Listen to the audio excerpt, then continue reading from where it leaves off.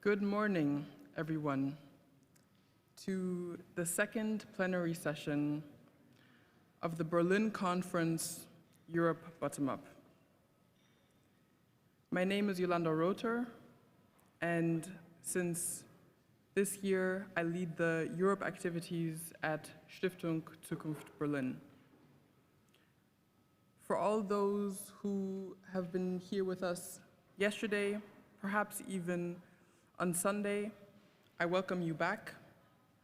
For all of those who are here today, for the first time, it is my pleasure in the name of the Stiftung Zukunft Berlin to welcome you here today.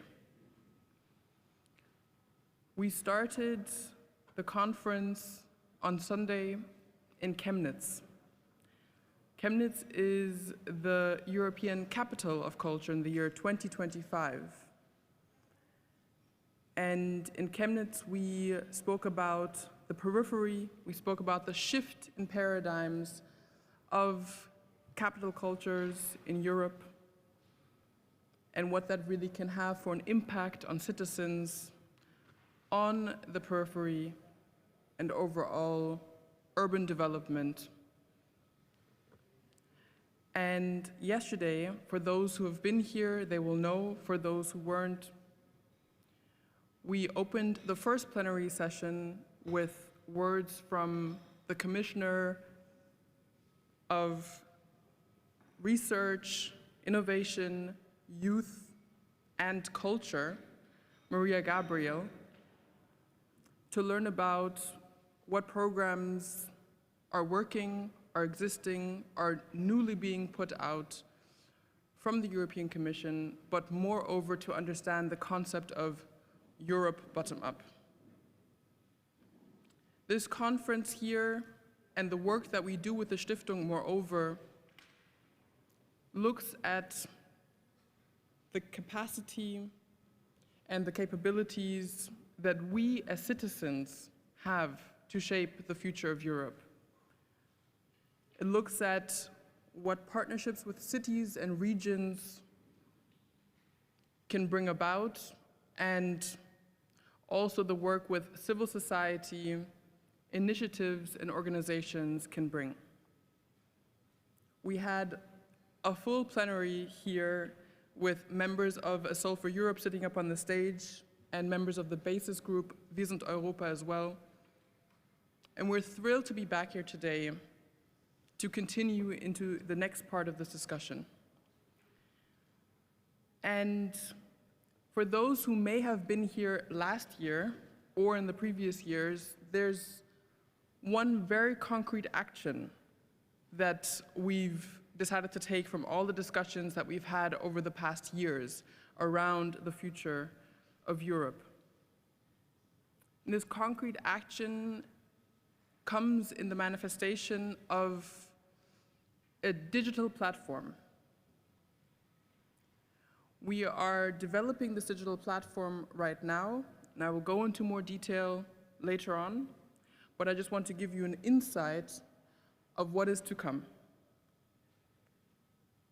Now I ask you all here to please join me in welcoming Mrs. Irmgard Maria Fellner, the Director for Cultural Relations Policy at the Federal Foreign Office, for a brief word of greeting. Ms. Fellner, the stage is yours.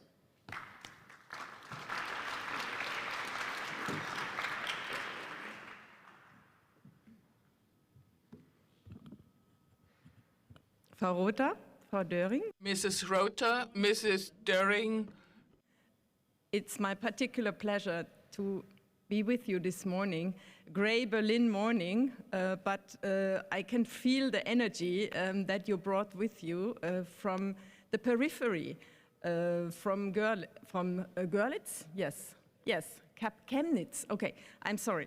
But that's exactly why I'm stumbling, because I said periphery. 90% of the world is periphery. So, Ms. Rother, you were talking about a paradigm shift, and it's really important that we change perspectives, especially in Germany. It shouldn't be too difficult, because Germany is full of periphery, and the richness and the spectacular cultural objects, items, places, institutions that are the network of the German cultural landscape, the geography of Germany. This is something that we can actually be proud of. And putting an emblem like periphery on it makes it almost, weakens it. And this is something we should actually eradicate from our thinking, because it means that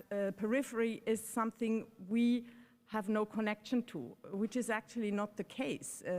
If you ask a German, where are you from? He will not say something, he is from Europe, he is from, Germany, but he will rather say the place, the region he was born.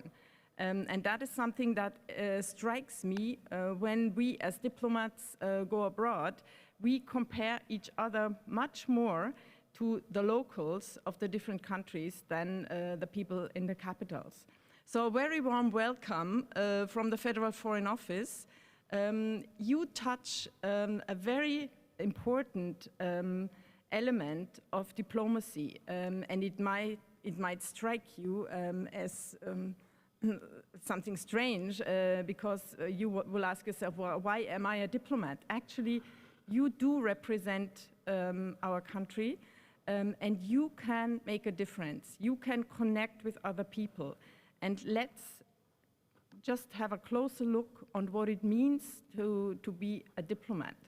A diplomat is someone who actually opens his eyes and ears and looks around and checks what are the terms of reference and what is the setting and where am I and what can I do in order to change the relationship between my own country and the other country. And that's connecting to civil society and to the surrounding, the setting where you're in. And that is exactly what we are trying to do much more in recent times, going away from foreign policy of capitals and rather going to a foreign policy of civil societies. And here culture comes in. As you may see from the way I was presented, I'm the director for cultural relations policy abroad. And that means we use cultural projects as connectors, and not in a sense that we go abroad and say, hey, look here, this is the wonderful German culture we are going to show you, and please live up to this standard and take an example on how we are doing it. And this is exactly not the way we want to do it, but we try to define projects that leave room for development. That means people from different countries, bilateral or multilateral, it depends on the project, can have a phase of cooperating, co-creating, without knowing in advance what the results should be. So we do not define projects that have like a goal to reach. So we are open for the interaction, because in the interaction is the richness of a relationship. And it makes the relationship more genuine and more lasting. It's actually much more sustainable to do projects that are not framed in a certain way. So projects where actually the liberty and the inspiration and the creativity of each and everyone involved can make a difference. So this is something that is very typical also of the multilateral policy. So you can actually compare diplomacy in a multilateral sense in the United Nations or in other fora in the European Union with cultural interaction in open and free projects. So city diplomacy, or as we call it sometimes in the Federal Foreign Office, urban diplomacy, has become a very important tool for us. And that's why we are really happy to be partner in this conference, because we see that the actors on the ground, they know much more what touches other actors on the ground. We cannot prescribe as a public servant or politicians in the capitals, we cannot prescribe what is actually needed and what is respected on the ground. So city diplomacy, or let's face it, projects from people to people, they are much more genuine, they are much more sustainable than anything that capitals can imagine or can invent. So you are actually playing an important role in this endeavor. You are making kind of Europe work by connecting to other people. And you experience it in Görlitz, no, in Chemnitz, I'm sorry, I don't know why it's good. So it's actually shameful. I feel ashamed to always confuse the cities. So you came from Chemnitz. What you experience in Chemnitz is also a way of looking beyond the horizon, because of course this city, so-called on the periphery of Germany, is not on the periphery, because they are looking on the other side of the border. They have lots of connections, and it works actually, and it's something that doesn't even need to be discussed. For them, it's just, it's daily life, and for us, far from Berlin, we look, well, they need to reconnect with the other side, which is not true. So. I would like to encourage you, in the name of the Federal Foreign Office, to continue working in that sense, because by doing concrete steps, by fostering connections between people, you are also helping along Europe, because Europe is not made by politicians. Europe is made by people on the ground. It's civil society that makes a lasting difference. When you know people in different countries of Europe, when they become friends, when you have a story with them, a long-lasting relationship, then it becomes unimaginable that our two countries go to war. This is as simple as that, and that was the secret why between France and Germany after the Second World War, the relationship became better and better once young people were involved. I myself am a child of the Franco-German Youth Office and went to a student exchange from 14 years on, and basically I developed an insight and a vision of France that can only be achieved when you're on the ground, when you live there, when you know people who explain things to you, and when they let you participate in their personal lives. So for me, it's totally out of the question that France ever becomes an enemy country. So by connecting personal relationships in many different countries, we are working for world peace. It sounds very, how to say, big, but it's actually done by small steps, by people, and by creating, letting other people into your lives, and that's the secret. So I'm very happy to be with you at this conference. I have to sneak out, unfortunately, after some time, but I really wish you lots of positive energy for the creating of Europe, and for creating personal relationships across the borders and between cultures. Thank you very much.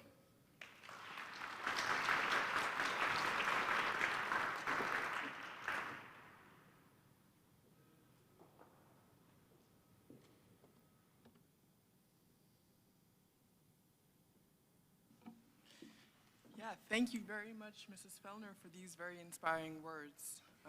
Next, I'm so thrilled to introduce to you Marion Döring from the Wim Wenders Stiftung as my co-moderator today. The word is yours, Marion. Thank you, Yolanda. When German filmmaker Werner Herzog, or he's a world citizen, as we know, but he would insist calling himself a regional Bavarian filmmaker, so it fits very well to what you said, Mrs. Fellner. When he was honored 2 years ago by the European Film Academy for his body of work, he said something very true, which people tend to forget when criticizing Europe, which has become kind of a sport also. The EU has a very specific value, he said. There is a peace project which is practiced and it's functioning. It is the biggest peace project the world has seen in history. I think that's very, very true. This peace project was mainly built and developed from top down, but all political, administrative, and economic efforts wouldn't have had the same impact if the European concept wouldn't be performed by its regions, cities, and above all, by its citizens. All three embody the energy that keeps Europe alive through its stories, its democratic values, its dynamic cultures, its convictions, and its diversity. However, if we want this peace project to continue in the future, and even more so, to protect our European togetherness, we urgently need an even more lively participation and active responsibility from the bottom up by the European citizens and individuals themselves. For this reason, Stiftung Zukunft Berlin is developing together with its partners a digital platform for cooperation, aiming at assembling a large number of interesting, inspiring, creative, courageous, border-crossing, and truly European programs and initiatives. This unique effort wouldn't be possible without the generous support of the Federal Foreign Office of Germany. So thank you very much, Irmgard Maria Fellner, for joining us today and for being at our sides and to bringing some color into this room. We are all diplomats, but you are a diplomat by profession, and it's encouraging to see that you are the most colorful woman here, not only woman, of all people in the room. Exactly. So next year we all have to dress more colorful ourselves. And a big thank you also to the very committed members of the board of Europe Bottom Up, to the very active working groups, and to Yolanda Rother, who is holding the strings of this multifaceted project in her hands and will tell you more about Europe Bottom Up, which brings together initiatives and projects that may very well have a life on their own, and sometimes even without Europe, but who see it as their mission to engage themselves in designing a vital, democratic, and sustainable Europe. So, Yolanda.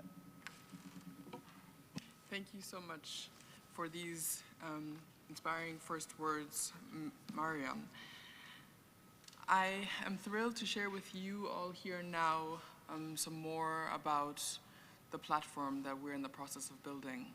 Before I do this, let me just give you a little bit of an insight how this session, the second plenary session, will continue on. So here at the tables, we have engaged individuals who are part of initiatives or have started their own initiatives in one way or another, and who have become a part of the Europe Bottom Up platform, so to say, already in the form of project groups, but moreover, some individuals who have organizations that are independent, such as Wolfram Kor, for instance, with Brandenburgische Sommerkonzerte, and who have clearly said that what they do on a rather local level is a clear commitment for Europe.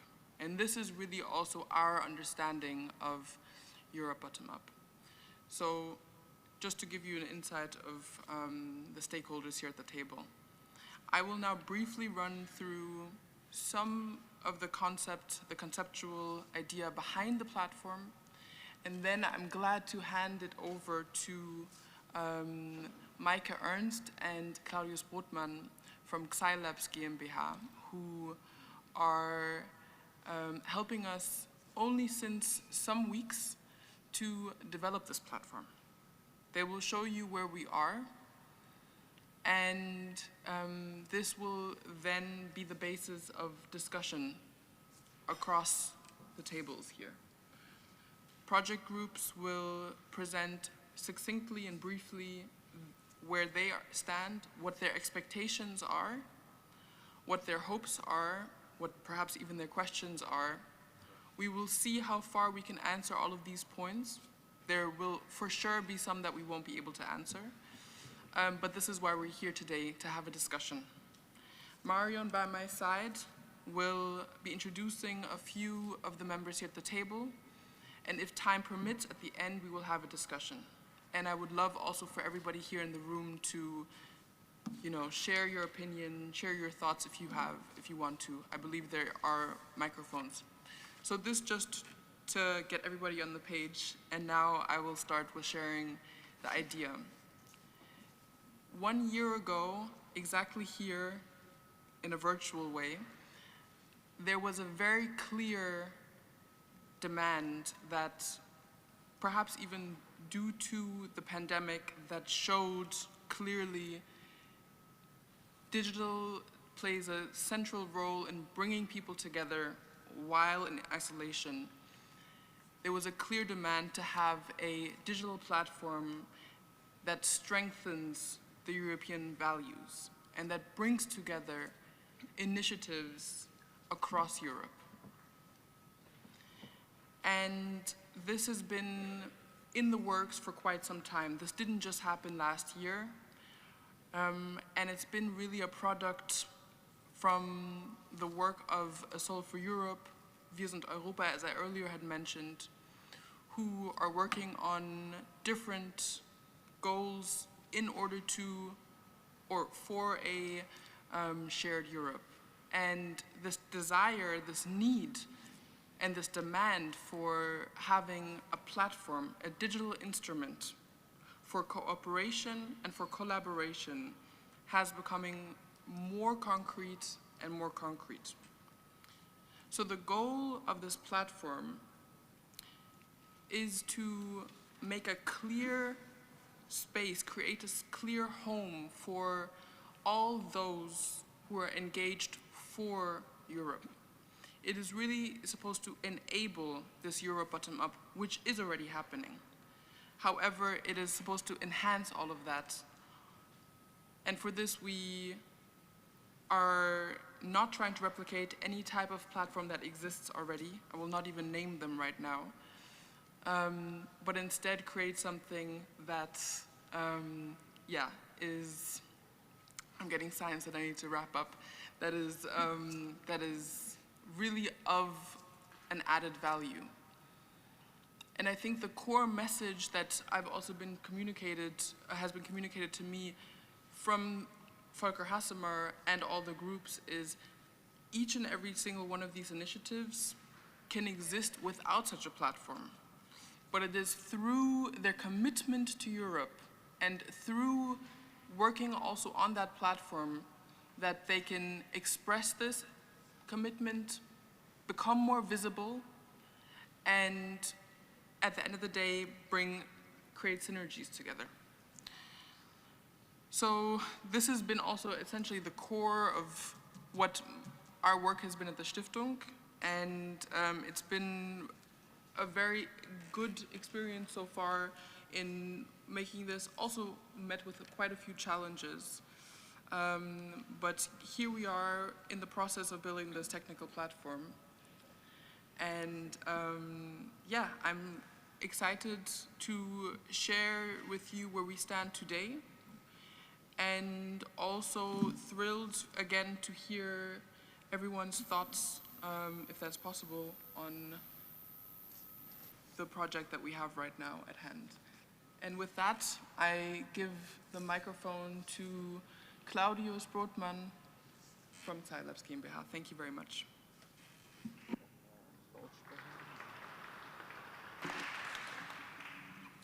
Thank you. Actually, we prepared the presentation in German because we thought that there are more Germans here, and I can hold it in English if you mind. If not, I would prefer to do it in German because the charts are also German. So is anyone here who insists on German? Okay. thank you. Dankeschön. Jetzt muss ich kurz das Sprachengehirn umschalten. Also, ich wollte mich vorab So, I have to switch over to my other brain half. Sorry for my voice. My little boy brought some voice disturber home from the kindergarten. But no, I'm tested. I'm 3G, so everything great. We are very happy to be a partner here. We are very happy to support Stiftung Zukunft Berlin in this project. We are Xylabs GmbH. We are dealing with digital solutions, digital communication in new formats, and we love projects which are challenges for us. We are working for museums, we work for NGOs, we work for communities. We support institutions in the transfer of knowledge, for instance, the Federal Bank, Bundesbank. We also support brands in museum installations with a special focus on augmented reality. And the initiative is flowing into a web platform called Europe Bottom Up now. And very important is, when we got the briefing, we thought, okay, Europe bottom up, what does it mean? Europe is definitely bigger than the EU, so we need another focus here. But the name bottom up, we found it extremely exciting immediately. So we asked, when you hear bottom up, you think of something like this. We're still young, we are green, we do not yet have the platform, but we all have to move. And I heard that Wim Wenders learned about the platform, and he said, it is so great, bottoms up for Europe. But of course, this is a slogan, a manifesto, an appeal. But we want more.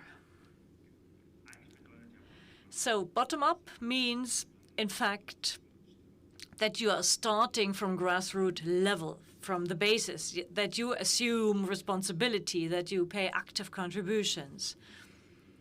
And this is, for us, what we try in the communication and in the creation of the platform.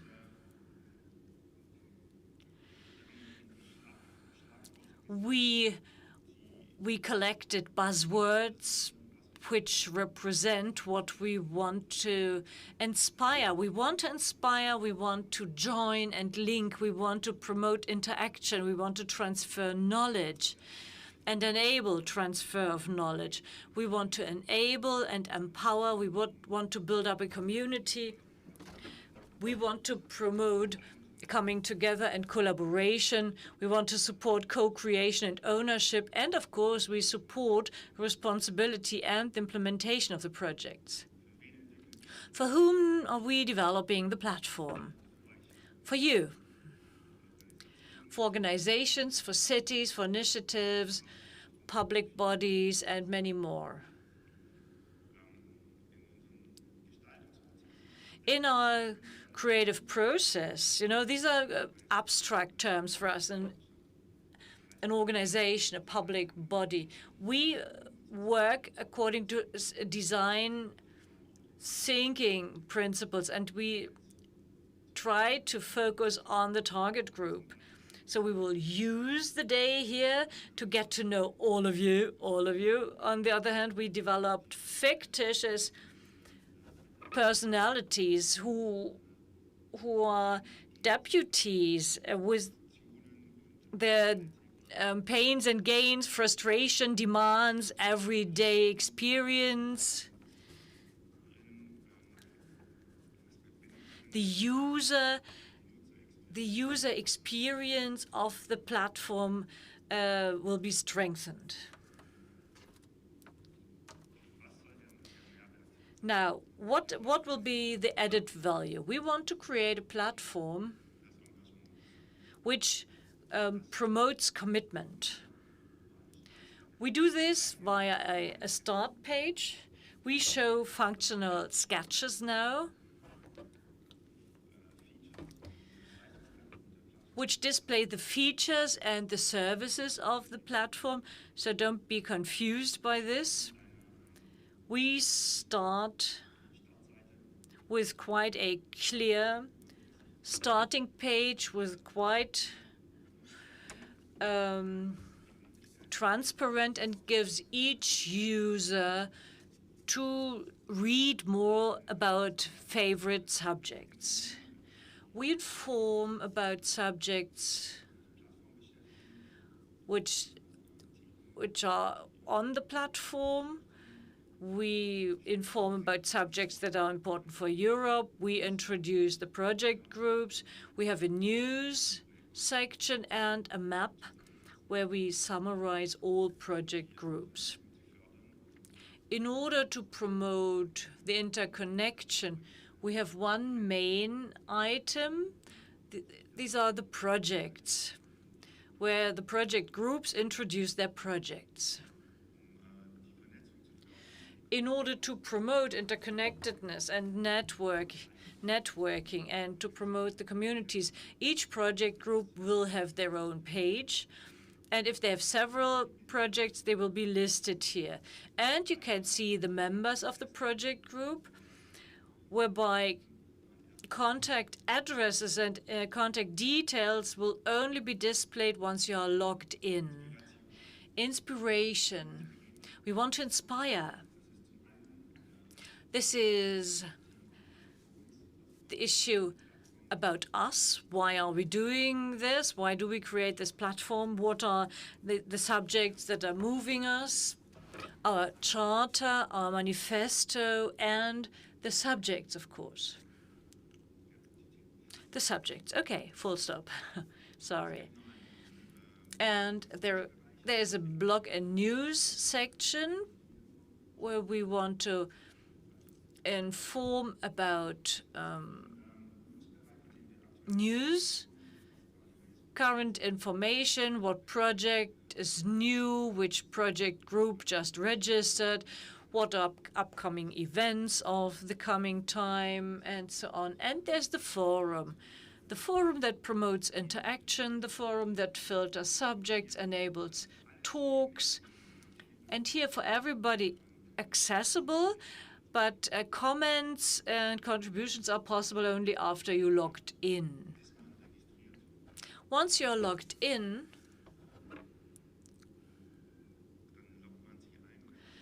you log in, you're welcomed. It looks like this. This is the sketch for the workspace. So this is the welcome page, which upcoming dates are relevant, upcoming events, notifications from chats which you share with other project group members. You have a full survey of your documents or new documents if things changed with the project partners. All this is summed up in a very clear and transparent information architecture. This is the sitemap. So what we try to achieve is that you need maximum 2 clicks to find your content. We want to provide a very simple navigation, that you know where you are and that you can retrieve documents. And this is quite a challenge. The data are hosted on European servers. We are supporting data sovereignty, GDPR, and the platform will be conformist with the regulation.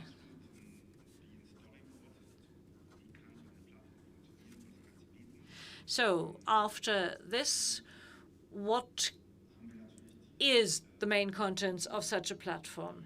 The main challenge is how can we ensure visual identity A logo. How can the platform work as brand identity? We developed a logo.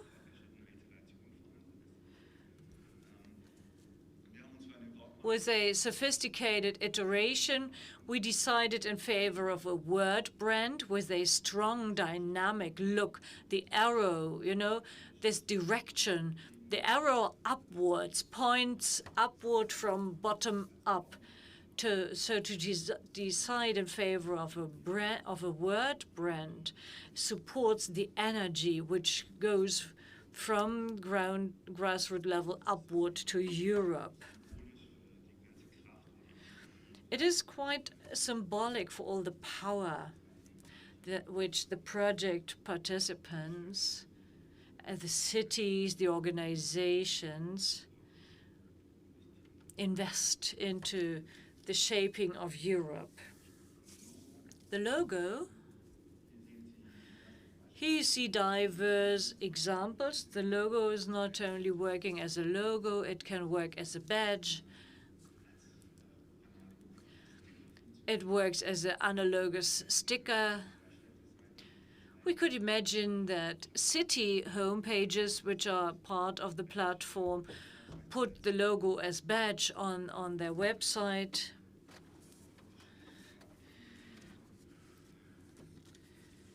We checked it, we tested it on various colorful backgrounds. You can use it in a film. So we tested all potential applications and analyzed them. The world of colors and the scope of colors we choose shall direct to Europe. We have an adaptation of the blue and the yellow, well, what we know as the Europe blue-yellow, but we add warm colors, thus creating a colorful world which is not known from all the institutional pages. We want it to be recognizable. We want users to recognize the logo. In the application, these are potential examples how a design could look like. This is what's still coming up. We are analyzing your feedback. We make it part of the concept sketches, of the architecture of the concept. We will carry on the user experience and action design. They will be tested. We will have a click dummy and a prototype soon, so that as of the 22nd of February 2022, we'll be able to hand over the platform to you that is fully functioning. So what remains is to come back to Mr. Wim Wenders, bottoms up for Europe. And if you're not yet registered from the newsletter, this is the QR code. This is the newsletter that will provide all the information on the platform development. Thank you very much for your attention. Vielen Dank. Thank you very much. I have a question to Yolanda. There will be an open space, as you said, but then there is another space which is for people who have to log in. Who are the people that can log in? Valid question.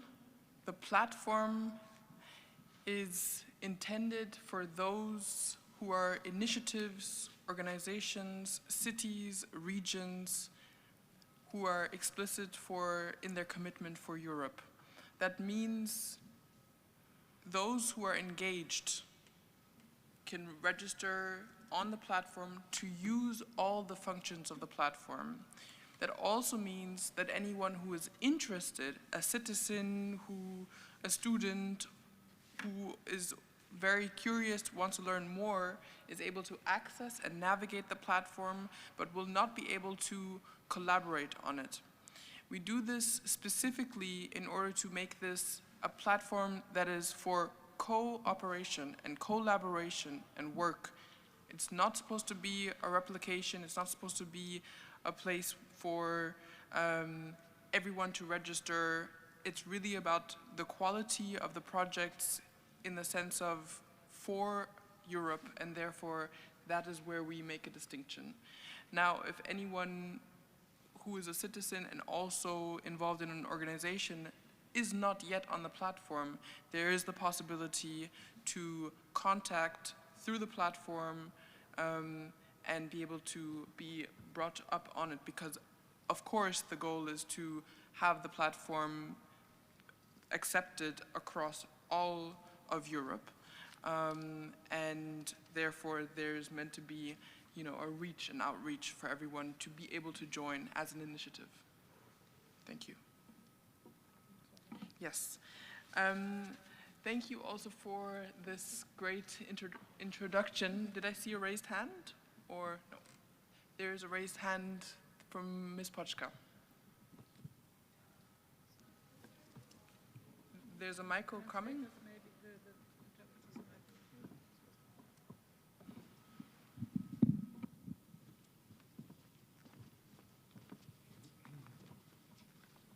Dankeschön.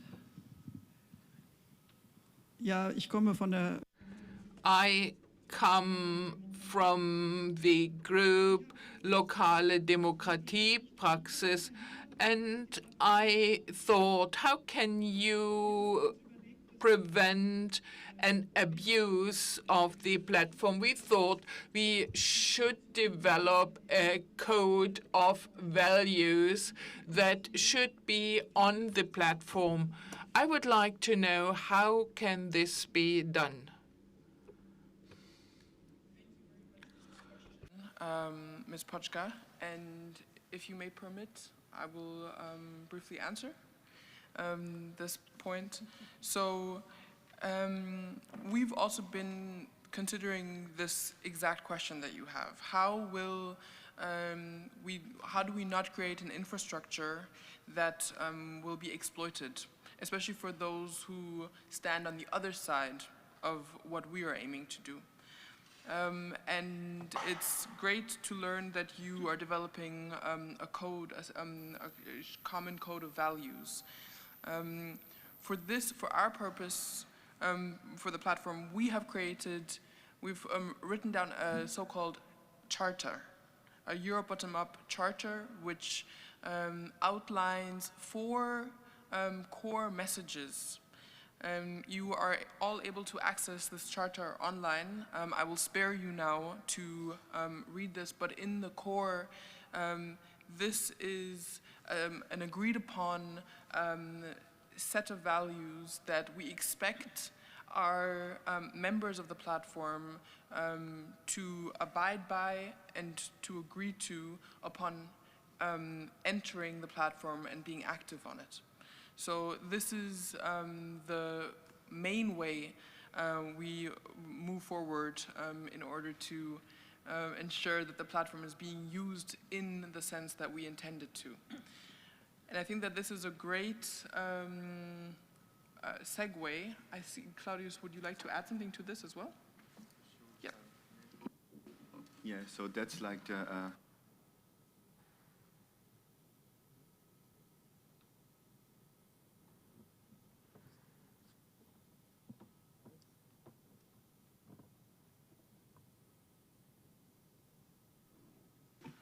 okay.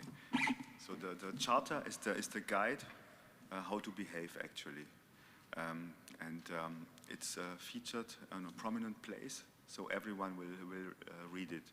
The other aspect, which Yolanda was also talking about, is the aspect that the registration process is a selective one. Everyone can be a member, but everyone will get a sort of you can be member from the Stiftung Zukunft Berlin. It's not so that everyone can apply. So that's why we think that we can create a very free speech and collaborative place with good members. and we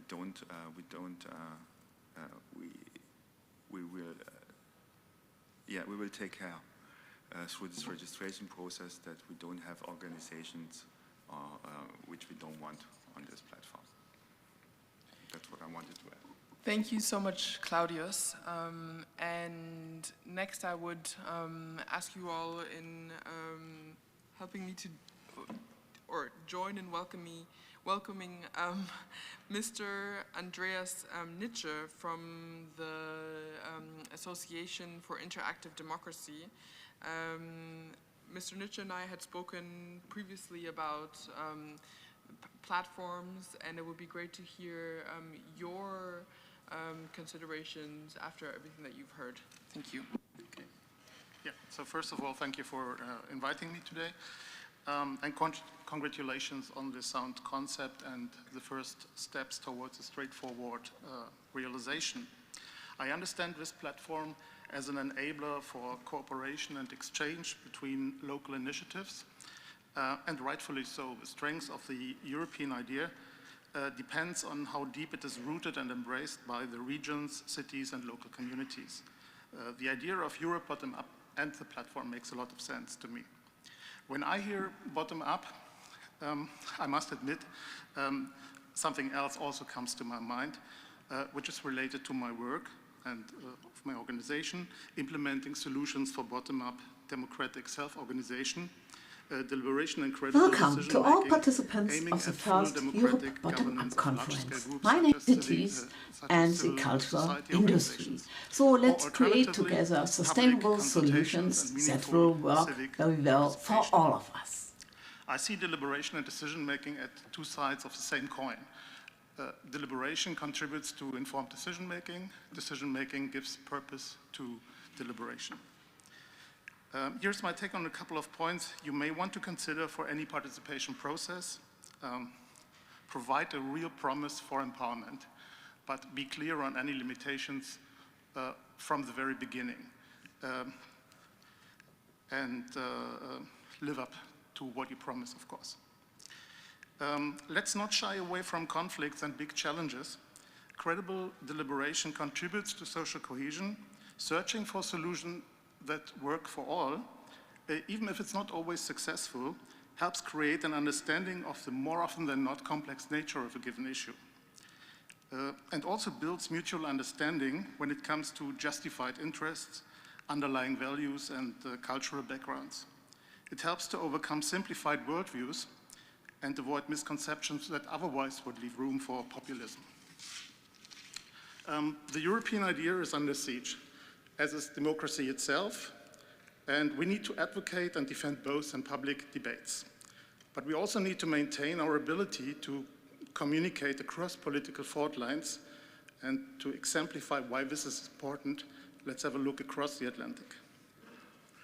In the United States, polarization has reached levels that divide the society.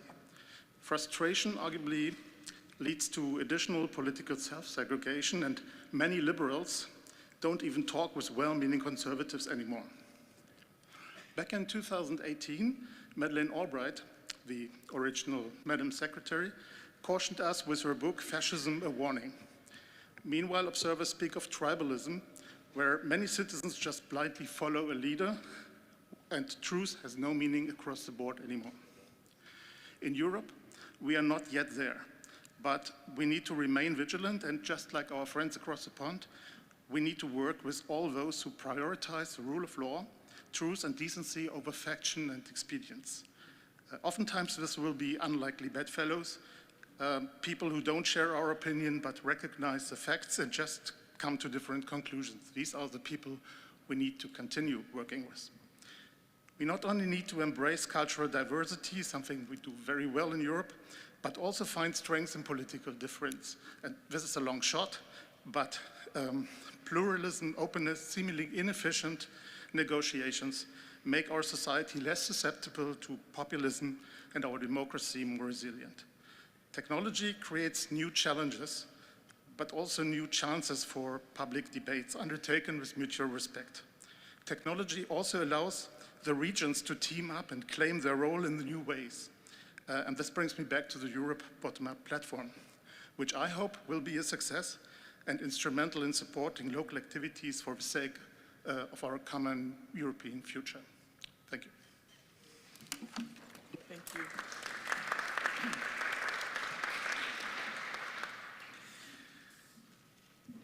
And now I would like to invite Stefan Teizanu, longtime partner, a member of Soul for Europe, to provide us with an international perspective and reaction to this platform. Stefan, the stage is yours. Thank you, Yolanda, for the work you've done for us.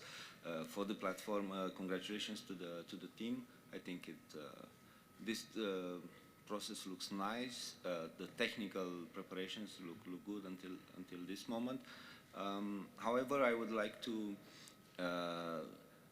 share a few thoughts on the adoption of the platform, on how will the people will use it, because I think this is the key problem after we solve all the technical issues, of course. From this point of view, and moving to a more philosophical conversation, so to say, I have always wondered if we can really organize the bottom-up without interfering from top-down. How, at the end of the day, how is the bottom-up organized? How are the bottom-up process organized? What sort of structures do they fill in? Isn't this something that we need to control or to influence from the way we are organizing the entire process? And if we do that, if we interfere from the bottom up in organizing from the top down in organizing bottom up processes, aren't we influencing them with our own biases, because we are introducing our own networks that might share similar ideas, and this could influence the direction of the projects or the direction of the conversation on the platform.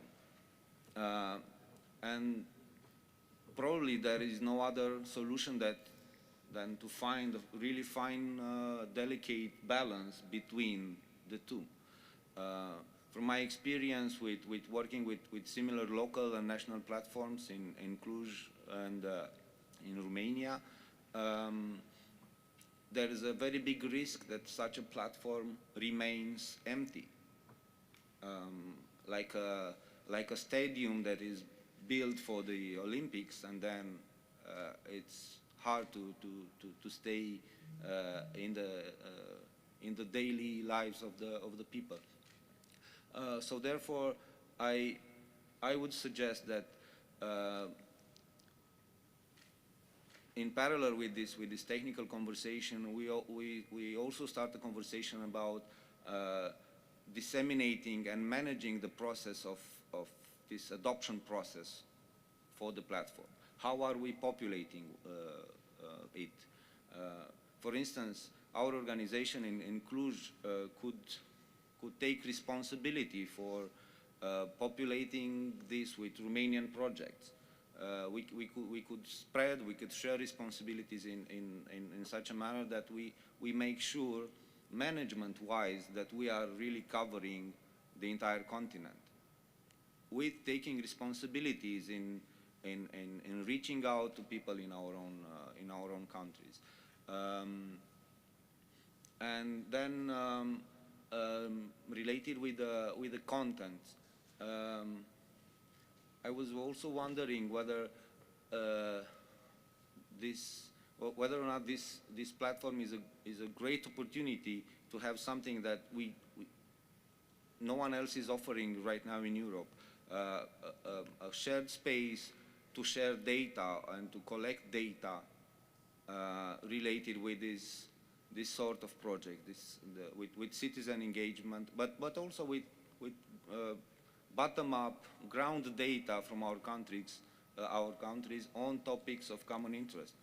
So sharing data and collecting data, I think this is something that we all are interested in and might also give a new direction to the platform in the future. And I will conclude with an example that we personally want to contribute to the platform. Cluj, together with 26 other European cities, have created this informal network called Culture Next,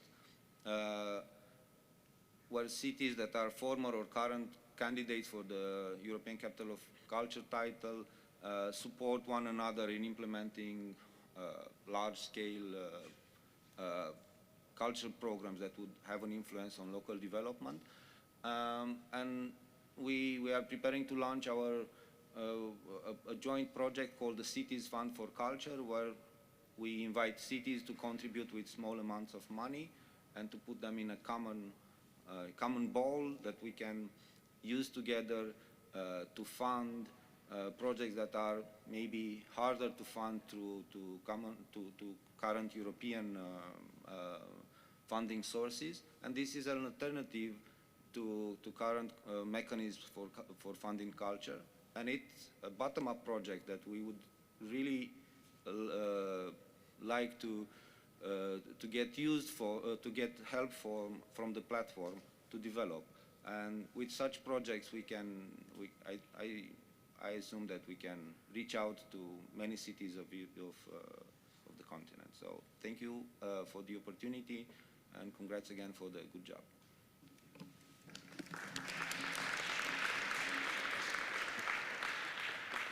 Yeah, thank you very much, Stefan, for your inspiring words.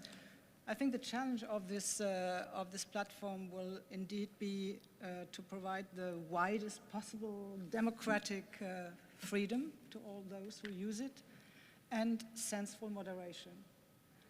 And we will see how it will work out during the years to come. Culture is the heartbeat and the soul of each society, be it local, regional, or national. And we have to understand that culture is also essential in creating a European identity. There is no other field where we can learn more from each other than in the field of culture. So let's listen to our next speakers, who represent the project group Cultural Initiatives and Artists for Europe. There are three. Christiane Lötsch from the Académie der Künste, Academy of Arts, who is also the project leader of the European Alliance of Academies, which was founded here in Berlin just a year ago on the other side of the square.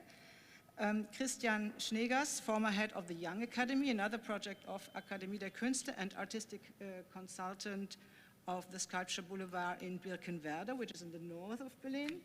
And last but not least, Yves Mettler. He is an artist, and he's well known, among others, for his European Squares, a research and intervention project which explores the symbolic values and urban situations of squares named European Squares inside and outside of Europe. That's a great journey that I would really love to do.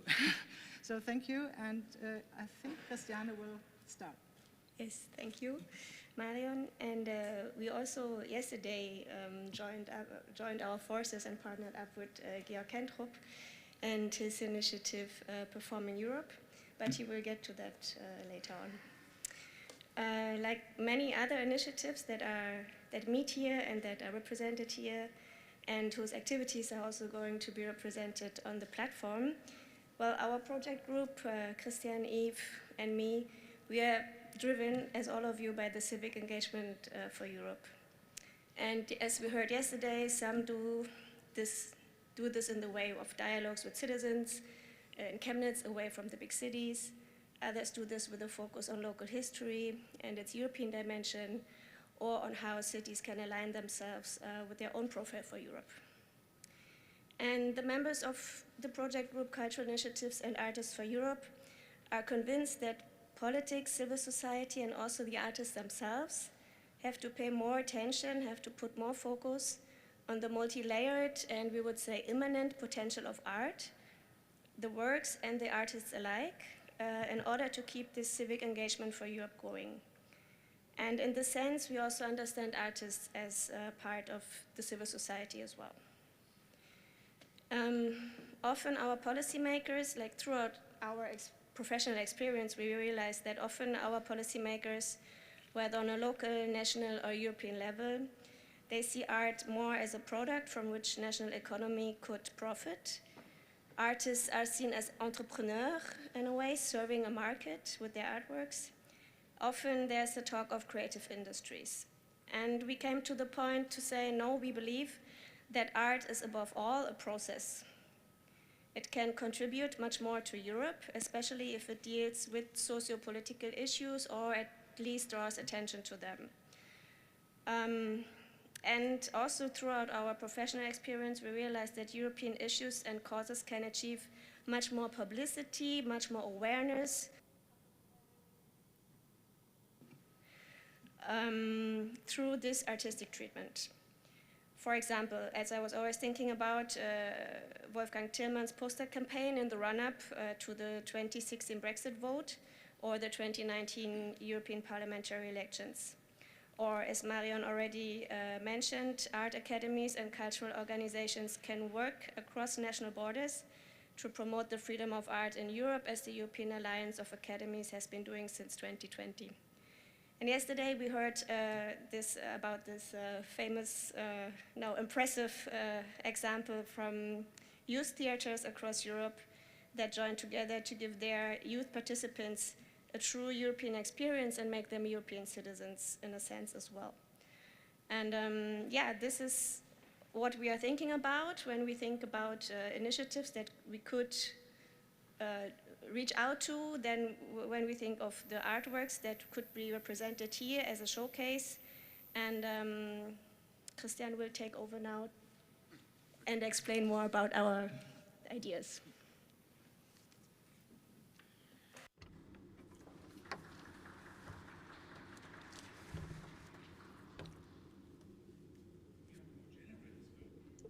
Values for and forms of being Europe bottom-up you can find incorporated in the arts themselves, in their different kind of free artistic languages. Each of them is primarily a human expression or invention and causes in the perception endless levels of meanings and emotions. The poetic process of artistic creation is basic research, the broadest or most comprehensive imaginable. Their presence, which is open to all sides and can be experienced or interpreted ambiguously, offers the most contradictory stimuli, an unlimited variety of encounters, and the exchange of ideas across cultural, political, and social boundaries. We already did or do now start immediately, not only in Europe, but everywhere at the same time on the spot where we are. With decentralized beginnings and fresh attention, we take care of the concrete circumstances, using local and present chances to all potential resources, human and material. We have to recognize with appreciation what really deserves respect, because it can also contain unexpected impulses for surprising solutions. Further development of the economy of forces, revitalization, and reshaping of common good.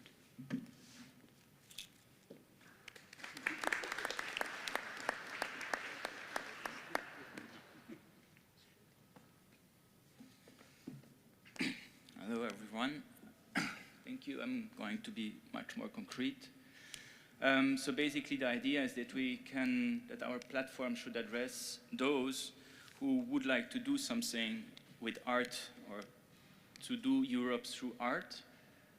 So the basic idea is to have two areas, and the first one is the public access, which is basically for those who seek information about how to do Europe through art. So it can be organizations, it can be also artists, it can be communities, it can be like a small village or somebody in a town, and he would like to do something and he looks for examples. So there he can get support, and he can also show his own town, look, this has been done. So the top would be a mission statement, of course, just to explain what is maybe what the person can find there, and why we think or how we think about art can support Europe. So this is basically also this idea that art is a process that can also address subjectivities that are emerging, and this we'll work on it. And the other one, so the idea is to build a living archive, something that is showing examples, but not only showing them, but also for each examples explains, or is a short authored explanation why this artwork or example is contributing in the construction of Europe through art. So that it's not a simple list, but it's really an archive of examples that have worked in a way or another, and are supported by an author, which is the contributors. So we have examples in basically 4 categories. The most easy one, or the most, let's say, remote one, is artworks. The second one is artists, which are persons that you could invite to intervene.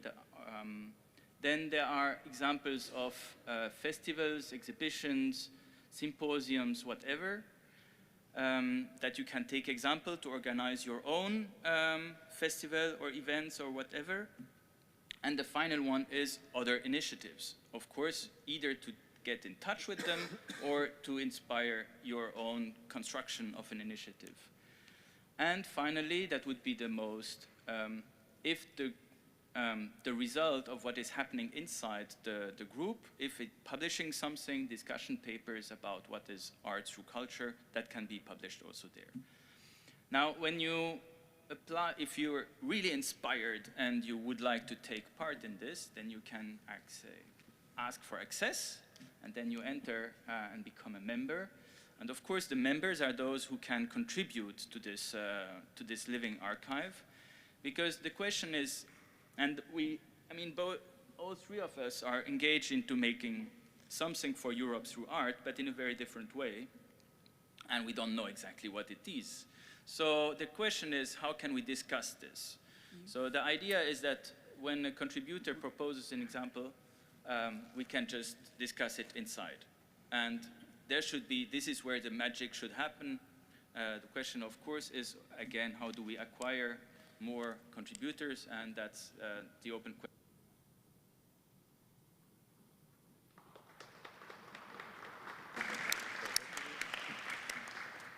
Thank you very much for the presentation of this project group.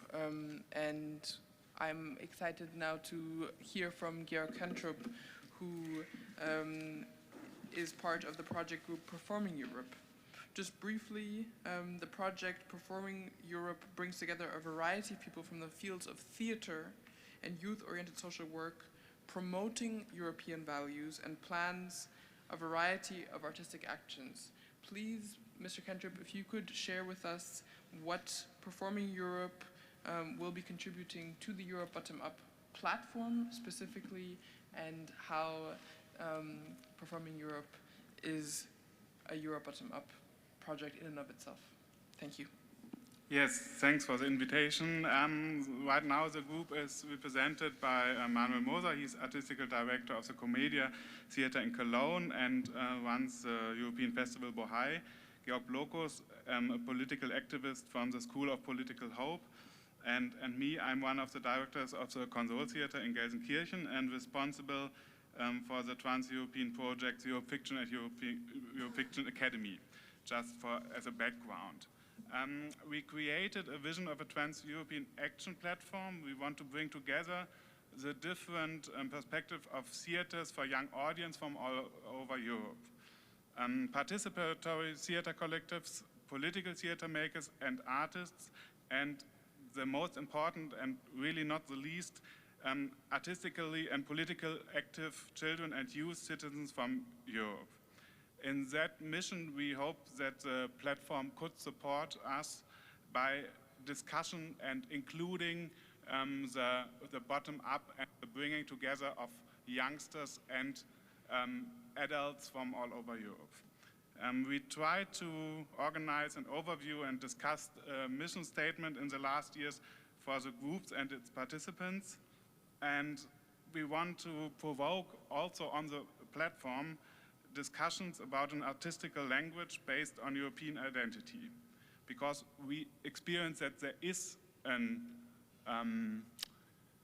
frame where we find all the different projects again and again, and where this discussion should and could start in the sense of bringing together digital and analog come together. And I think there the platform could be a good position. We want to bring together artists and young citizens and really discuss about the European future and bringing together different disciplines and different perspectives, like politics, like students, like young people in their educations and with all their needs and their hopes, but always with the sense and the aim of artistical expressions. As the next steps, we want to organize a workshop together with the International Association of Theaters for Young Audience, and we plan a workshop in next spring and want to bring together several projects from all over Europe who are running the projects with a similar idea of European identity. For the platform, we want to present more or less, as Yves just told us, the examples of good practice and show concrete examples of participatory work. And that's why we yesterday decided to really work together with the initiative, cultural initiatives and Artists for Europe, because I really think that the suggestions Yves just told us about are a good possibility to fill out our needs for the platform as well. So there is a fusion of two groups which makes really sense in our eyes. Thank you for your attendance. Thank you very much, and it's encouraging to hear that there is some interaction already happening, and the aim also of this morning debate and everybody getting to know each other is that there will be more such interaction in the future. Our next speaker is Christian Thomsen. He is the president of the Technical University Berlin. He is here to speak about the involvement of the Climate Change Center, which is a public-private partnership in Berlin-Brandenburg, envisioning itself as a transdisciplinary center for research and knowledge transfer, and is working to deliver the climate targets defined in the Paris Agreement. So your subject is really one that is keeping us very much active now. We are all looking to Glasgow. And please give us your introduction of your project. Thank you very much, Madam Chair, ladies and gentlemen. Thank you for the opportunity to speak a few words on a scientific topic. Science and culture, of course, are two different components of culture, of Europe, I should say. And thinking about the Berlin community, there are 4 universities, there are many other university-like institutions, and there are many scientists in Berlin.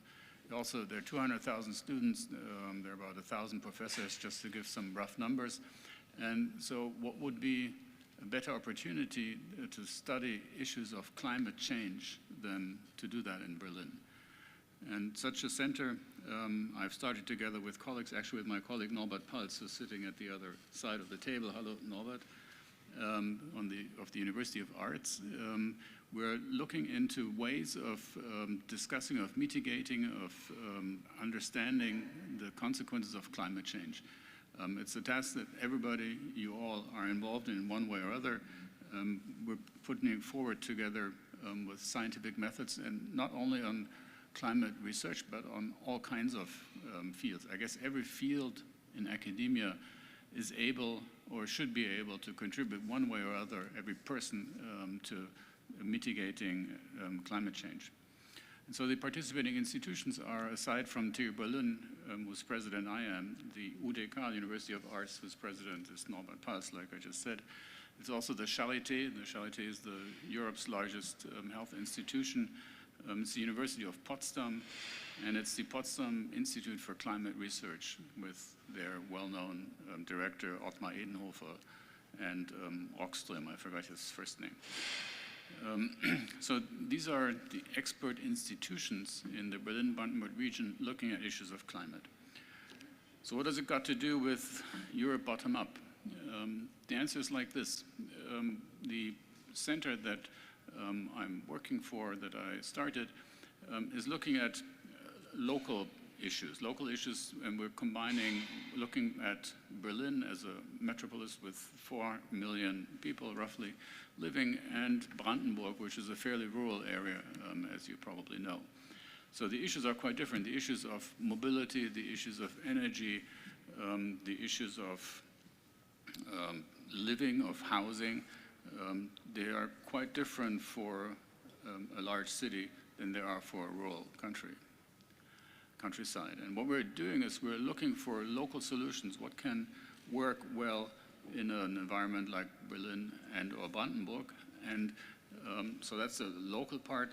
And the bottom-up part is that we think, or we're sure, that we'll be able to give solutions for various problems in such a way, and that's our vision, that in 5 years, if anybody in the world has a question about climate, they'll start in Berlin and they say, look, maybe there's somebody who knows about it. And so we think that we're convinced that by solving local problems, local solutions in mobility, say, we'll be able to transport into all of Europe, if we're lucky, and into the rest of the world.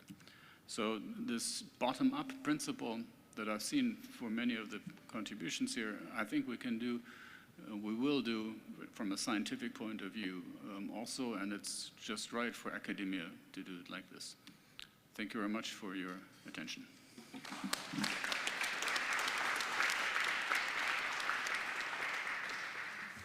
Thank you very much, Mr. Thomsen. It's great to hear about this very important climate change center and to understand how this takes on a European dimension.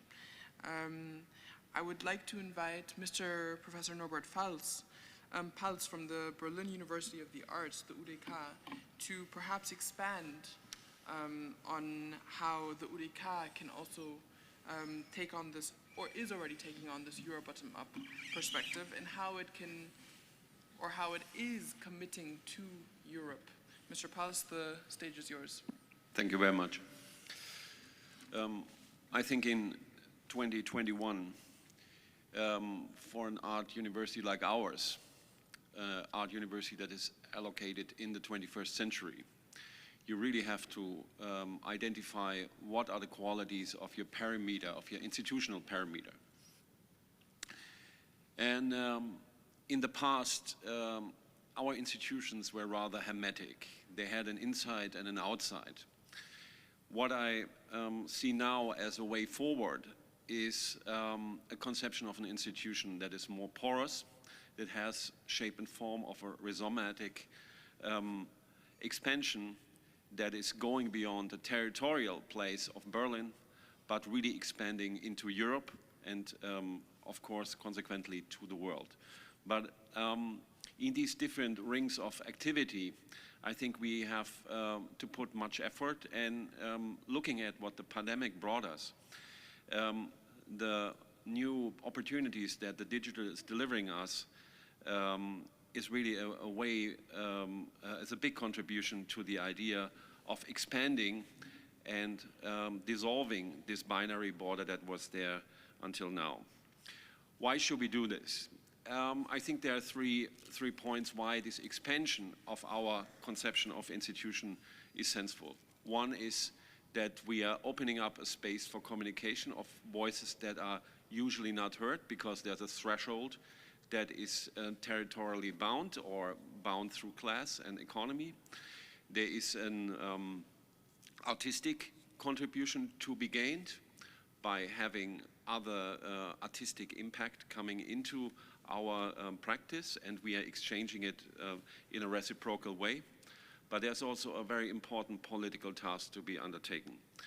And just the latter is one aspect that we are also following up with the Initiative Alliance of the Academies, in that sense that we are trying to establish together with them and also through this initiative a space in which artistic practice can take place, which is open and not necessarily bound to local conditions that might be politically constrained. Our goal is that there's a digital sphere emerging that is taking place between the analog and a sphere around it in which artistic practice can take place. Not only communication, but also artworks that are hard to identify where they're actually placed, whether they are done in Berlin or in another location within Europe or the world. So I think this is a way to protect artistic practice in politically endangered countries, and it is a new way and an artistically rich new field to be explored. The UDK Berlin was very happy to receive a large funding for exploring new ways of teaching within the digital for artistic purposes throughout all disciplines that we are having to offer. We have over 70 study courses and 4 large faculties that are exploring this, and we will move forward with this initiative in the coming 3 years, and we'll be more than happy also to share our findings with the Europe Bottom-Up platform in that sense. I think when you look at the platform, there are certain considerations to be taken, and I was very happy to hear, for example, that the way data is stored is done in a political sound way, that there's a scalability of engagement in that sense that not all members within Europe have the same accessibility to technology, so there should be different ways in which they can engage. And there's also, I think, a need for including a broad bandwidth of different media into this platform, be it audio, video, text, or data of all kinds. And I think one shouldn't forget that it's not only about establishing a digital space outside, but this digital space is a membrane between analog spaces as well. So the connection is taking place between different territorial pieces, and the interface is the digital. So not everything has to happen there, but there could be things then triggered through the digital and then have their effects in the analog. So I'm very much looking forward, and I'm very driven by a spirit in which we would like to share our findings with this initiative. Our focus is, of course, mainly in artistic and their political implications, and we are more than happy to contribute wherever we can. Thank you very much.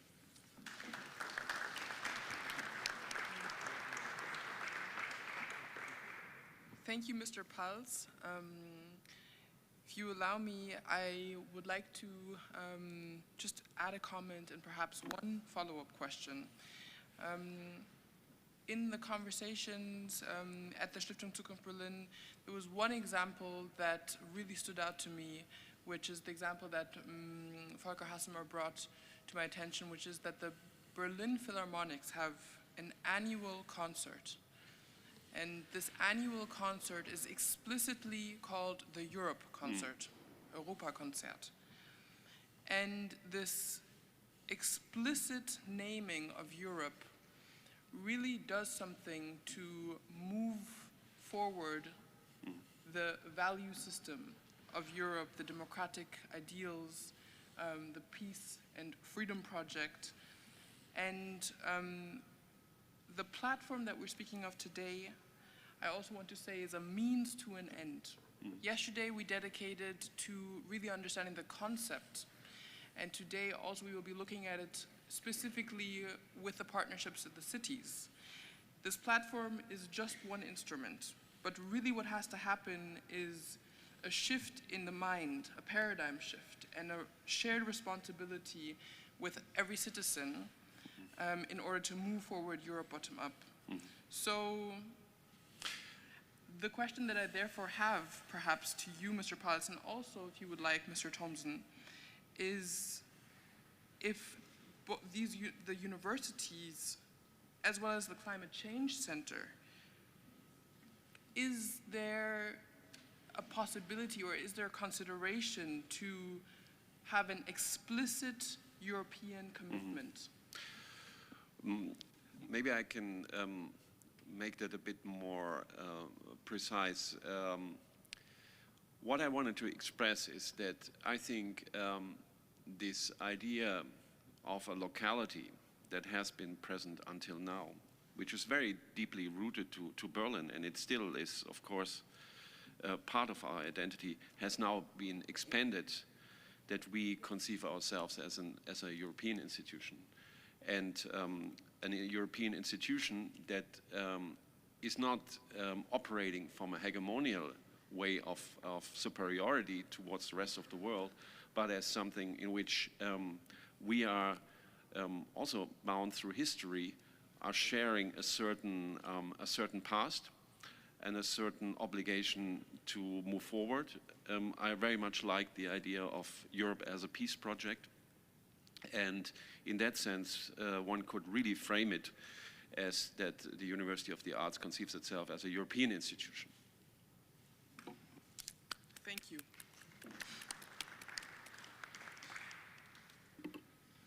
You'd like me to add a couple words to that also? The issue of climate, of course, is something that's bottom-up and top-down. You talked about top-down before, the question how to get it together. We know that von der Leyen put forward the Green Deal, and of course our initiative will be involved in applying for grants from the European Green Deal, and so it's in a natural way it will integrate into the European activities. Thank you very much for this. Next up, I'm very pleased to give the microphone to Mr. Christian Johann. Just a brief few words to introduce Christian. He is the director of the Berlin Initiative, or the director at the European Academy Berlin, and heads the Berlin Initiative for the Conference on the Future of Europe. You're also a part of the project group Europe Bottom-Up platform, but today you're here to speak about the project group European Perspectives on Local History. It'd be very great to hear what implications this platform, this digital instrument has specifically to the project group that you're heading. Thank you. Yes, thank you very much. I'm really glad to be here. Thank you for the invitation and for the chance to present our project and ideas to you. Rabbi Nachama spoke to us yesterday, and we asked them as a group, what is the common thing we have in Europe? What binds us together, and what is this one thing we could look at where we can find our common identity? And we were all very excited to hear what he had to say, and he said borders. And so it's a Rabbi answer, to be precise. And at first we were very confused, and what does this mean, and what are the borders? And it's very interesting when you look at the history of our institution, of my institution, the European Academy Berlin. We were founded in 1963 as a reaction towards the building of the wall here in Berlin in '61, as a bottom-up platform for European topics in the then divided city. So if you want to say, the European Academy Berlin has been a platform, a bottom-up platform, non-profit bottom-up platform for the last 60 years, very successfully so, in bringing together experts. So we're moving in a triangle, you could say. We're bringing together experts, politics, and the public.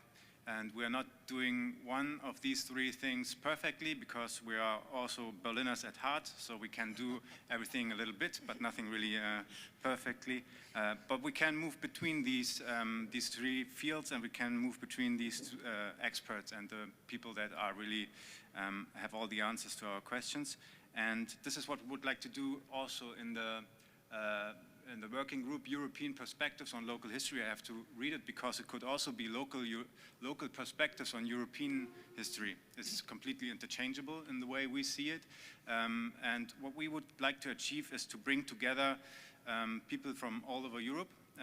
So first goal is exchange, the second goal is digital empowerment, and the third goal is to build European perspectives on local history. And just to give you a quick insight into these three goals, we will have workshops all over Europe where we bring together local history initiatives, sometimes consisting only of 2, 3, 4 people working at a memorial or historic site in their region. And what we would like to do is to further the approach that is coming from the north of Europe, came from the north of Europe in the 70s, 80s, which said, dig where you stand. So it's a historical approach that says everybody can be a historian. Wasn't greeted very warmly back then in the 80s by people like Hans-Ulrich Wehler and others, but then accepted through the decades to be a very important part of what we are doing today and how we conceive history. So we're trying to bring them together. We already have partners from Lithuania, Poland, France, and Germany. And what we would like to do, and this is the second part, the digital empowerment part, we would like to show them how to use and how to train other people in the use of 360-degree photography so that they can depict their memorials and their sites, and that they can enrich, augment their 360-degree pictures with interactive elements, so videos, interviews, podcasts, whatever. And by that, we would like to empower them really to give them the chance to speak to young people in their regions, because everything I just described is often carried out by people of a certain generation that probably have witnessed the 70s and 80s as adults and have a very hard time to find young people to integrate them into what they are doing at their memorials or historic sites. So we'd like to give them tools and equipment for speaking and reaching out to new generations, and also for reaching out to other Europeans across borders. This is the second part. And then the third part will be the European perspectives, which will be the hardest part, where we will try to combine different rooms we then have in the end of the project, probably at the end of next year, where we can connect, and I don't know if you know that, but if you carry these VR glasses or if you're looking through your phone into an interactive 360-degree room, you can then jump from room to room, and the goal is to connect rooms in Poland, France, Lithuania, and Germany, so that people can jump from place to place and see commonalities or see things that can be compared without being completely the same or being even comparable, because we are looking at the history of the Second World War. We are concentrating on Nazi forced labor, and as you know, there are hard borders we cannot cross when it comes to methods and ethical reasons when we look at what we have there at historic sites all over Europe. But for this, a second workshop will be there to speak to historians, to experts, professors who will tell us then where these hard borders are, and everything else in between these hard borders we would like to reach with a platform where we hope to find new partners to get inspiration, to probably structure our processes, to have working methods and share results that we then develop over the year. And I would like to conclude with thanking Mrs. Fellner, who depicted or who pointed out that the way is the goal, and that's the way we see it right now. So we are starting this working group, we are starting to work on the platform, and we're very excited to tell you next year what became of it. Thank you.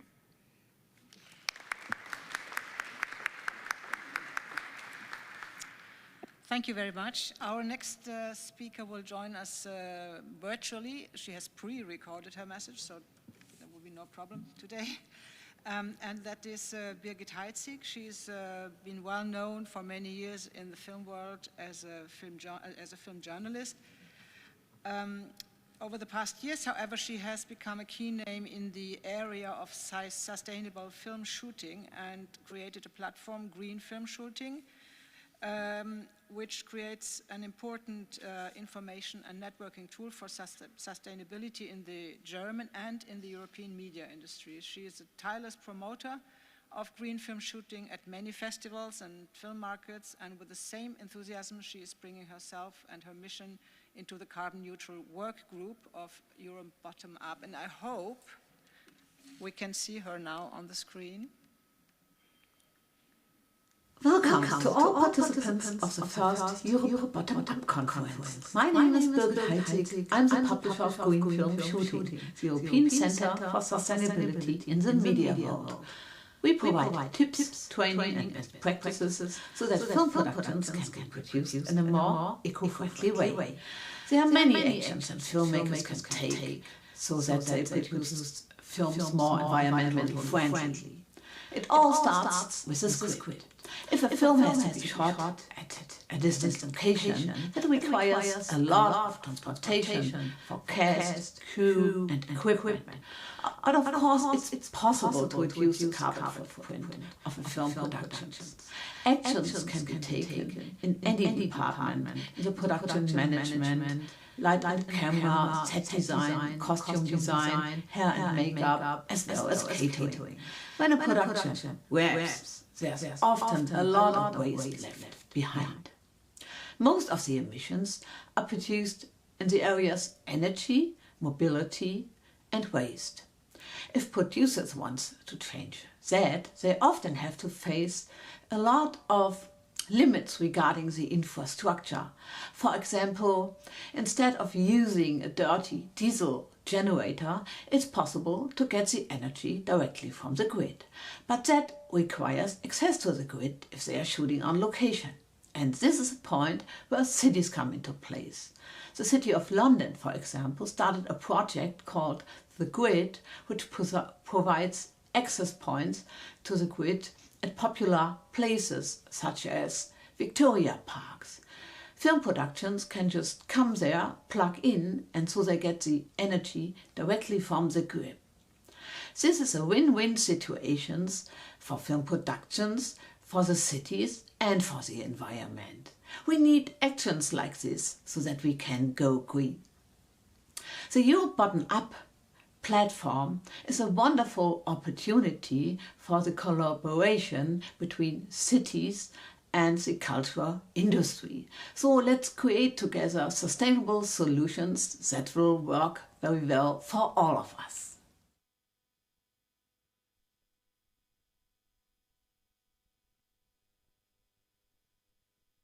Hear us. And now a welcome to Roland Stolte. To me, I have to say, the most promising, inclusive, and yes, we can call it like that, peace project that Berlin has ever seen is House of One, the house being built jointly by Jews, Christians, and Muslims. And although it may be physically located in Berlin, the spirit emerging from it will hopefully have an effect around the world, and House of One will set a good example to be followed in many other places.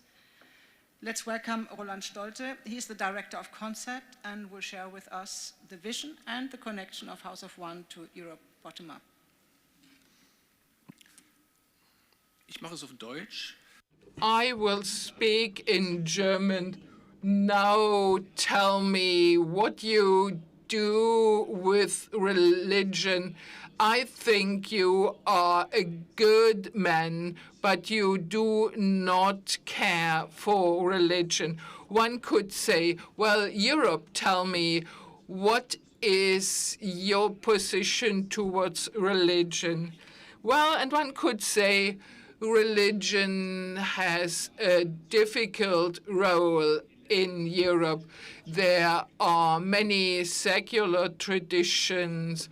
We have the suspicion that religion is more a driving force for conflict. So you have to look what role can religions play.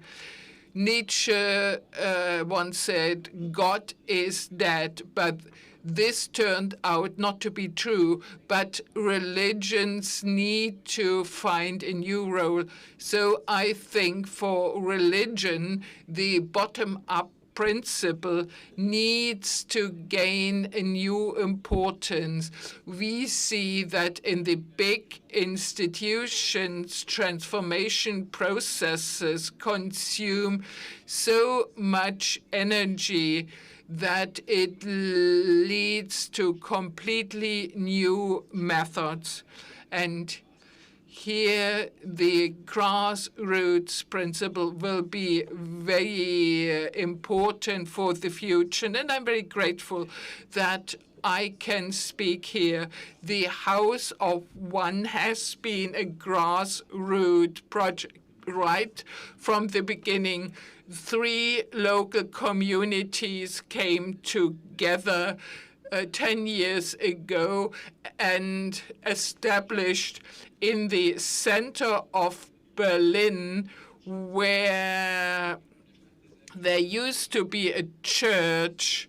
They came together in order to have an interfaith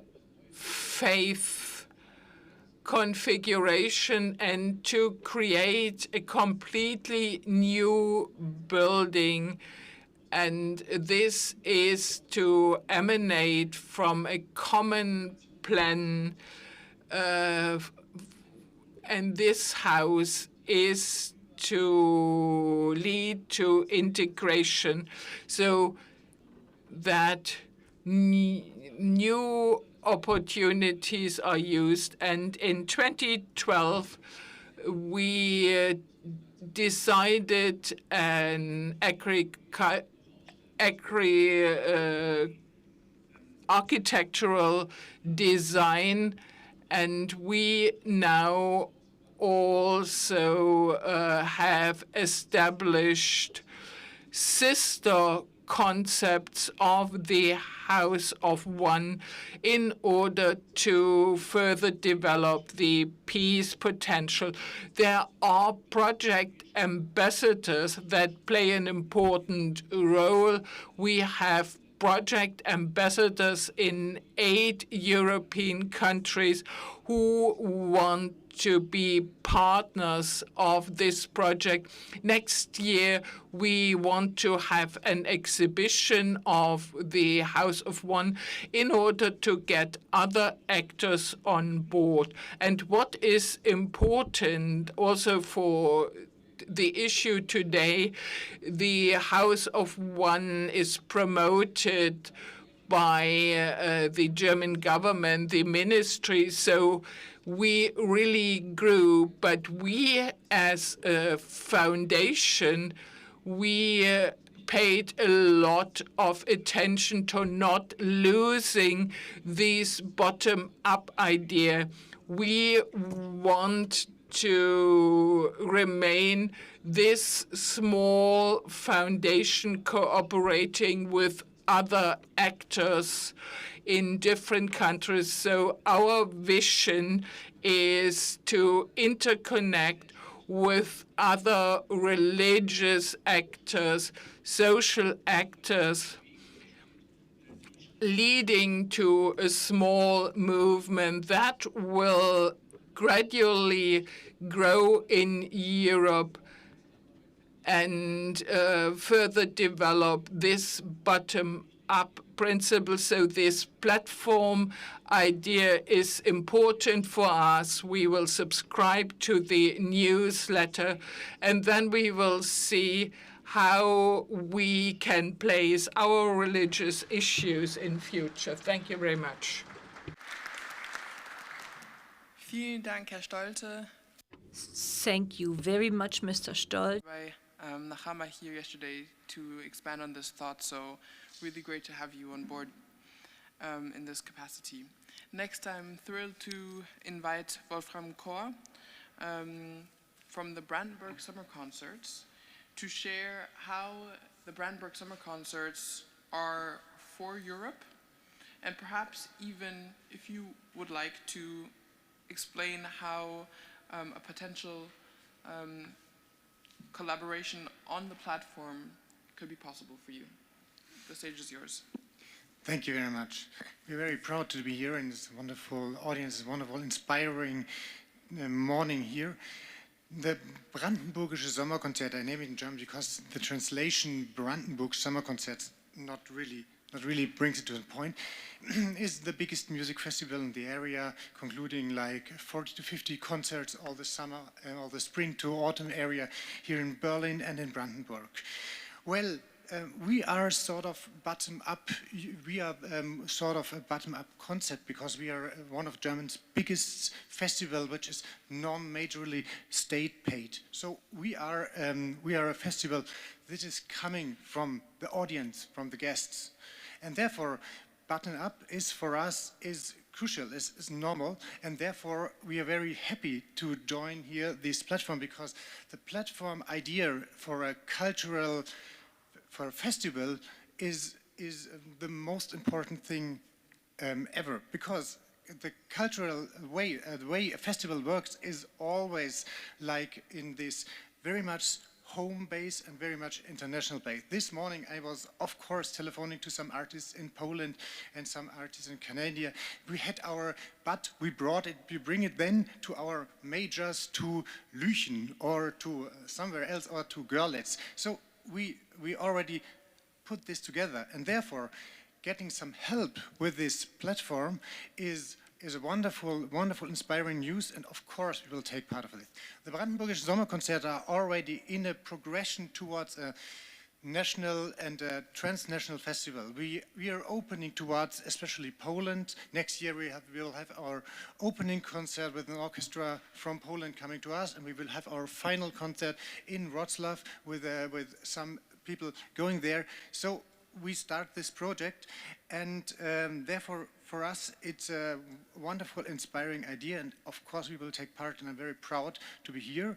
And the cultural idea which comes from sitting together at a fireplace and singing the songs now can join to a bigger area, so that the people from all over the world and all over Europe can speak together and share their things, share their music, share the culture together. Therefore, we're very happy. Thank you.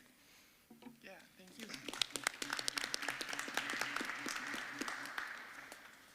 Thank you so much for this, Mr. Kor. And we have two more inputs, interventions on the floor before we open for a few questions.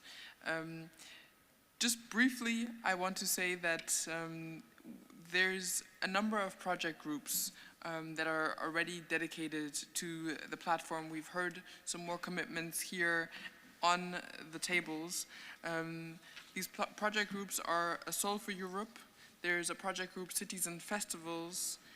We've heard Birgit Heitzig from the Carbon Neutral Cultural Work Project Group. There's also the Local Europe Group, also connected to Wir sind Europa. There's the European Capital of Culture Project Group, the ECOC Project Group.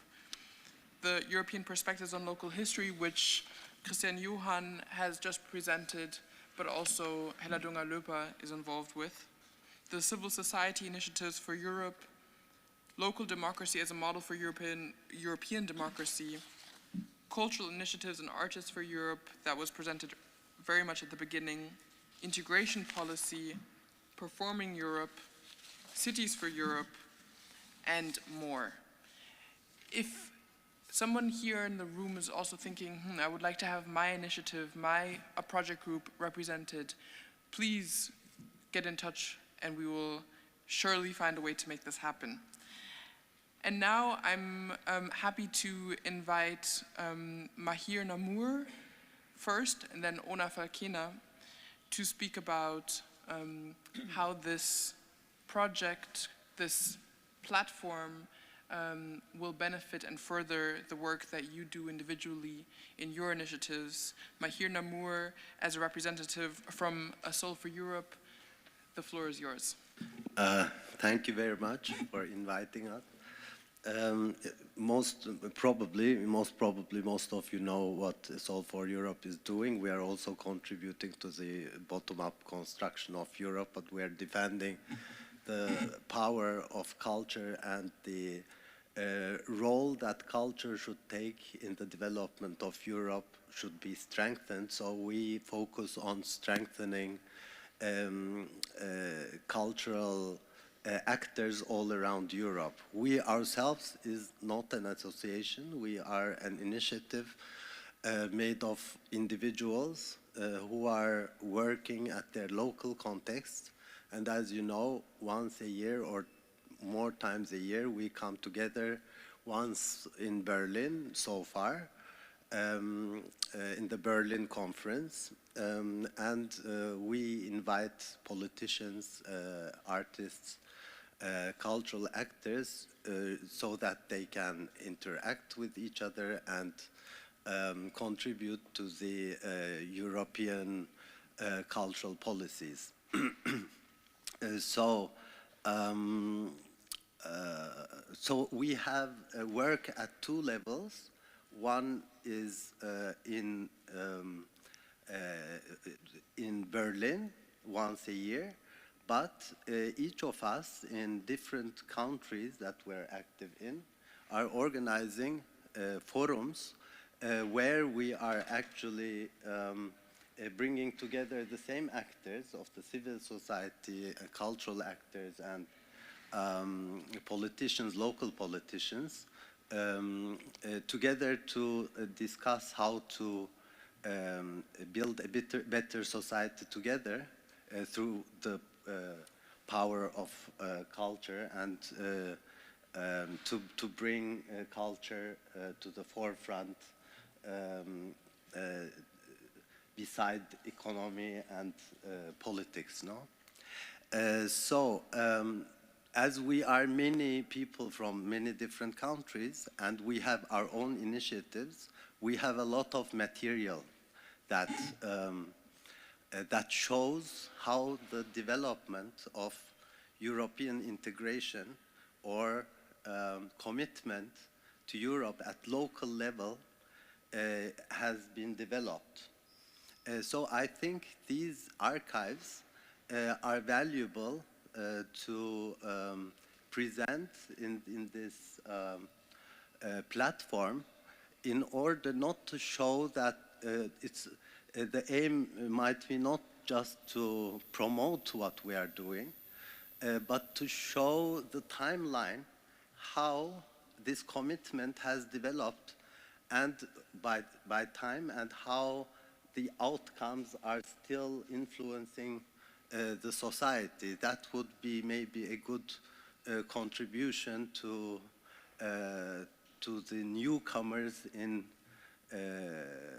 this area. Thank you very much.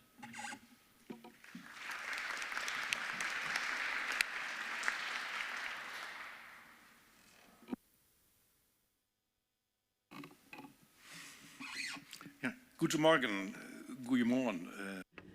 Good morning to all of you.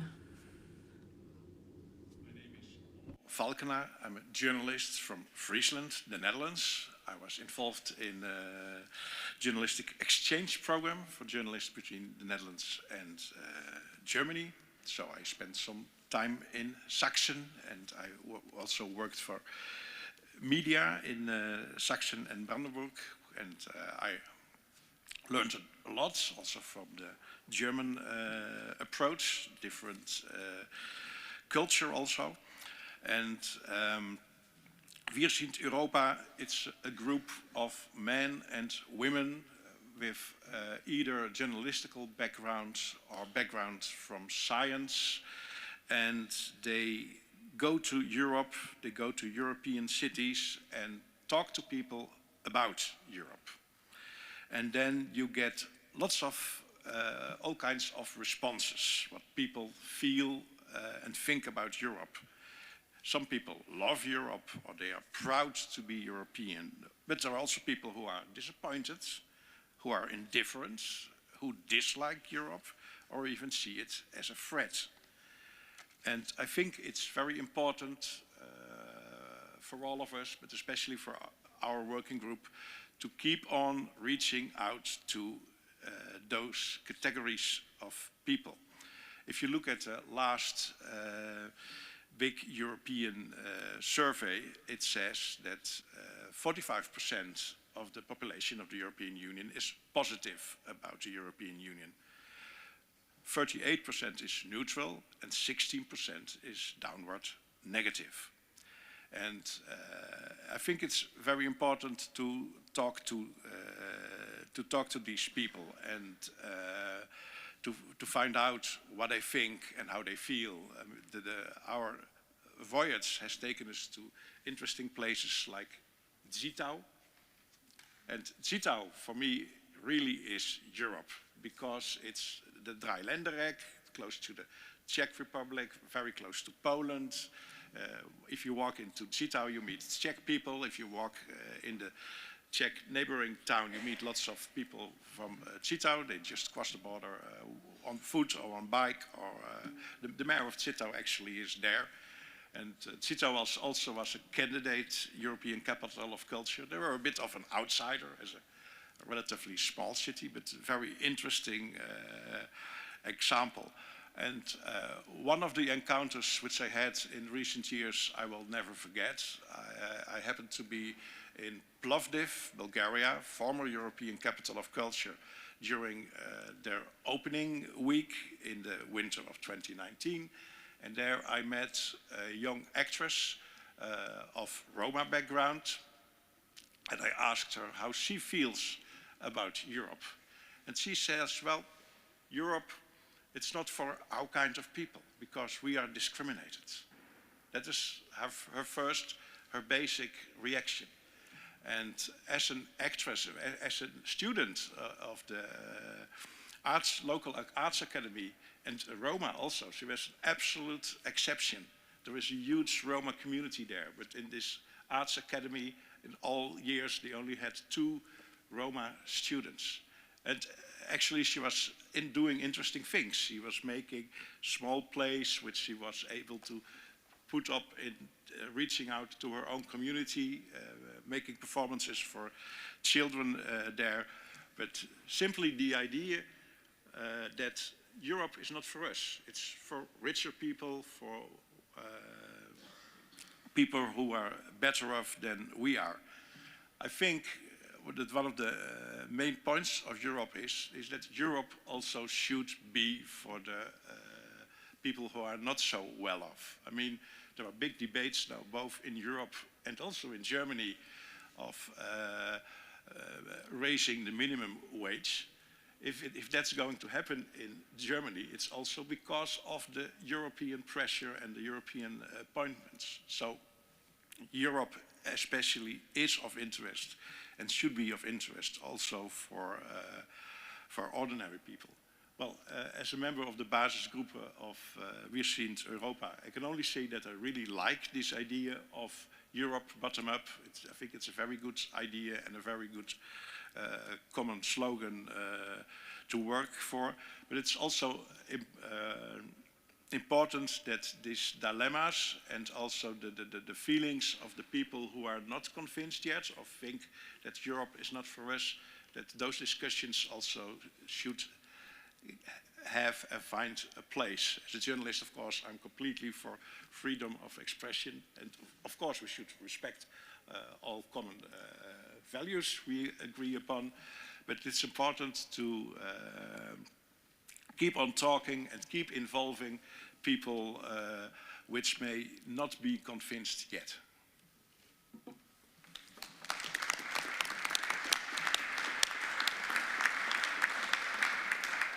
Yeah, thank you very much, Onno, for these insights. And the good news is, I think that Europe Bottom-Up is more than just an idea. It is a reality that we're having here and making it happen.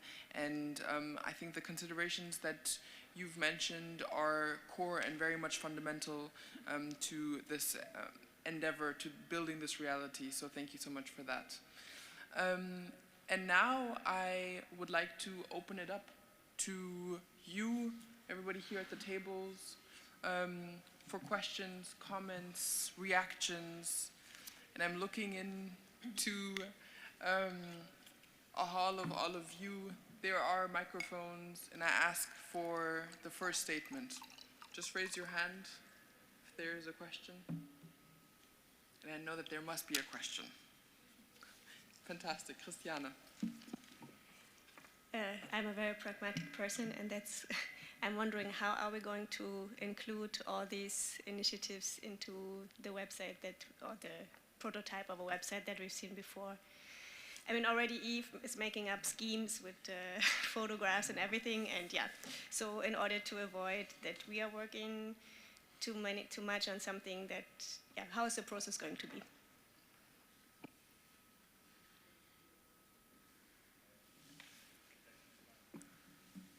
Yeah, I can try to answer.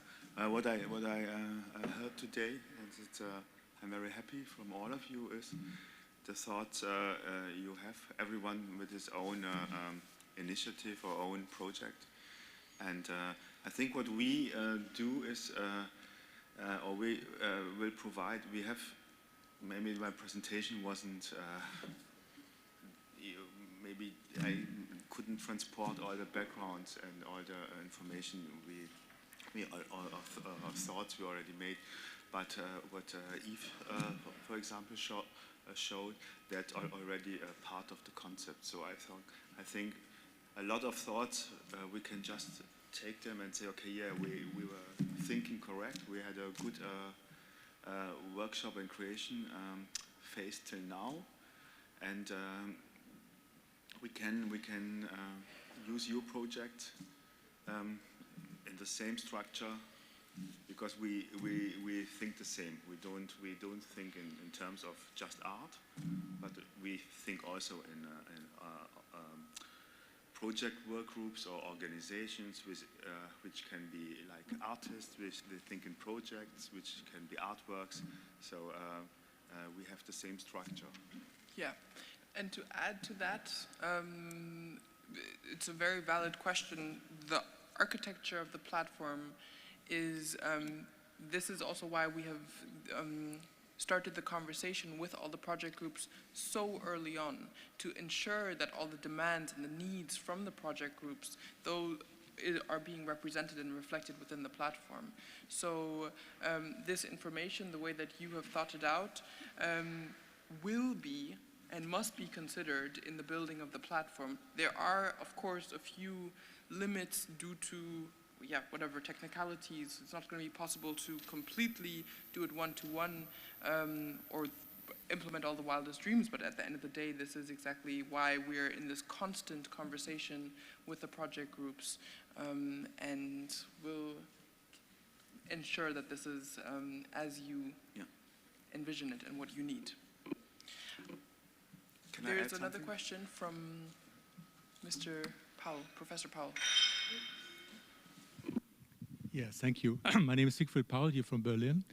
And I have a short question. First of all, I liked very much the presentation and all the presentation of everybody. It was really a great morning for all of us, I think, because it was a wide range of everything. My question is regarding gaining the access to the closed part of the platform.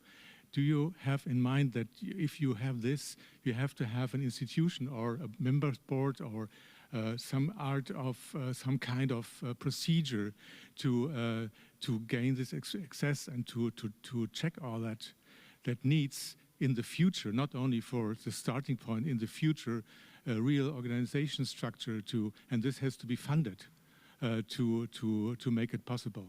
What are your thoughts about this point? Thank you. Your question around gaining access and the procedure for the future, and if I understood correctly, also making sure to check the needs for the future, is completely the correct one.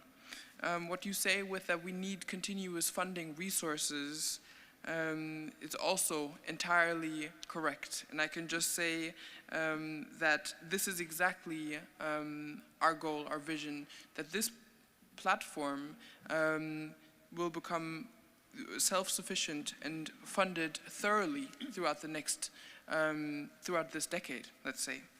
In terms of the gaining access question and the procedures, correct me if I get the question right, but there will be a moderation element on the platform we already established that not everybody will have straight access to collaborate and work on the platform. And this procedure we're currently fine-tuning. As I mentioned earlier, there's the Charta, the Charter, which will play one role. There's a registration that will, of course, also play one role. And then there's also the network that we have, the communities, which will perhaps work through a recommendation system, so to say. But I'm speaking now with unfinished deliberations, and therefore I would say, please do stay in touch, register with the newsletter, reach out. We will keep you updated about these processes. Yes, please. Thank you. I come back to the question of Stefan Tishanu. He said Europe bottom-up needs the bottom. So is there a concept and a funding for the people who are not gathered in some institutions already or in organizations so that they also can speak up on this platform?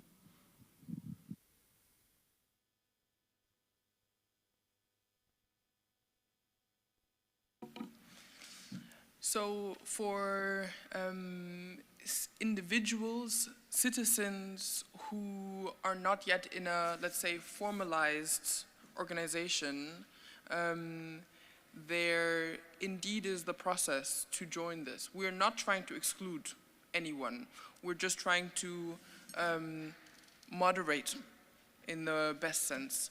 And so in the terms of bringing on individuals who are in the process of building an initiative or an organization, yes, this is very much possible. This is the answer to this question.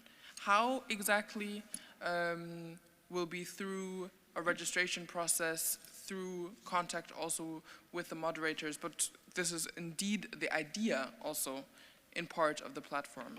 Now I'd like to give the word to Volker Hassemer. Ja, ich würde gern.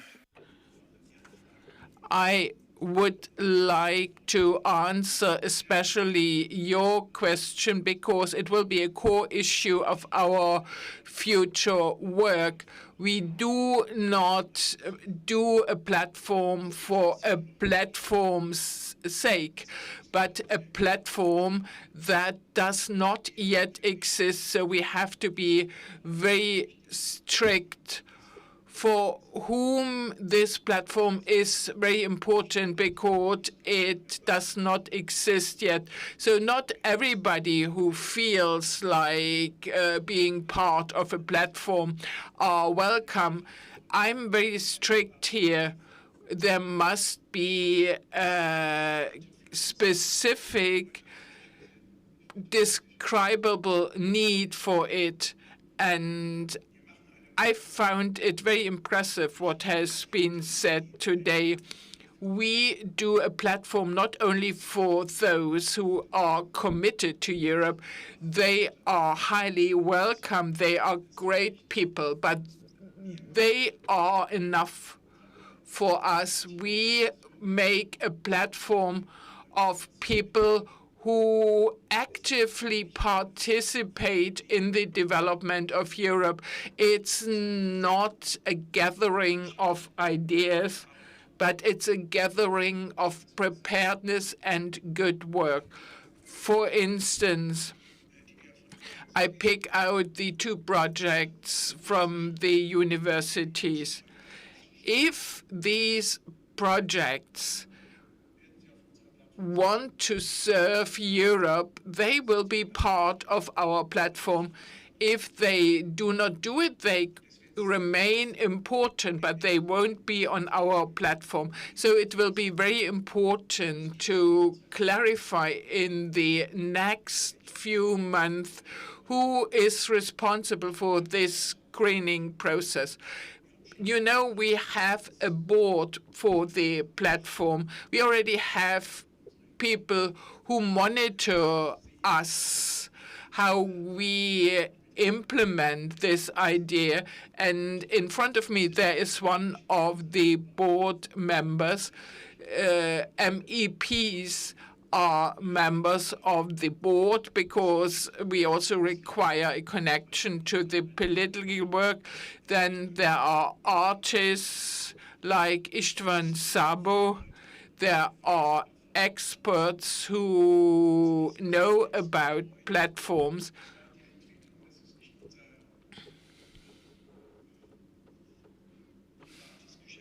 So we get the support of very good people, and we take them seriously, and I hope they take us seriously too. But once the platform is available, we need a system for a fair access to the platform. So this will not be an entry form for everybody who just wants to be a member, but it will be an entry form for everybody who is really prepared to take actions. And I think now we can break for lunch. Thank you, Volker. When we create this, we take a huge responsibility at the same moment, because something that we all think is virtual or digital is real. And especially for the young generation, digital is part of their real world. So we have to be very careful with what we do and always think of the responsibility that we take in our hands with this. Thank you.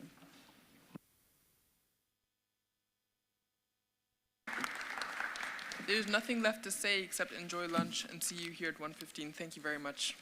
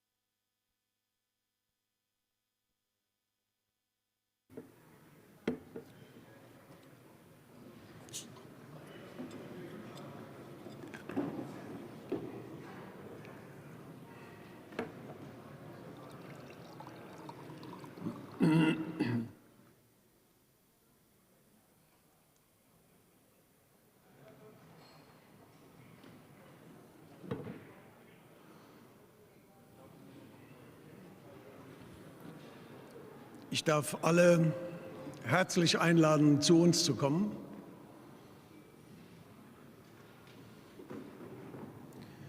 In Ruhe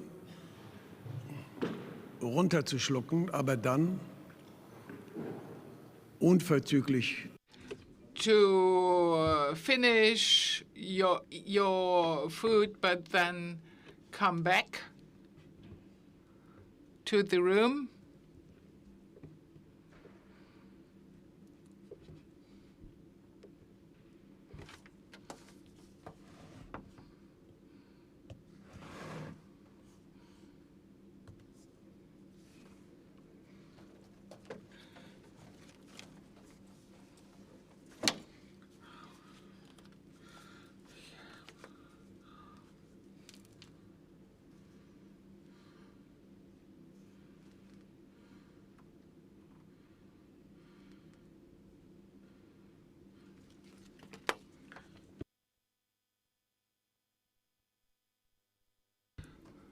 Maria, please come down here.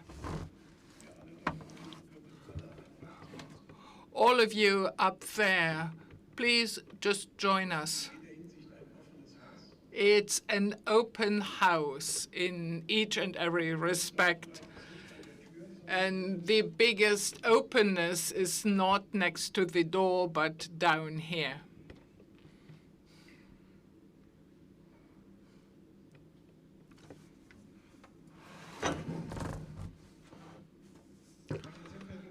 Ladies and gentlemen, we have come to the third part of our conference, Europe Bottom Up, a conference that is to discuss with whom together, for whom, and how we can use the platform and to support all the initiatives prepared to work for Europe. This afternoon, the conversations will be very specific. Bottom up does not only mean Europe is the Europe of the Europeans, but Mr. Sistikosmas, Europe is the Europe of the region and the cities. Europe belongs to us, the municipalities, cities, and regions. But by being Europe, we also bear very direct responsibility for Europe. Not only the responsibility to select politicians for the European project, but we also have a specific task of our own for Europe. So this shows you what we discuss is not a question of the commitment for Europe. I mean, it's good if you think well about Europe and if you are convinced that Europe is important. But for us, the question must go one step further. The question of co-responsibility of your own contribution for Europe. At the platform we are going to develop, there will be friends of Europe, but those who do not convert this friendship into a specific project, they will not be included. And this is the challenge we need to discuss today. Because we need to ask the question, those working at the municipal level, What is our contribution? What are we doing to make Europe better and more stable? Not just to ask about our opinions about Europe, but to ask what is it we can do to bring Europe forward. And here the basis element of Soul for Europe is important. Cultural things can be made important only from the grassroots. The ideology of the cultural things comes from the grassroots, and this means that if the grassroots, the cities do not mobilize the cultural scene, it will not be available for Europe. This means we are not only pleased to be Europeans, but we have a commitment that cannot be taken on by somebody else. And demands to the European politicians cannot fulfill it without our own commitment. It is an obligation we have to fulfill ourselves. This morning we also discussed about it. It's not a question of participation in power, in political development of Europe. My foundation is involved in the participation, but it's not a question of participation in power. It's a question of participation in the work for Europe, personally or when it comes to cities and regions, the institutional work for Europe. And of course, here we have one natural partner, the president in Brussels of the Committee of the Regions. This is the home of cities and regions in Brussels. When in Germany you speak about European institutions, you normally say these in Brussels. These in Brussels, Mr. Tzitzikostas, include happily also an institution as yours. So we have benefited a lot from the cooperation with your committee.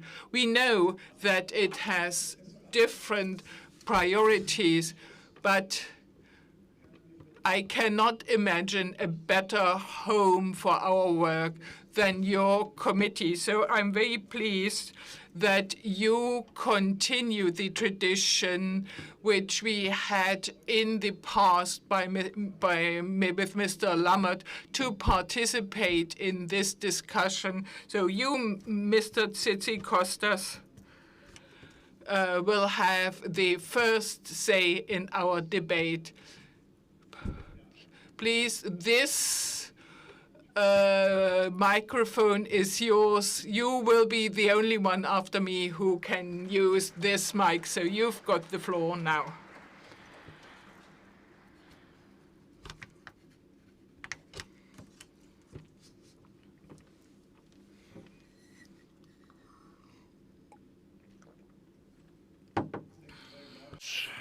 Director, for these very kind introductory remarks. And it is true, Director Hassemer, dear mayors, dear experts, ladies and gentlemen, that it is for me a great honor to be here today with you, joining you in Berlin on this very historic day, the day that the wall came down and the values of democracy, freedom, unity and peace won. It is the fate of this city that shielded the fate of our union. Because without the unification of Germany, the European Union as we know it today would not exist. As simple as that. And this, ladies and gentlemen, is indeed the biggest proof that territories matter, that cities, regions and villages, both throughout the course of history, but also through our common course towards the future, have an indispensable role to play to the European project, to our common European project. Cities are the keystones for defending our values against extremists, against populists. They are the enduring example of what our union can achieve through bringing down walls and building bridges. Cities are the engines for our evolving European democracy, because the community dimension of democracy today is strong, and our cultural identities and backgrounds cannot be disconnected from our European identities. Dear friends, I come from Greece, the place where democracy was born 2,000 years ago. But for centuries, my country struggled through wars, occupation, and dictatorships. It was only by the end of the 20th century that Greece managed to overcome these obstacles and set its future course. And one of the most defining moments was 40 years ago, the 1st of January of 1981, when Greece joined the European Union. 40 years of democracy, peace, and security in the European family. 40 years with our European identity coexisting with our national, regional, and local identities. I live in the beautiful city of Thessaloniki. I am the governor of the region of Central Macedonia, the geographically largest region in Greece. I am the president of the European Committee of the Regions. So as you understand, I am a proud Greek and a proud European. And at the same time, I am a proud citizen of my city and my region. And this is what the European Committee of Regions represents today, the voice of the 1.2 million elected representatives from the regional and local level, presidents, mayors, governors, regional and local councillors, from 240 regions and 90,000 municipalities all across Europe. And through them, through the local leaders, some of which are taking part in this discussion panel, and amongst them, my COR colleagues like Gary Whoop, the State Secretary for Europe for Berlin, and Emil Boc, our successful mayor of Cluj-Napoca and former Prime Minister of Romania, we bring the voice and trust the people put in their regional and local leaders here in Berlin, in Brussels, and everywhere across Europe. So in addition to the Bundesrat that represents the voice of German regions in the European Council, you have a strong ally, so that together with the European Committee of Regions, you will create the needed critical mass in order to secure the territorial aspect of EU legislation. Because no matter how big and how strong, no one today can succeed alone. And after all, dear colleagues, it is us, the regional and the local authorities, who implement European legislation on the ground. 70% of EU projects are implemented today by regions and cities. We are responsible for 1/3 of public spending and half of public investment. We are on the front line throughout the pandemic, saving lives and jobs.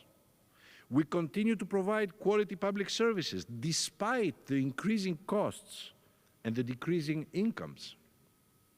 Our 2021 annual regional and local barometer that we presented last month in Brussels, our evidence-based political initiative, tells us that in 2020, Europe's regional and local authorities increased expenditure while seeing their revenues fall. And this is what we call the scissors effect. And this translates, ladies and gentlemen, into a gap of around 180 billion today. This gap needs to be closed, partly with EU funds from the Recovery and Resilience Facility. That's why we insisted that regions and cities must take both place in the designing and the implementation phases. However, our barometer shows also that 65% of leaders from regions, cities and villages feel they do not have enough influence in the European Union. And 86% think that strengthening subnational government in EU decision-making would improve today's EU democracy. These figures, my dear friends, tell us a real story that goes way beyond the scissors effect. The story of a democracy that works in partnership, unity, and cohesion. The story of our people who want a European Union that delivers results at the level closest to the citizens. Otherwise, make no mistake, more and more people all across Europe will start questioning our union's very existence. And this is why the European Union can no longer remain a top-down, territorially blind project.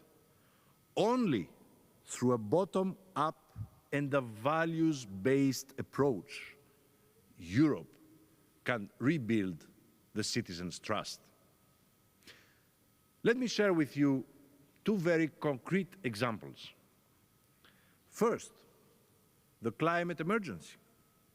We deliver today 70% of climate change reduction measures and up to 90% of adaptation measures in our villages, in our cities, in our regions all across Europe.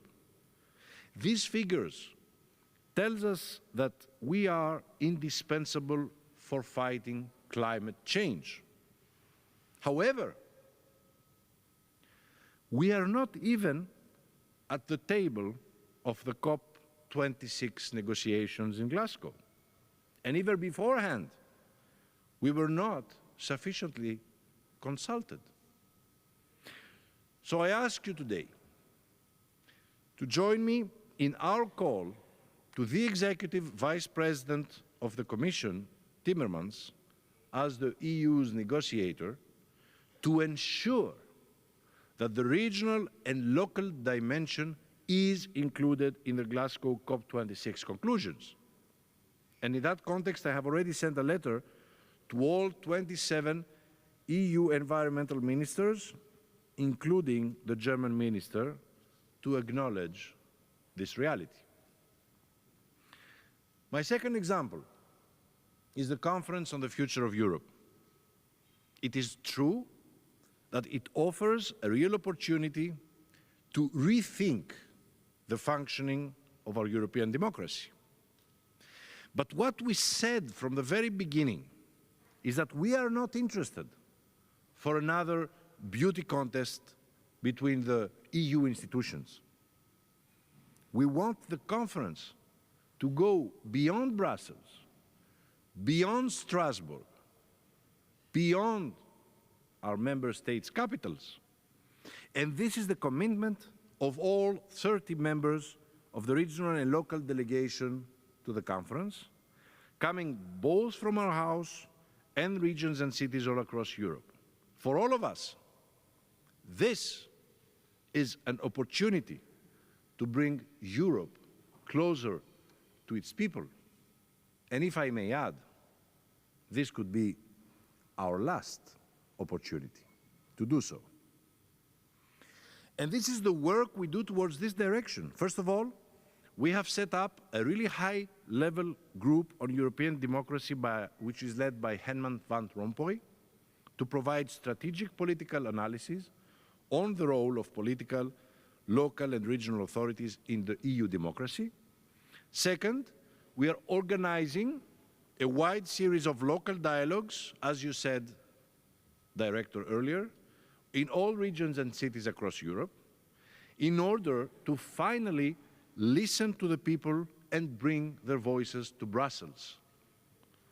We are also organizing a series of COR plenary debates on the functioning of European democracy throughout the duration of the conference, a political process that will lead to our European Summit of Regions and Cities in March 22 in Marseille. Furthermore, we are establishing the Alliance of Strong Regions, and finally, we have put forward a very interesting concept, the concept of local EU councillors to be established in municipalities all across Europe, alongside the main European actors. Now, what's the idea? The idea is that regional and local assemblies will designate one councillor responsible for European affairs, and I would like to encourage all of you today to develop such a program as a bottom-up voluntary initiative. Ladies and gentlemen, all politics are local. So in this spirit, allow me to conclude with a call to the new German government. Let's work together.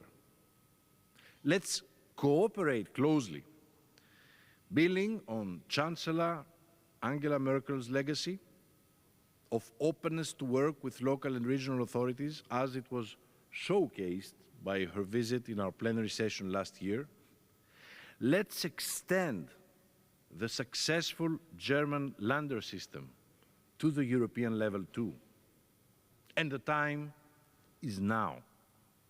The European Committee of the Regions is already, with cooperation with Charles Michel, the President of the European Council, and former mayor of Wavre, the Portuguese Prime Minister Costa, who was the former mayor of Lisbon, the Romanian President Klaus Iohannis, who was the mayor of Sibiu for 14 years, and also Olaf Scholz, who was the mayor of Hamburg.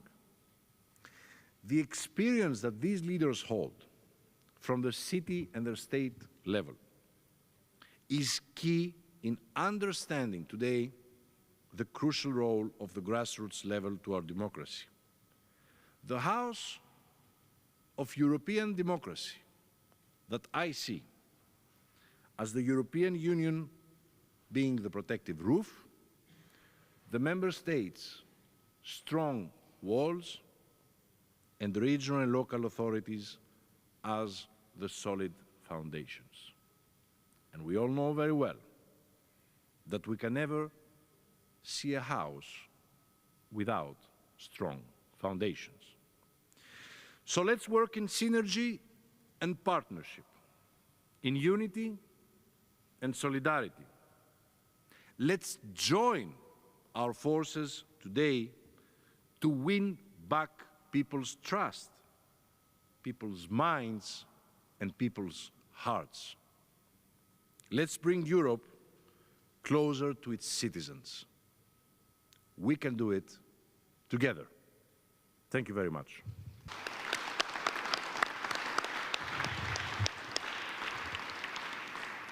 Thank you very much, Mr. President, for your strong bottom-up position.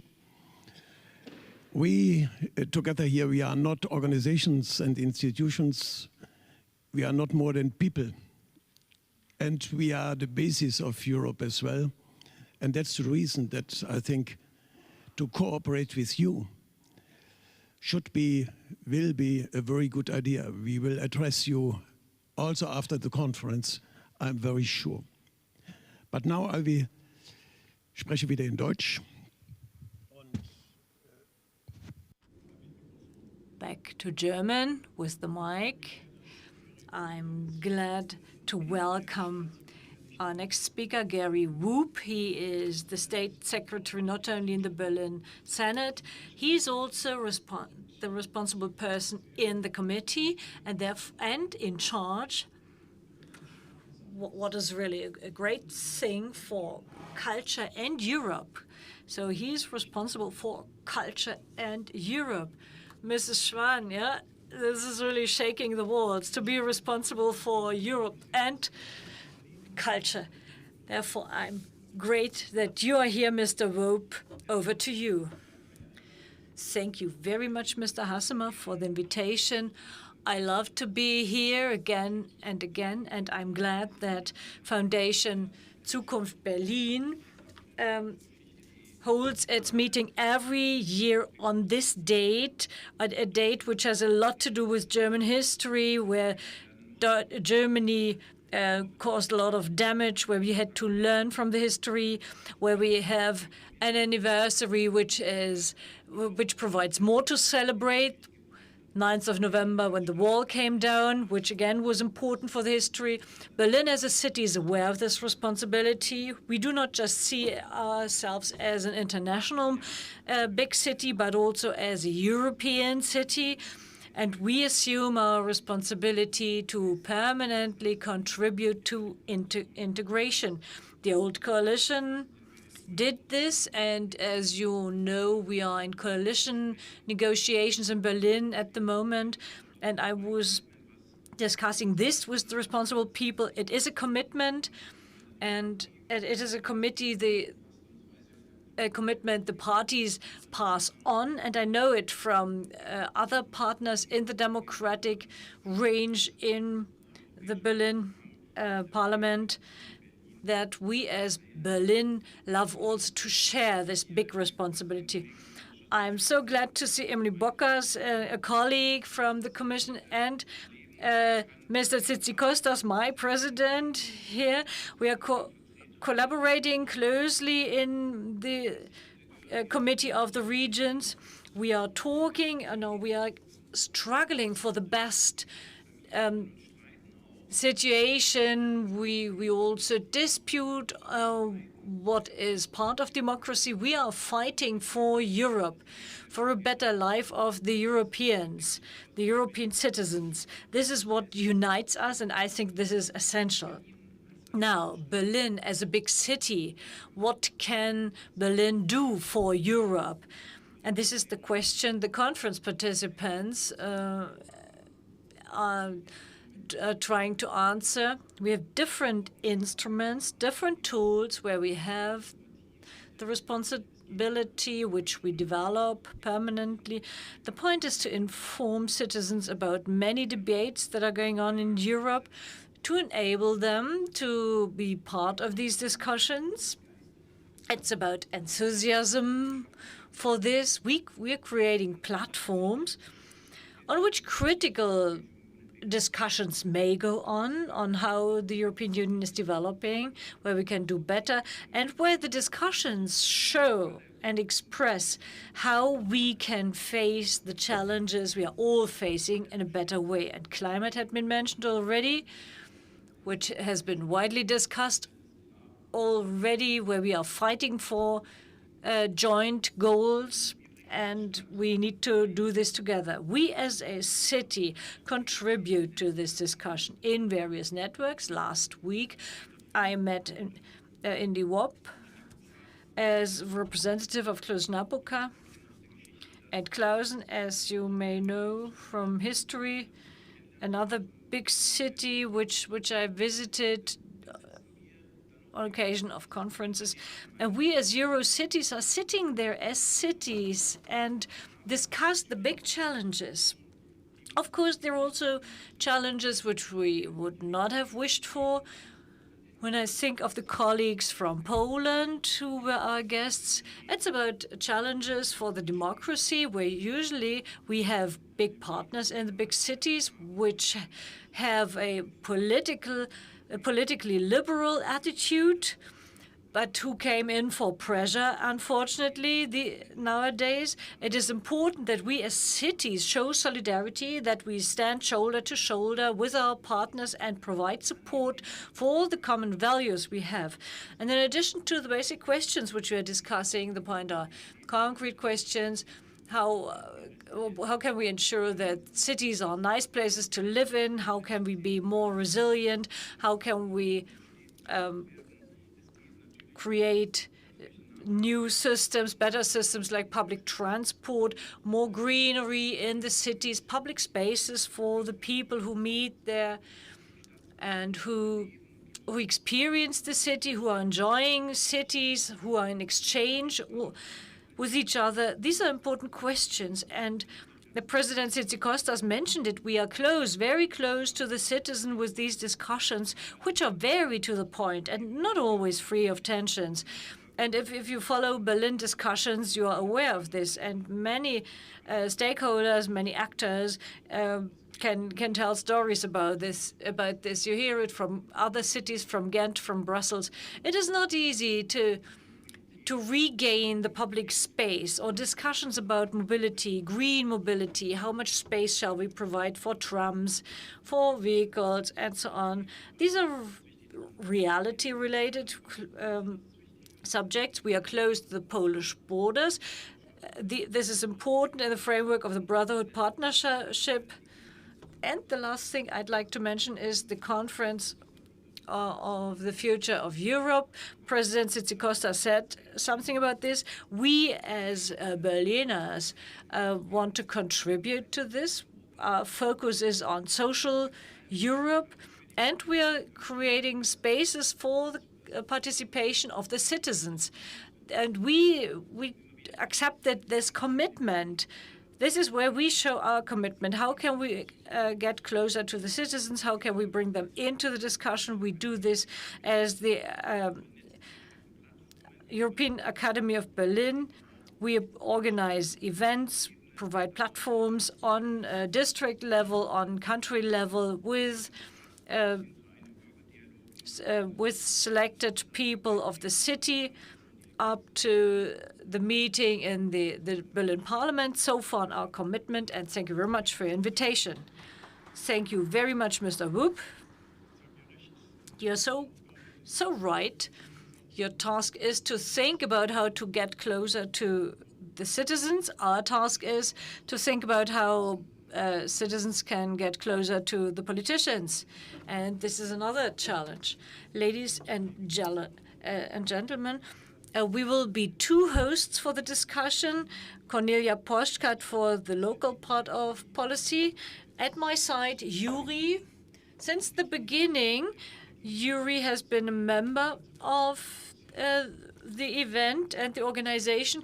And Soul for Europe, all this is a result of this work. And it is so great that your responsibility from Sofia up and down, that you are one of our hosts. So over to you, please, Yuli.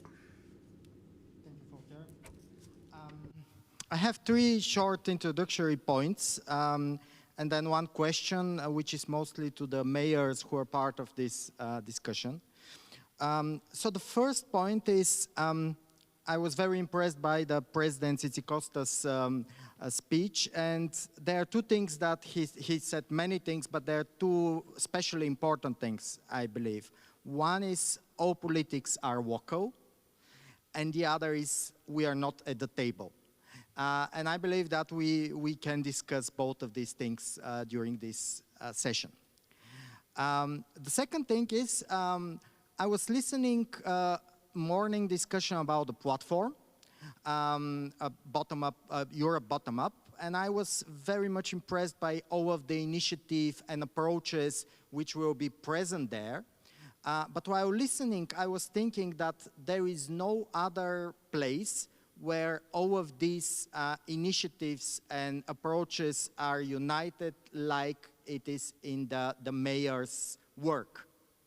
Because at the local level, at the hands of the mayors, is exactly where Europe is holistic. Europe is integrated. Europe is interdisciplinary. Yeah, because we always love to separate things. This is culture, this is social, this is education, this is science or economy, but they are all interconnected, and nobody else knows it better than mayors. Yeah, because during their daily work, they have to do with all of these issues altogether. And I think this is very important to be said. The third thing is that yes, the mayor have to cooperate with the national authorities, but sometimes they have to oppose the national authorities. And I'm sure that many of you know this initiative which was started about at the end of 2 years ago. In fact, in the end of 1920, by the mayors of Bratislava, Prague, Warsaw, and Budapest, so-called Pact for Free Cities. Yeah? And they basically said, we are not agree of what our governments are doing. And I really want to quote something that the mayor of Warsaw said. So he said, my government decided that one member state does not want to share the priorities of the rest of the Union. Well, I, as a mayor of Warsaw, would like my city to be fighting climate change. And then, because this is part of an article in Guardian who's named them the island of illiberal storm, then the article continues, the hope is that in the next European budget cycle, some funds will be distributed directly to the cities. And I also think that this is something that we will discuss probably.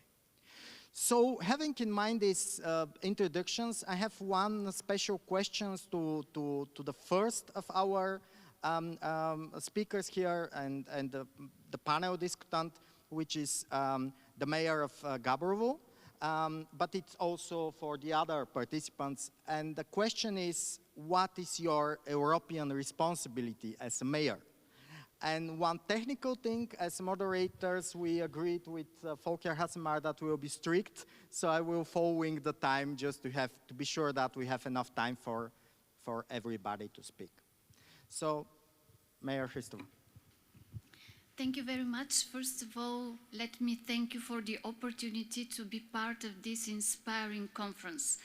This morning I was listening to the other participants who shared very important messages, who are really associated with how important it is to be at the bottom and to head for the upper levels in order so that the needs, the concerns and the solutions that are born at the citizens' level should be really heard and translated into real actions and policies. And yes, Yuri, we as mayors, and I believe my colleagues which are here also working at local level will agree that we are really working in a holistic way. I will try to describe a little bit of my morning here in Berlin and the issues I was being tackled by different participants from my city. Actually, I will tell you a little bit later about this place. But the first phone call was from a lady who complained that she has some troubles from a bear.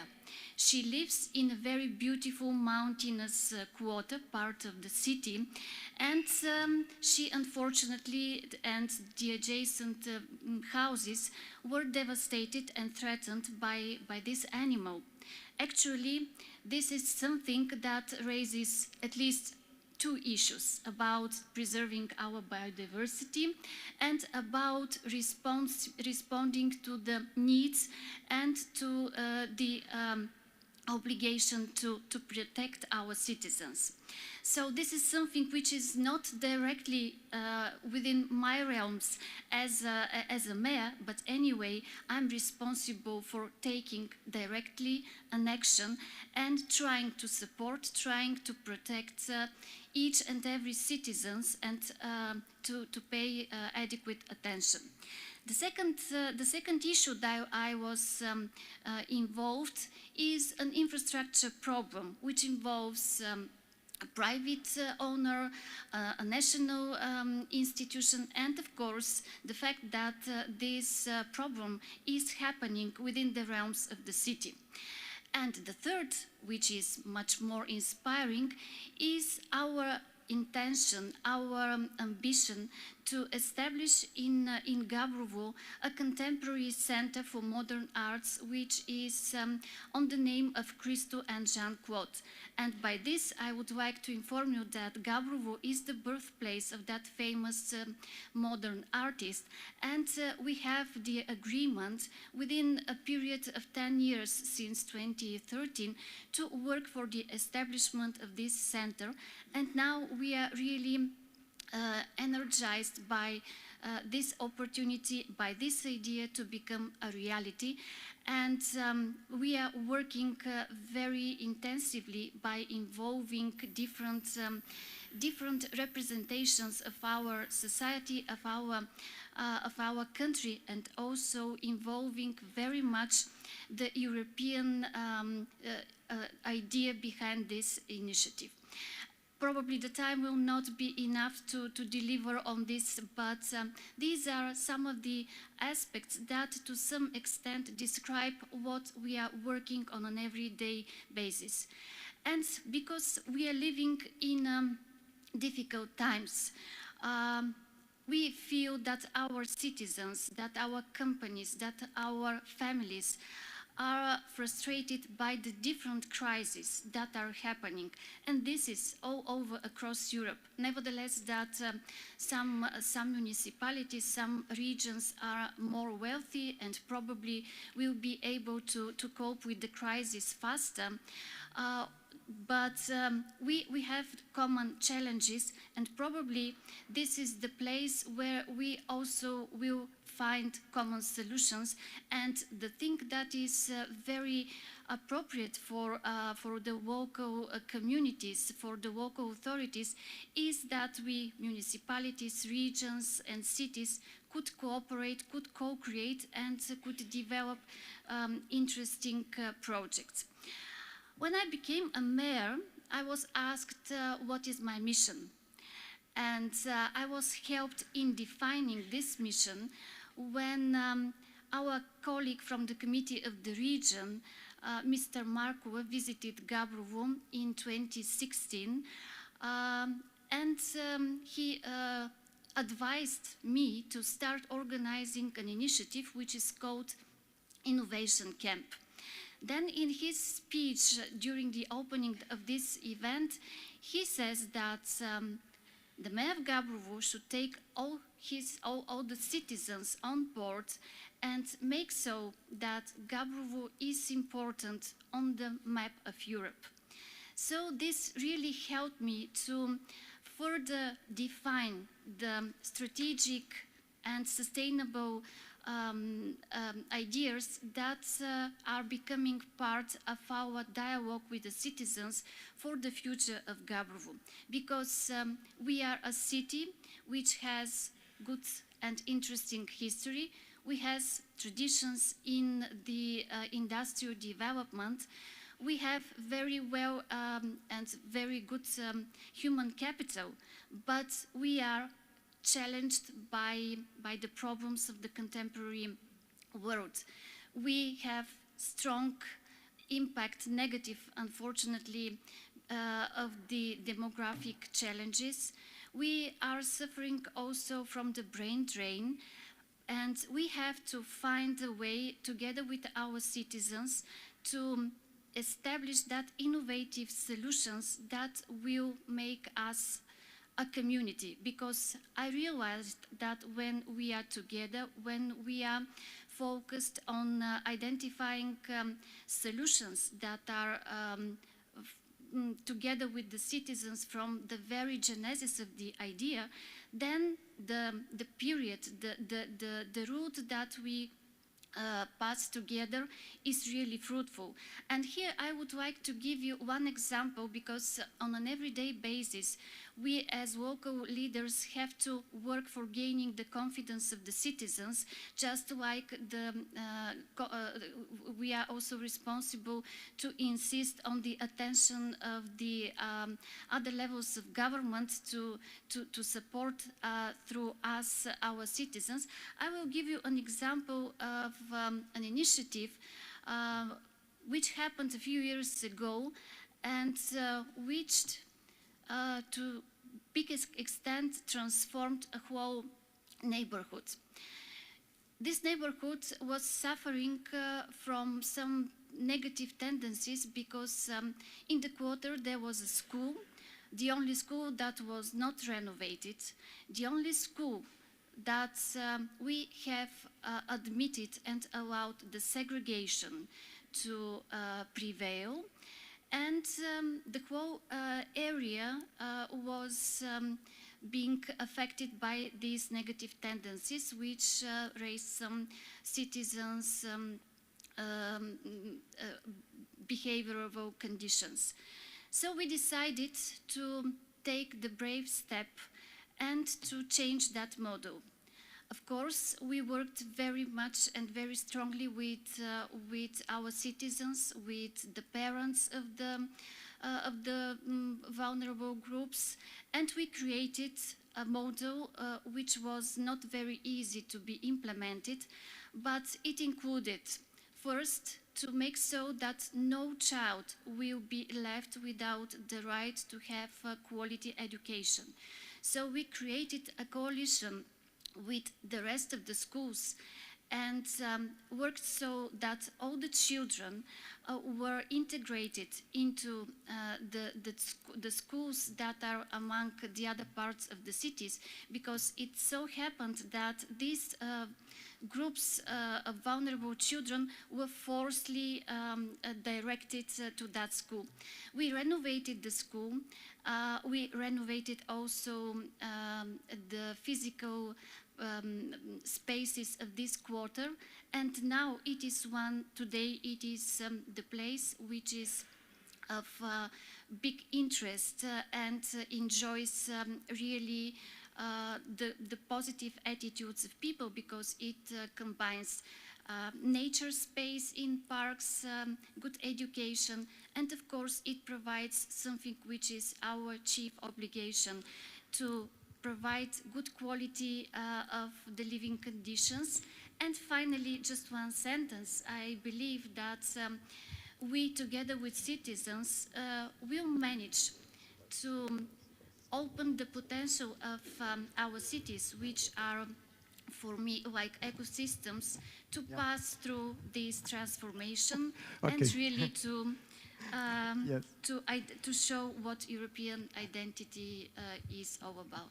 Thank you, Mayor Christopher, for these wonderful examples of what I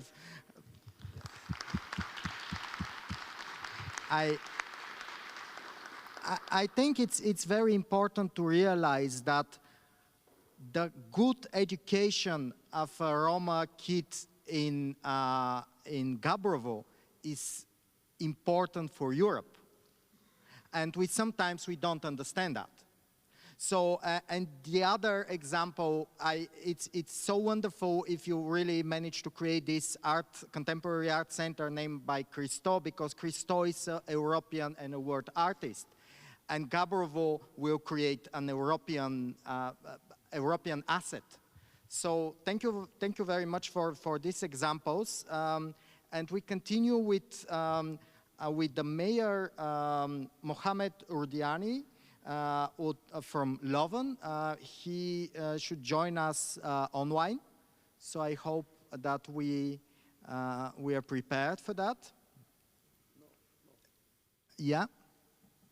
Hello to you all. Hello. Please, the floor is yours. Thank you.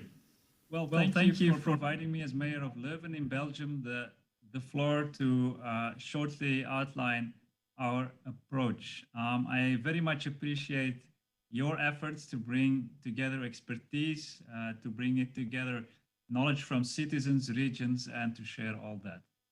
Well, in Leuven, since a couple of years now, we have tried out a systematic collaboration approach where we go a bit much further than the approach of networks and bringing people together. It's basically also a bit of experimenting with far-going democracy. And when we say we innovate, in fact, we say we innovate for the better and for all. That's so much important to us. And that means that in terms of participation, we go quite the radical way. And it's one of the reasons that, in fact, we were named the European Capital of Innovation by the European Commission. Our main program around that is Leuven 2030, which is a new governance model, an NGO with, when we established it with more than 700 partners, it was quite unique. And the ambition is to turn Leuven into a climate neutral city. Leuven 2030 is not just an NGO like any other. In fact, it's a governance model because it includes all the layers of our Leuven society. In it, the citizens, city administration, our knowledge institutions like the university and IMEC. We have our companies, entrepreneurs there, and we have what we call semi-public institutions like the transport companies, energy companies, etc. And it's very systematic in that way that on the one hand, it's an open organization. So any citizen, company, institution can become member and will get a seat in the General Assembly and can get elected in the board. And what you should also know is that it's structured. So there is a shared decision-making model. So we have 20% of the votes for each of those 5 categories that I have been naming. There is not a lot of voting, but if we have to vote, that's how it will work. And now we have really hundreds of partners that are in there. And the organization has the aim to coordinate all the action plans around climate in Leuven, to monitor it, to push experiment, and to get the things done. The city is like carrying 50% of the financial burden, and the 50% is done by the other partners and organizations. You cannot get elected in the board if you do not present each year a binding action plan. So no greenwashing is allowed in there. So we have the big companies, we have smaller ones, we have schools, we have social housing companies, we have poverty organizations, and they are all in there. Over the years, we have done quite some work. We've implemented a total new mobility plan, which was born out of the organization. So the organization gives you the plans, gives you the ideas, because they bring together all these creative people around the different sectors, like a brand new mobility plan that pushes out the traffic out of the city center. And we have implemented, and we had immediately a lot of support because of Leuven 2030. And it has generated impact because Leuven is now #1 cycling city in Belgium, and not only the youngster cycle, but all ages. And of course, we see that our public domain is comfortable, greener, and much safer, especially for the young kids. We're heading toward a economy with a lot of initiatives. We are insulating our buildings also with help of the European Investment Bank, where we put all the financial efforts together, and the bigger ones help the smaller ones, like the schools that have not a lot of capacity. So by bringing that together with European funds, we're able to invest millions in installation of the buildings, because that's where you can reduce the demand on energy. We invest in renewables, of course. We have an climate adaptation plan. So a lot of action has been taken, and we have a scientifically made up roadmap towards 2030, 2035, 2040, with numerous scenarios that we can follow to make sure we get climate neutrality. Unser Ziel Basically, what I wanted to tell you is that in follow-up of what the other speakers have been saying, locally we have a huge force in Europe, in our cities, where a lot of people want to work together.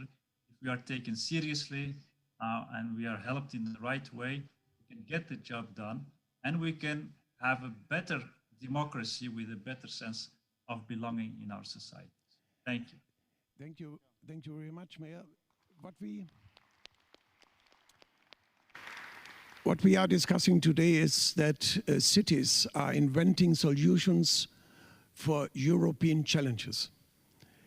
And your example was the example of climate. We have now, and I switch to German, wir haben jetzt, Herr Zenker, die Herausforderung. Now we face the challenge of the periphery. We say the periphery is a challenge, but also a place of competencies for the development of Europe. This is how we see you as a mayor in Zittau. Mr. Zenker, you've got the floor. Okay, in terms of better understanding, I try to be in English, and I ask the people to show you where we are situated, because nobody knows Zittau, to be honest. Let me take you on a little trip along the Polish-German borderline to the south, exactly at the corner where you meet the next border, the Czech border. This is sitting in my city. It's called Zittau. We have, for the city area, we have 13-kilometer Polish border in the east and 6 kilometers Czech borders in the southeast. We are surrounded by very nice villages, touristic way in the Zittau mountains, and almost 25,000 people. Therefore, we are the second biggest city in the district, behind the famous neighbor city, sister city of Görlitz. Long history, almost 800 years, founded by a Bohemian king, the most of the time a Bohemian city, most northern city of his kingdom, of the empire of Charles IV, member of a historical union of 6 cities, etc., etc. I had a long story to tell you about historical and cultural heritage that we still love very much. The whole region was very fast developed when the textile industry came up, and of course it was followed by power plants, mining, what was necessary, and then very fast came a strong mechanical engineering industry, what was somehow the technological and economical basis of a strong car industry. And then what happened? After the peaceful revolution, a huge event we heard today about, of hope and faith in a better future, these industries went down almost completely, very often, very fast. People had to reorganize the city, the systems, the democracy. They had to save in quite hard negotiations important cultural institutions. Today, a bigger company in our region is about 200 jobs, not longer several thousands. What I like in this idea is the textile industry today doesn't destroy our rivers, had a better, bigger outcome, had a quality outcome. The existing very diverse and small companies are quite resilient in cases of crisis. And the level of jobless people just before Corona came under 5%, but we started at 23%. We've invested, with help by the state and the federal state, about 80 million euros to save our old city center, monuments, houses, places. We organized around 25 million euro for money investment in culture, in infrastructure and sustainability. We try hard to save and develop our rich cultural environment. These organizations, places, groups and companies are supported by the Saxonian law for culture as well. Why do you telling you these things? Almost similar to a lot of other cities. Of course, these are the facts that lead our whole region into a wonderful, natural, good to live area in a touristic and a historical way. An old restored city surrounded by wonderful mountains, Czech and Polish area, very good conditions, should be wonderful. Yes and no. The main loss of Zittau are a lot of people, and we lost them over the years in 2 ways. For real or mentally. Sometimes it seems we lost them also for democracy. The brain drain of the 90s, the demographic change, the distance to urban areas like Dresden or Berlin, let me say, the depressed wounds of wounded souls. We have to fight for a good reputation, a feeling of usable possibilities. We have to tell them a story that brings them back into reality, what's possible in a further way. I'm very thankful for the quite mean reminder that I've got by Mr. Heide yesterday. He said the Brexit was decided in rural areas. And I could add the German democracy is endangered by the rural areas as well. There are not too many voters you get in first sight. But if you take the summary, you even endanger the European Union. I strongly believe that cities and rural areas, the so-called periphery, especially when we are talking about border areas, are the living laboratory where Europe can test and prove what is the ideas that are dreamed of, born, and decided to fund in the European capitals. In our regional candidacy for the title of European Capital of Culture 2025, we emphasized that Europe has to work as long it seems. In our bid book, we described the sewing technology of the people in the borderland that experienced the experience we developed over the last 100 and quite sad years, forced displacement, wars, Iron Curtain, cultural and ecological disasters. In this moment, we are very, very thankful that our Czech sister city, Liberec, will go for the competition as well and will take over some of our ideas and concepts because we're still convinced of them. The small cities in a very close neighborhood of some kilometers, but between three nations, that were becoming friends after being enemies, they have inhabitants with expertise of a low-level orientated understanding and acceptance.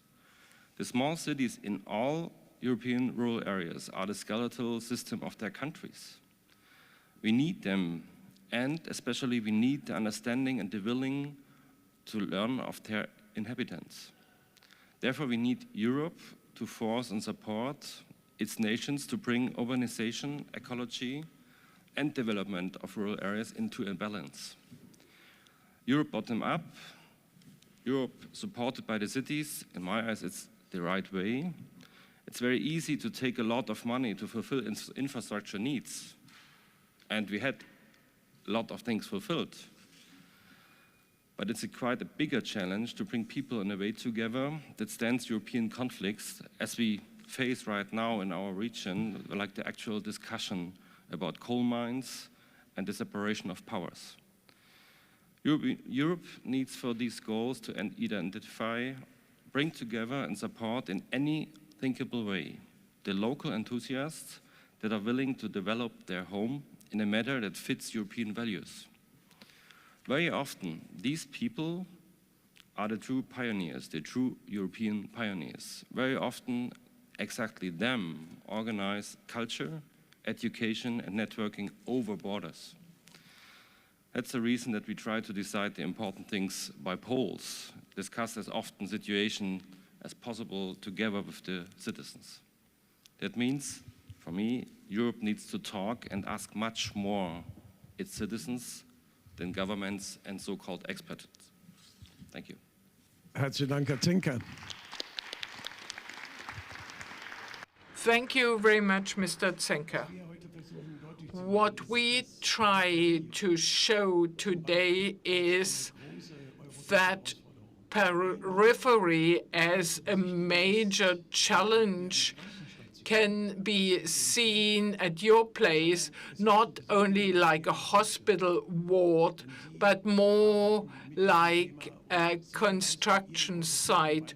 You work there, you make your contribution to the periphery by doing your local work. This is the idea of bottom-up local work that, together with other things, will lead to a better Europe. And I think this is especially strong in Zittau. Mr. Meyer, you are the director of the office of Szczecin. It's a metropolitan region, German-Polish, with the center in Poland. Have you already overcome the construction site stage so as to what the periphery means? But please try to be brief so that we can also discuss about the substance later. Thank you. As you said correctly, I had the joint office for the Metropolitan Stettin of Mecklenburg and Brandenburg. So it supplements to what the Voivodeschaft does. You asked whether we already have achieved a lot. We are still a rather young metropolitan region. We see ourselves as a metropolitan region in the heart of Europe. So we do not speak about the periphery, but we see ourselves in the center of it all. The position of the center of this cross-border metropolitan region already shows how unique it is. We have Szczecin with more than 400,000 inhabitants at the border between two European nations, bordering rural areas in Mecklenburg-Vorpommern and Brandenburg. This also causes some challenges. Our metropolitan region can only develop if it is understood as a cross-border region. The city president of Szczecin, Piotr Ciszek, once said that Szczecin can only develop well when it breathes with both lungs, with the hinterland on the German and Polish side. Many people already implement this. They lead a European lifestyle where borders are only lines on the map, not more. But we also have to say that this understanding has been shaken by the developments during the pandemic, especially during last winter. This is something we need to work on. And not all people in this region have a cross-border style of life and have recognized the opportunities. How can our region grow together to a truly European metropolitan region? In our opinion, what is most important is that people meet each other, get to know each other, and to develop a cross-border feeling about life. There are a few areas that are best suited to do this. First, neighborhood languages and intercultural languages. Well, understanding between people is easiest in the native language of the other. So we support learning the German and the English and the Polish language. This will lead to a generation that understands each other better and that can be a kind of ambassador. For this reason, in 2022, we will start different citizens' dialogue, bringing students and pupils together to discuss the opportunities the metropolitan region has. The second area is culture, so I'm very pleased about the priority culture is here. Culture leads to encounters and exchange about the common cultural heritage in Pomerania. And the third and perhaps most important one is to promote a cross-border lifestyle. So here we work in different areas: public transport, labor market measures, but also the development of a regional identity that goes back also to the common historical region. We want to reach the hearts and minds of the people, to create an awareness of the opportunities existing in this region. Thank you.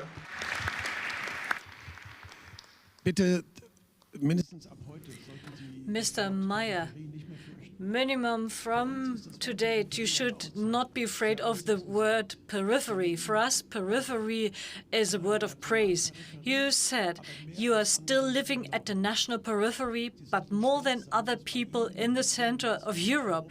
You should be proud that thanks to your work and with your measures, Europe is developing stronger and better than in other areas. Periphery is not the poverty house, but the birthplace of the real European character. And this does not happen overnight. You have a lot to do, otherwise you wouldn't have a job, and it is the right way. And you are in the center of the way, not like for Mr. Wonke in Panketal, who will hopefully appear online. Okay. Herr Wonke is living in a wonderful world. He lives in Berlin. He gets so many people he cannot even accept. He is so rich, all like the people in the Mainz region, although you do not have the BioNTech company here. Mr. Wonke, what is your contribution to the wonderful life you have? What is your contribution for Europe that helps all of us? What is your interest in a platform bottom-up for Europe? Ladies and gentlemen, until recently I was in the same hall with you. Unfortunately, I heard about a corona case in my near surroundings. I had to decide that it is better maybe if I leave your hall and move home to the periphery, close periphery of Berlin. You see, I still have my red bracelet, like all of you, but safety first in times like this. It is interesting to hear what Mr. Zenker said and what Mr. Meyer said, because Panketal, the community where I'm the mayor, is exactly on this axis to Stettin. The S-Bahn, the so-called Szczecin tram, passes through our territory, a name from the old times. And quite clearly, like Dr. Hassemer said, we are living in the honeypot. In 1990, 10,000 inhabitants. Today, we are more than 21,000. What's going on in Zittau? The brain drain is the brain gain, maybe, on our part. Property prices went up enormously, four times the prices than years ago. He who can afford to buy houses in our region needs a lot of money. This leads to a new thinking in many people. People who are good, but can no longer move to our area because they cannot afford. Therefore, I love the term periphery. It's quite a charming word, although we are no longer periphery. Our problem is to stop people moving to our region. Our political actors want us to decelerate growth, and therefore this is getting interesting, especially for the periphery, because people are moving to those areas who moved away from those places 20, 30 years ago. You see my example. You can quickly move home. You can occur remotely again. It is nice to live out there in the rural area. If you know you travel to the city only twice per year, it is the same time like for others who live in Panketal and have to travel to the city of Berlin every day. So this is maybe one good message Corona has brought to us, a general new thinking about working from home and working in your office. We in Panketal have quite a well-to-do population. We are not rich because we can still restrict enormous developments, and we do not have BioNTech. We are a settlement and a community. What is important for me as mayor is to integrate Panketal more in Europe. Therefore, I'm a curious listener and one who loves the networking with all of you, what's unfortunately a bit more difficult now for me. And I do hope to be an active user of the platform Bottoms Up very soon, so that I can offer my citizens in Europe more. Thank you very much, Mr. Lonke. We will meet again. And now, Uriel. This Panketal is doing, and I was very impressed, by the way, about that it's the city who is facing demographic challenges in a different way. There are more people going to Panketal than are, so, and that's an interesting, but we don't have time, unfortunately. Now, before moving to another topic, there will be two very short inclusions. One is from Mrs. Capretz, from the Catalan government representatives here. And then I will give the floor to Nelly Hertling to have some final words and comments about what we've talked. I really wanted also to give the opportunity to Mr. Peter Inke, who is not in the program, but he has to say interesting things about the cities and festivals, but we don't have time, so maybe we can do that later. Yeah, so Mrs. Capret, just very shortly, please. Yes, as always. Thank you very much, Mr. Wulkowski. Ich werde auf Deutsch sprechen, Herr Volker Hassemer. I'm going to continue in German.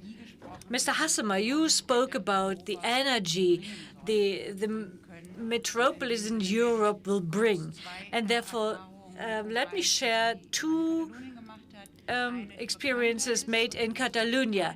One that is more known, and the first one is not so much known, but also very interesting, because we spoke about all the challenges the climate crisis brings about. We will have more migration. Also, the corona pandemic shows every crisis brings about migration flows, and therefore I wanted to briefly mention what Professor Brett Erickson of the University of Berkeley analyzed, the third way in Catalonia, of how you can introduce migrants into the autochthonous population. He realized that you have usually two elements in Europe. One is the racist element, or the liberal multicultural one. In Catalonia, there is a third one.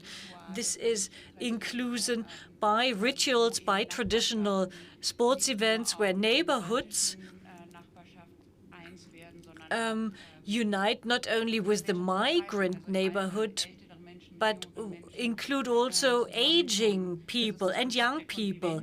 This is convivencia, the name of the concept, and I would like to invite all of you. Brett Erickson, read what he writes about inclusion through conveniencia, by living together. And the second point I wanted to mention is digital participation strategies made in Catalonia, a real success story. The city of Barcelona stipulated in 2016 to launch a citizen platform. It was launched in 2017 called Decidim.plat. There are various debate platforms. Now there's a debate going on about urban planning, city planning, what will happen to the Montjuic fair territory. Mrs. Kapitz, this was a great introduction in the two subjects we will have soon. Integration, Gesine Schwan will say about this, and democracy in the cities. May I finish briefly, because I'm ready, I'm done in a moment. Let me just finish this sentence. I had 5 minutes, I was told. So Decidim.cat was taken over by the regional government, applied in the region, but is now applied by Greenpeace and the European Commission to carry out conferences for the youth. Mr. Tsitsi-Kosa will know about this. So Decidim is the basis for the citizen platform for the Conference of Europe. And this is a success story that comes from a city and not from a region. I wanted to finish this. Thank you very much. My suggestion that Nele Hertling will speak to us before the closing remark on the power of the cultural, starting from the local. I would like to come to our first subject now. We will have an introduction presented by Gesine Schwan. We said two subjects which are provided locally have an enormous result on the potential of Europe. And the first is the integration policy, the local one. No need to introduce Professor Gesine Schwan, at least not in Germany. She's one of the really great women of our times. Yeah, that is true. I cannot lie here. In Germany, and it is great, and it is exciting for me that you focus on this subject. She wrote a very critical book about Europe and integration, but we are talking about today not what others do wrong, but we do or can do right locally. Over to you, Mrs. Schwan. Thank you very much, Mr. Hassemer. You said cities find solutions for Europe, and this is the slogan which will be the headline for my thoughts. I thought it would be in English, therefore I wrote it in English, a couple of theses, and I will stick to my list because it will save time. Contribute to a humane asylum and migration policy of the European Union. The present European handling of asylum and migration policy is in contradiction to the human rights and to international law. At the outside borders of the EU happen daily pushbacks which are strictly forbidden by the Geneva Refugee Convention. What we observe presently at the Polish-Belarusian border is frightening. Refugees are prisoners between the two countries without an exit.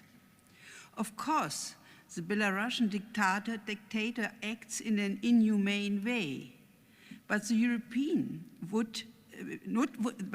Union would not be helpless if it had a humane refugee policy which corresponds to its values. A regulated and reliable system of decentralized welcome of arriving refugees is a central missing cornerstone of a humane European refugee policy. All attempts to base it on mandatory solidarity between all the members of the European Union have failed, and they will go on failing. At the same time, European citizens want to welcome refugees. Presently, 740 European municipalities have agreed to welcome more persons than they are requested to welcome. I would say about half a year, it were still 500. It's now 740. And this is really huge what is developing in that field. But they are not allowed to do so. Their national governments do not agree. Therefore, we have to promote an enhanced cooperation, or at least a coalition of willing of national states which would be ready to welcome additional refugees and to build a reliable system of decentralized welcome in Europe. The most important step presently is to stimulate the upcoming Red, Green, Yellow coalition in Germany to initiate such a coalition.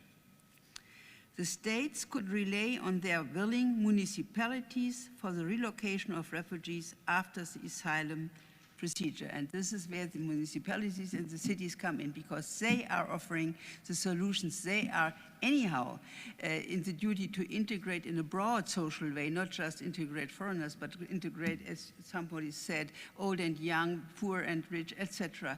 So they, the municipalities, the cities, the local areas are those which are ready to really integrate. In order to diminish the informal refugee migration within Europe, a matching system should bring together the proposals and needs of municipalities with the needs of refugees.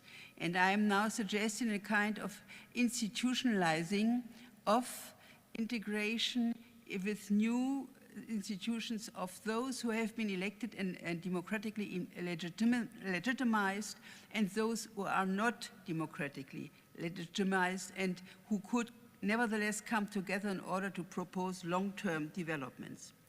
Following the 17 goals of sustainable development, the municipalities should establish multi-stakeholder advisory groups for their development. The mayors should invite representatives of the elected municipal parliament and the administration. I would like really to hear more about what is happening in Zittau. Municipal parliament and the administration, together with representatives of economic companies and people from organized civil society.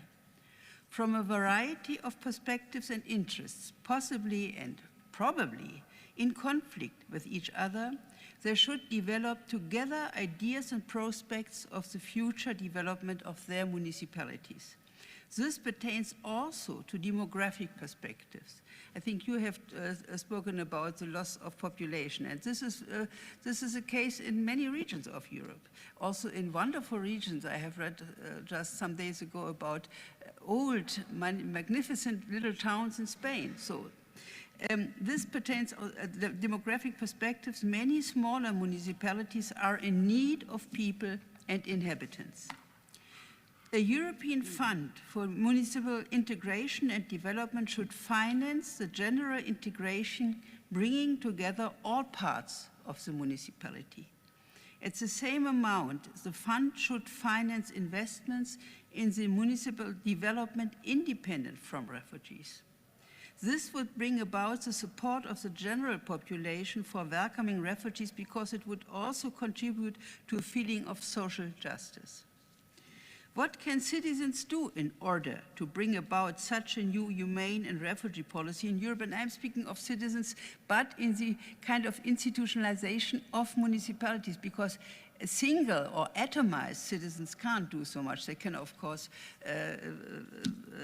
have manifestations, etc. But I think very much, as I'm a political scientist, I think very much in the kind of citizens in form of institutions or proceeding within institutions. So what can they do? They can show publicly their readiness and campaign for a voluntary welcome. When I started this idea 5 years ago, I was often asked, where are your cities? Where are you, the local unities which are interested really to welcome refugees? But now nobody would ask anymore, because it's obvious. Everybody knows. And this is a marvelous contribution of municipalities.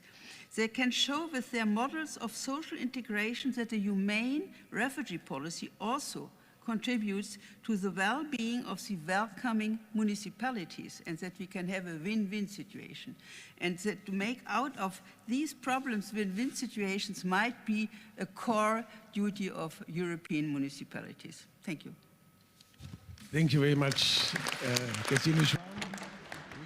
Really, this is a strong example, an existential example for bottom-up initiatives to help Europe to come to a better Europe.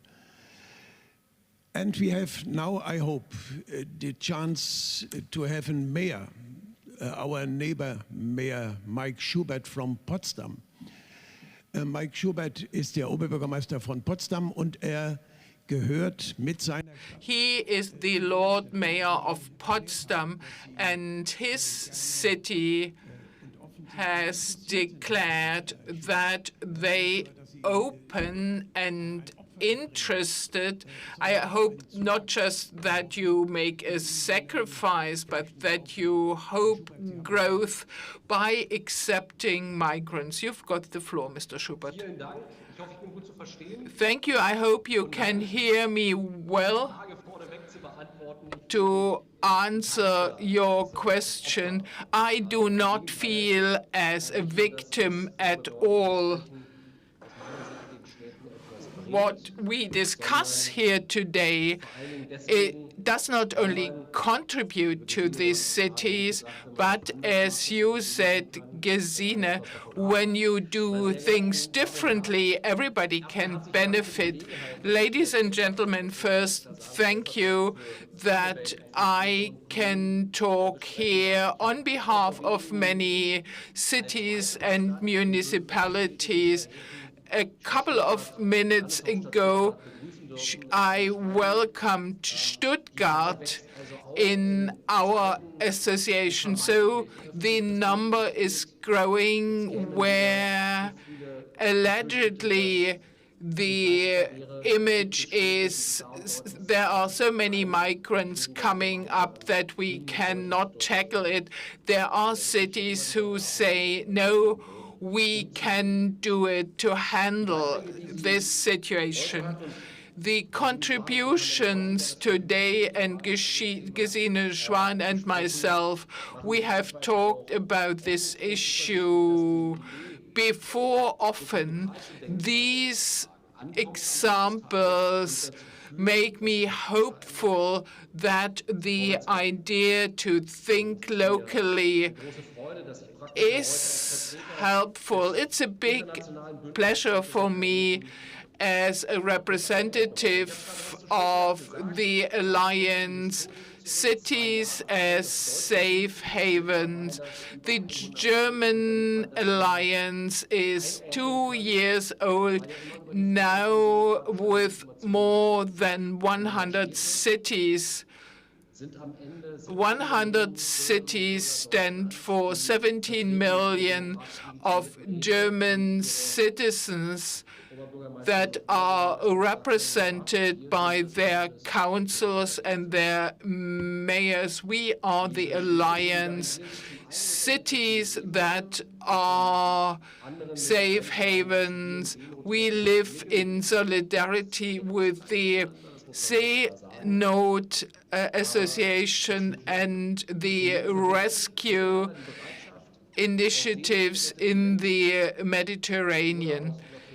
We have the task to accept additional migrants. We see each other as a community of values. You can discuss a lot what should happen at the other levels. At the end of the day, integration takes place in the municipalities where people live, find a job, do sports, where they integrate. Well, we have several times confirmed to the old government that we see our efforts as an add-on. As a coordinator of the alliance, I talked to the Protestant Church, and I joined a delegation that went to the Moria refugee camp. We asked the question, how many migrants can we accept? So we worked very specifically, looking what each of us can do. So I was one of the first who offered 5 places for minor youngsters. And you can imagine what journalists said. They said, well, 5 is much too little to mention it. Robert Harding spoke about 3,000 to 5,000 people. But you know, the idea was we in Potsdam, we can currently accept 5, and we ask the others, what can you do? So at the end, 500 young people were accepted. And I think this is how I understand a voluntary system. 2 things were clear right from the start. We need to find the right path to solve the dilemma of the cities and towns at the EU outer borders. What does it do to cities at the Polish border or on Lesbos? So these cities that need to shoulder the first contact. The question is not only what do we do with the people who come to us, but also what can we do for the cities and towns that need to organize the first contact because of their geographical position. But here, too, the situation is that their inhabitants feel the changes. So when in a town of 20,000, the number of inhabitants doubles, then this has an impact on basic human services available. We were aware right from the beginning that we need a European asylum policy that is organized at an international level. We went to Palermo, and this is where the alliance, a new alliance was formed. Ladies and gentlemen, why do I think that this is the better way? Because in the past we spoke a lot about ceilings, not so much about the distribution on site. In Germany and in Europe, we do not want only to work with distribution keys, but we want to signal our preparedness to accept migrants. And for this reason, municipalities must also be at the table when it is discussed, when distribution mechanisms are discussed. The municipalities must sit at the table, be it associations or cities, but those who have to fulfill the task must be there. The democratic legitimacy can be achieved best by resolutions of elected representatives. I once was asked whether I'm the one who makes all the decisions. Of course not. Also, as a mayor, you need to get your legitimacy time and again. And you also have to see that there are forces that want to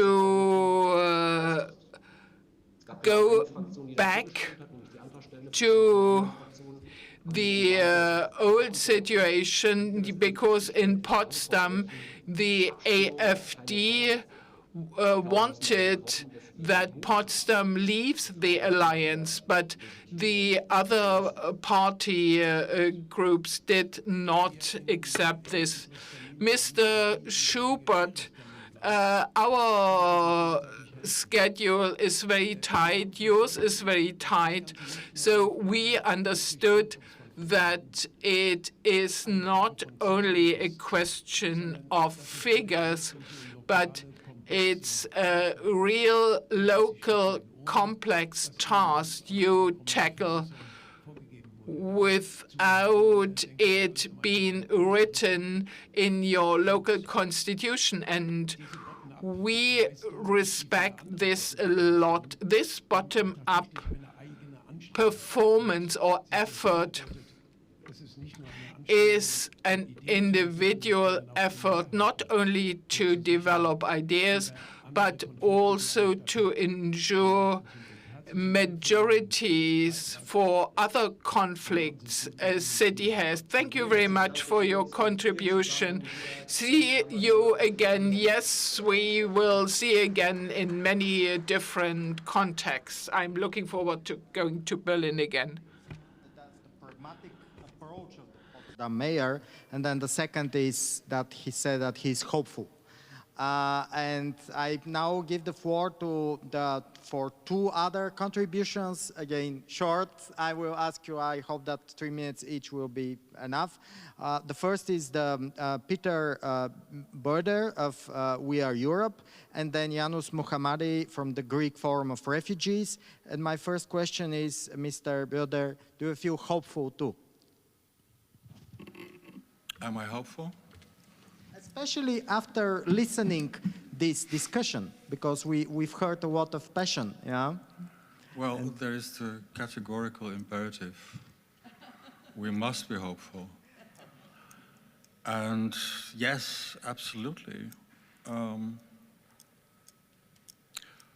famous Dutch writer, Gerard Reeve, was once asked, why do you write? And he answered, because I have to. I got involved in this work and these issues about 10 years ago. And I have seen and done many different things. And telling you the story of places like Athens, where people sleep in cardboard boxes, eat out of the garbage with no perspective whatsoever, young, talented people, with a lot of power, energy, creativity. I'm not going there because it is difficult to communicate, let alone change. Yet, I never thought that I would be in a room with Gesine Schwan, whom I very much admire, and actually disagree with her. Because she said, citizens can't do so much. And I think we are the citizens and we can do a lot. I want to focus on 3 levels. The first one that we've already discussed, the European level. Angela Merkel said last week in an interview with Deutsche Welle that after the whole Wir schaffen das era, now is the time to work towards a unified policy for Europe as a whole. It cannot be that things are the way they are and they still haven't been solved. So, what can we do? I think we talked a lot about communities, regions, cities, but there is another level that will be the point of departure of what I'm trying to say. That is the individual level. We all are husbands, wives, citizens, parents, friends. We engage at local community level as volunteers. We are professionals. We have our networks that we engage in. And if we all manage to just divide a little bit of that energy and siphon it away from taking care of ourselves to taking care of the newcomers, if we just reflect on how we can help, what we can do, then there is a lot to gain. There's a lot of talk about capacity building, which is right and important, but I think it's also important to realize that a lot of the capacity that we are seeking is already there. We have the resources, we have the networks, we have a lot of fantastic, engaged people that are gathered in this room, among other places. So surely we can and do and must do more. Earlier on, I was having a discussion with one of the colleagues from Solve for Europe, and yeah, as happy as I am that we finally have the project group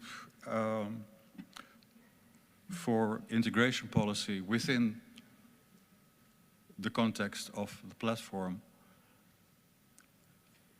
it is also important to realize that Europe bottom-up only goes so far.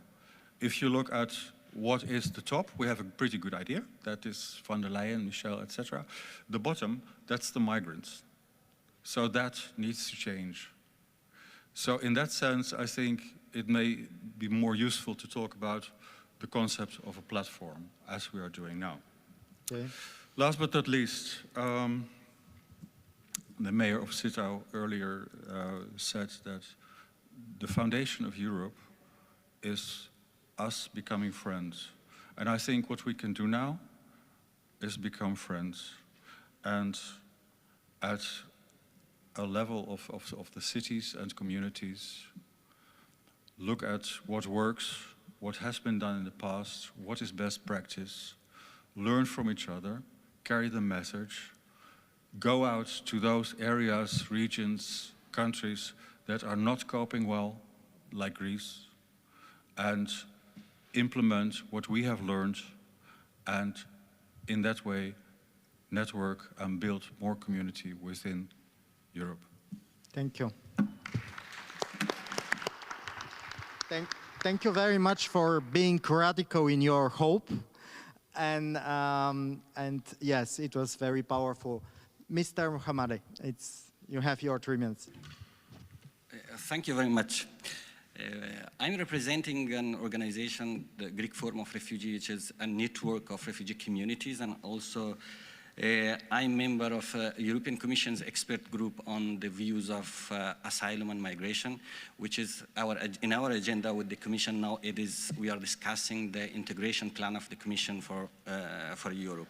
Thank you very much for the invitation, and I'm really proud and happy and honored to be part of discussions, and it was really, really important, and I hope that such discussions are going to the peripheries, that we are speaking about peripheries, and not just peripheries of Germany, and also peripheries of Europe and different other countries. I think it is the most important.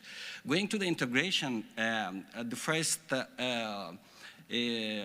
integration, it means an interaction and activities among, it is between new arrivals and local societies that guide to an inclusive and active and participatory community and societies in Europe. I think it is the integration. Some prerequisites and preconditions that I can mention, it is very important from my side as person that I'm with refugee background. I'm from Afghanistan, and 20 years I'm living in Greece. The first important thing, it is an integration plan and integration strategies which every country should have. Unfortunately, some European countries, I can say like Greece, Italy, and other countries, they don't have these plans even, which is really the biggest problem that we have. The second, I think, which is important, it is the coordination and cooperations of all stakeholders. Either it is ministries, national government, it is civil society organizations, and also local authorities together in order to work for integrations. And the third, which is for me, it is the most important, it is decentralization of integration activities and enhanced role to cities, it means to municipalities and also to the local societies and migrants and refugee communities. I think it is the work when we speak about integration, integration is a two-way process for host society and also the refugee and migrant communities. If we work on these three issues, and especially on the role of cities, at that time we have tackled the most important issue, which is the stereotypes and also these prejudices for migrants and refugees, not just in the society and also within refugee and migrants community. These prejudices and stereotypes, actually the biggest is that migrants and refugees are just receivers of help and beneficiaries. I think this should be changed to that migrants and refugees are also contributors and parts of the solutions, and it is the key point that we can speak about an effective integration.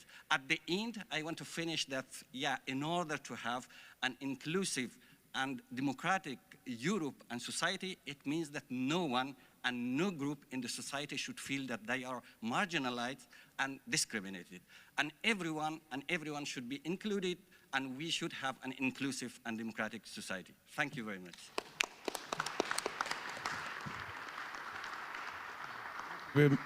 Thank you very much, Mr. Muhammadi. I think it's really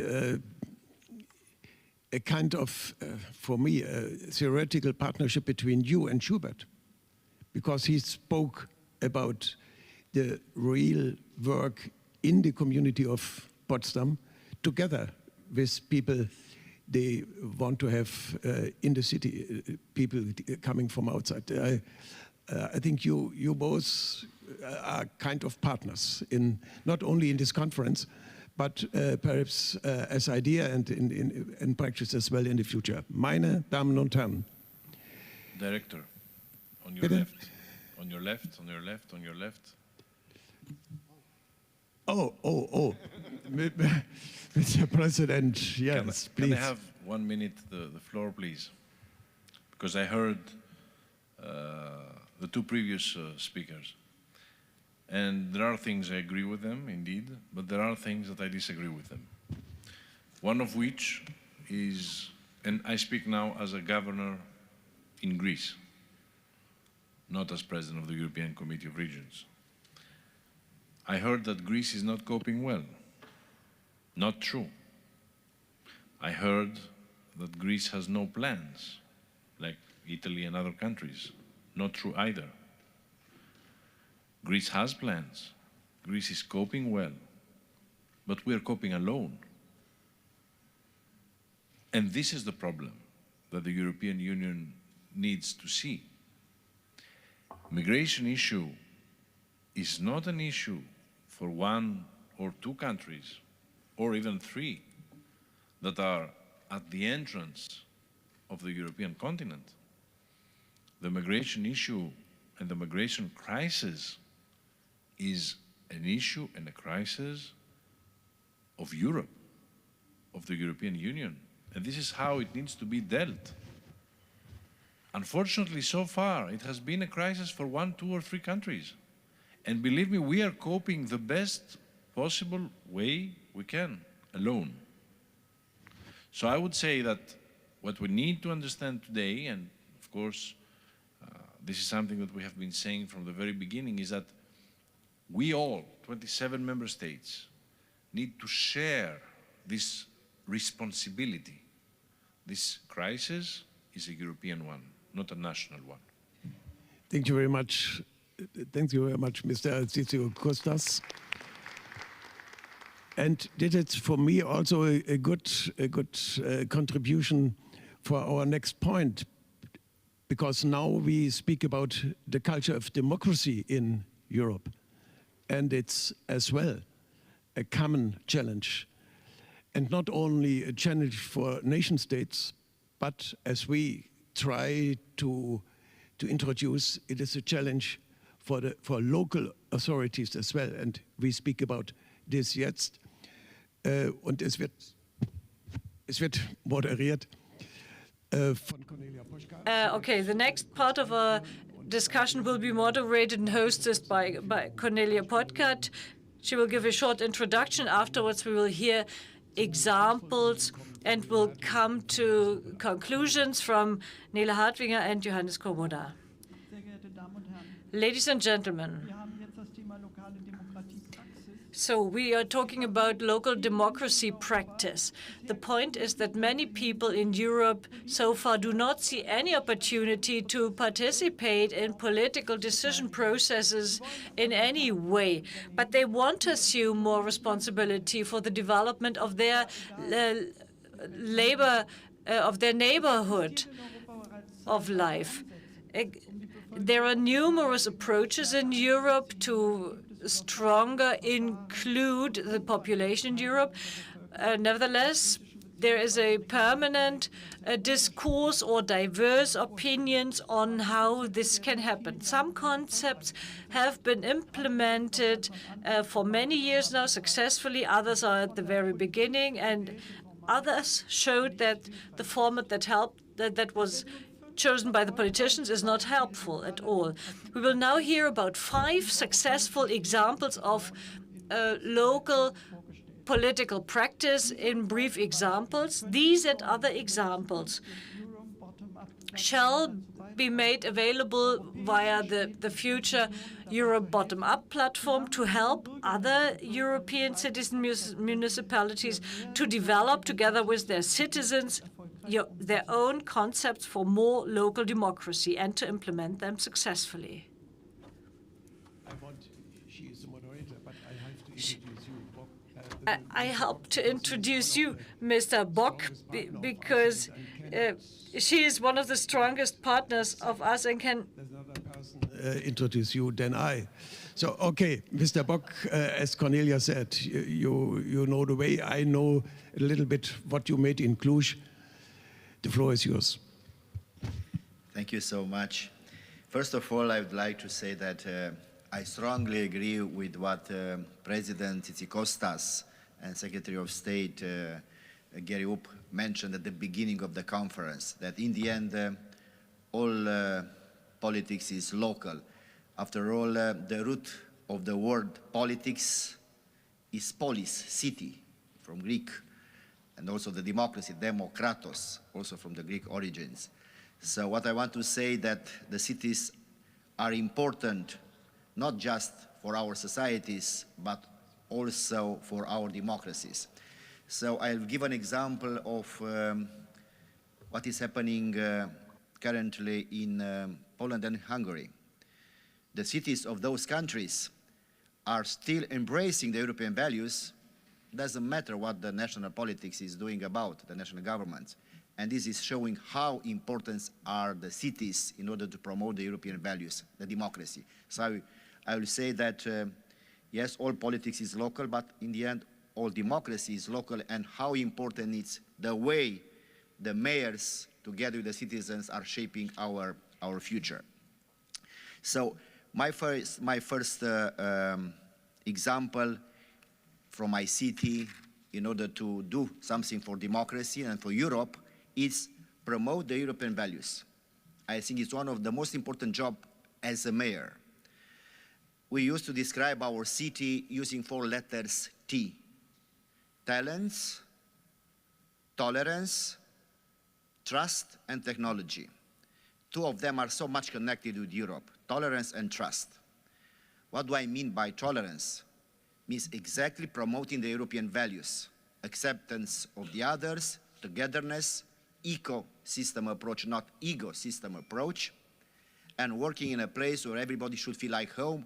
Doesn't matter, we have Romanian, Hungarian, German in our city. So it is important to have at the core of your strategy as a city the concept of tolerance and acceptance of the others. Because after that you can construct, you can build bridges, not build walls. And I remember a short sentence from Jean Monnet, who once said that mieux vaut se disputer autour d'une table que sur une champ de bataille. Better work around the table than have a war on the battlefield. Yes, of course, that was the beginning of the construction of the European Union, but it's still available. The European Union, it's the solution, not the cause of our problems. And now I'm going to the second issue. Do not blame Europe in your city or in your country for everything which do not go well. Because there is a custom from the politicians to go in Brussels and be agree with Green Deal and other politics and go home saying, I do not want that, Europe want to do that. That's not fair for Europe, that's not fair for our citizens, because in the end, all these policies, talking about Green Deal, talking about digitalization, talking about culture, they are in the end in favor of the quality of life. But you have to take responsibility, you have to take leadership. You cannot say Brussels is bad, Inclusion is good. So I think we need, from that perspective, to be with a sense of solidarity with the European values. The third element, which I do support in my city, is investment in culture and education. I do consider that the culture and the education are the oxygen of our democracy. Without investment in culture and education, we cannot survive in Europe. Because in the end, if you do invest in culture, if you do invest in education, you have the best antidote toward populism, to intolerance, to racism, to all these attitudes who are endangering our Europe. So in my city, 20% of our local taxes every year are going to education, investment in the education, on all levels. And this is available also for culture. I have here with me my dear friend Stefan Teixeanu from the Cultural Center of Cluj, who presented in the morning the city's cultural fund. And promoting culture is one of the ways to have a strong European city. And even was the pandemic, we didn't cut the money for culture in the city. We kept at the same level as was a year before, and we kept investing in the culture field as in the education. And another example, it's the local innovation fund. Is a way how we can promote the young people, because it's addressed to young people between 16 and 26, with a €500,000, trying them to start a startup program for their great ideas, starting from the youngest people, together with the cultural fund. Maybe the last two ideas, I started from what Marian During said yesterday. I don't know if she's around or not. She said something very important yesterday. She said, top-down decisions can be transformed in bottom-up initiatives. That's a good example. How can we take the top-down decisions and put at the local level in our initiatives and speak? It's a double winning, taking into account the European values, the European principles, European policies, but in the same time involving the local citizens. And I'll give you some examples. For green decision, we took the decision in our city to have our public transport green by 2026. We bought with European money, electric buses, and so on. We took an idea, for example, to have a Green Friday. Green Friday, what does it mean? To have every Friday free public transport in the city, to encourage public transport, to encourage the green policy, and so on. So there are many examples. Participatory budgeting process, it's another example. How we took the participatory idea from the European Union and to put in practice in Cluj-Napoca. I will close with one sentence. Yes, we have peace. I know His Excellency, Mr. Svoboda, also mentioned all the times, do not take everything for granted. You are so right, you always mention that. But also I do consider that peace is not just the absence of the war. Peace is state of mind. State of mind means promote your values, stay on that values, because values are more important than money, because values brings money, bring money, not values, not money brings values. And we do need, more than ever, a very strong spirit of cohesion in all European policies, because with a strong cohesion spirit in all your policies, we can have our values in place. Thank you.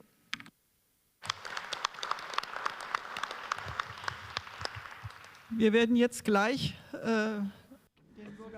Now we are going to hear the mayor from Kingersheim. It will be simultaneously translated into English. I'm not quite sure whether this relates to us. Kingersheim is a small town northern of Mulhouse, and some 20 years ago, Joe Spiegel started to integrate inhabitants into the decision-making process, and his successor is Mayor Risch, and he will tell us about this project. Allô? Allô? Danke.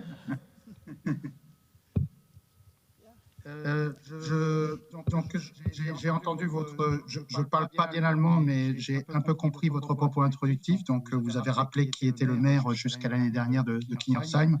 Et moi, je précise que j'étais adjoint au maire aux côtés de Joe Spiegel pendant 19 ans, à ses côtés auparavant. For 19 years before that. Je ne sais pas si... I don't know if the presentation... C'est moi qui partage la présentation, c'est bien ça?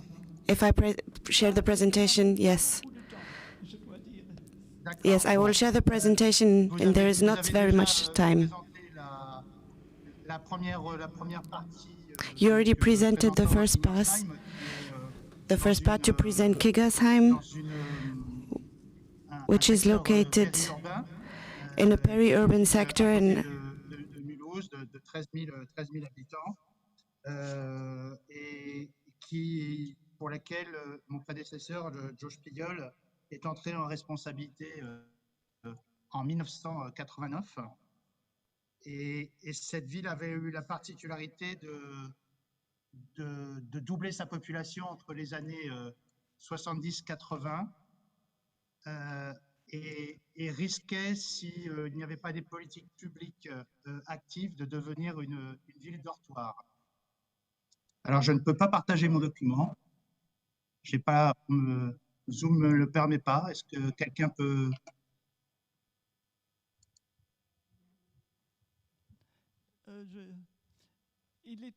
Nous sommes très intéressés à apprendre comment fonctionne on peut dire la coopération avec la population. Vous avez un système, Joe Spiegel a développé un système qui existe toujours, et c'est très intéressant pour les autres villes, d'autres régions aussi, d'apprendre comment ça fonctionne. Voilà. Alors, je vais faire sans le diaporama puisque je I will do it without the presentation because I can't activate it on Zoom. Je ne sais pas si c'est normal techniquement.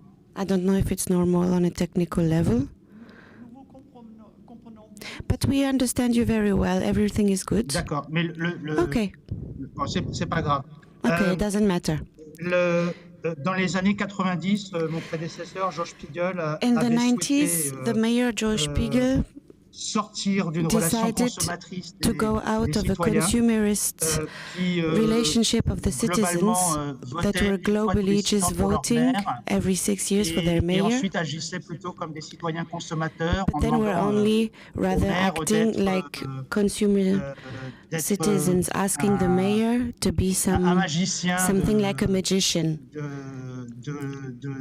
pour donner les réponses to give them all the attendues par les answers habitants. Je vous laisse that peut-être were en même temps. expected by the citizens. So now I will show you this at the same time, the presentation. Oui. Monsieur Risch, can Oui, you je vous still entends. hear Oui. us? Yes, I can still hear you. Est-ce que vous traduisez en même temps? Are you translating at the same time? Yes, we are translating at the same time. Ok, très bien. D'accord. You can talk, here it's being translated simultaneously. Very well. So at the end of the 90s, we tried to inverse the relationship of the inhabitants and the elected officials, especially regarding how people can get engaged into politics and to create a participatory ecosystem. We consolidated this work at the end of the 90s, at the beginning of the year 2000s, at the same time where we had another preoccupation, which was the ecological and energetic transition. Because we've been thinking for the last 10 years in Kingersheim that in our communal environments there are two priorities. The first one is the democratic priority and the second one is the climatic priority. And very often, you can engage your inhabitants on both subjects because both of them have the same urgency, but furthermore, we have to work in a collaborative way with our citizens on these topics. What we say very often is that democracy must follow three principles. First of all, interactive democracy as much as possible. The dialogue with inhabitants is very important. It must be slow. Democracy must take time to be implemented. You have to give enough time for democratic sequences. You don't have to be taken away by the dictatorship of immediacy, to take time to build, to gather information, to work as long as you need to. It must also be like an edifice. The citizen should be able to take a pace, to grow, to build himself or herself within every sequence about the subjects that are being treated. Thank you very much, Mr. Mayor. It is very interesting. I wish you all the best for the future with this concept. That is very interesting. Goodbye. Wird nicht abgeschaltet? Also, als nächstes haben wir Annette Sabot. The next speaker is Annette Sambo, Senior Project Manager of the Berlin Forum of Stiftung Zukunft Berlin, and she is here. So the mic is on. I'm going to speak in German. Everybody who needs a headset, please use it. What I want to introduce to you is the Forum.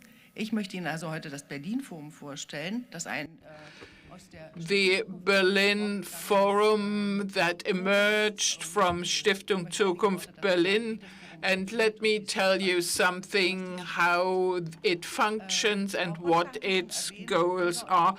Mrs. Poczka already mentioned citizens, many of them want to make a contribution to their city, their municipality, and when we speak about civic co-responsibility, we mean the ability of citizens to do something for the common good.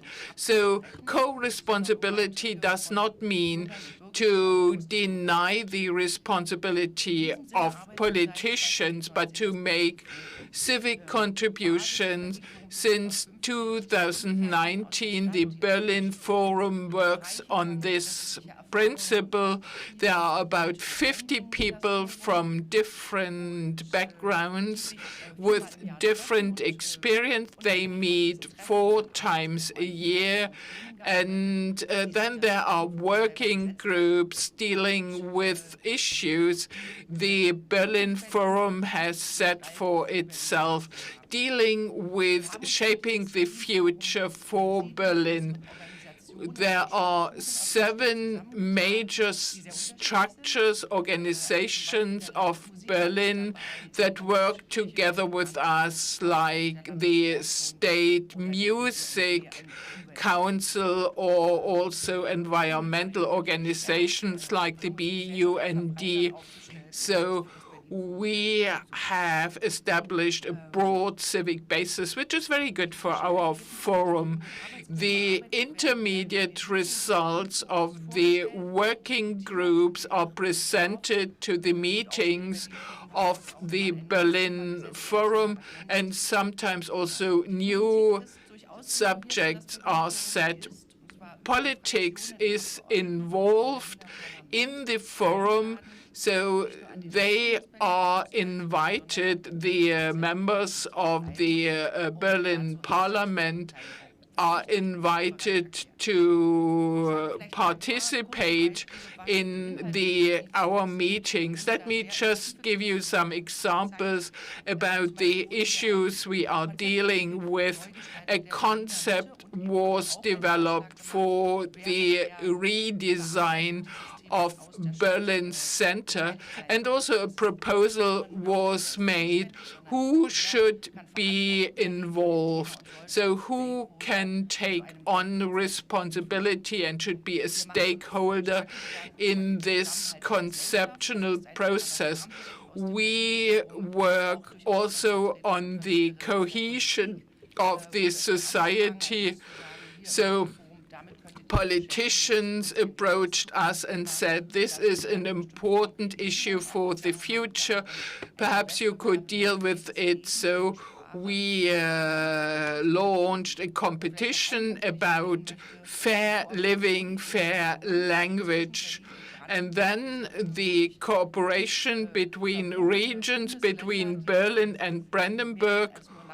So we are more than neighbors, and we can achieve a lot by cooperation.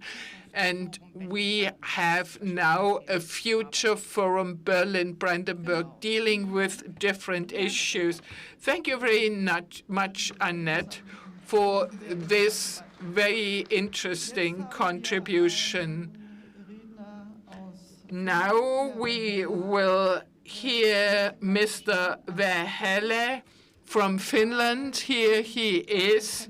He is specialized in networking different initiatives. He is the CEO of the Citizen Network Corporation, but he will not talk about his experience in Finland, but about the neighborhood democracy movement established in Manchester. You've got the floor.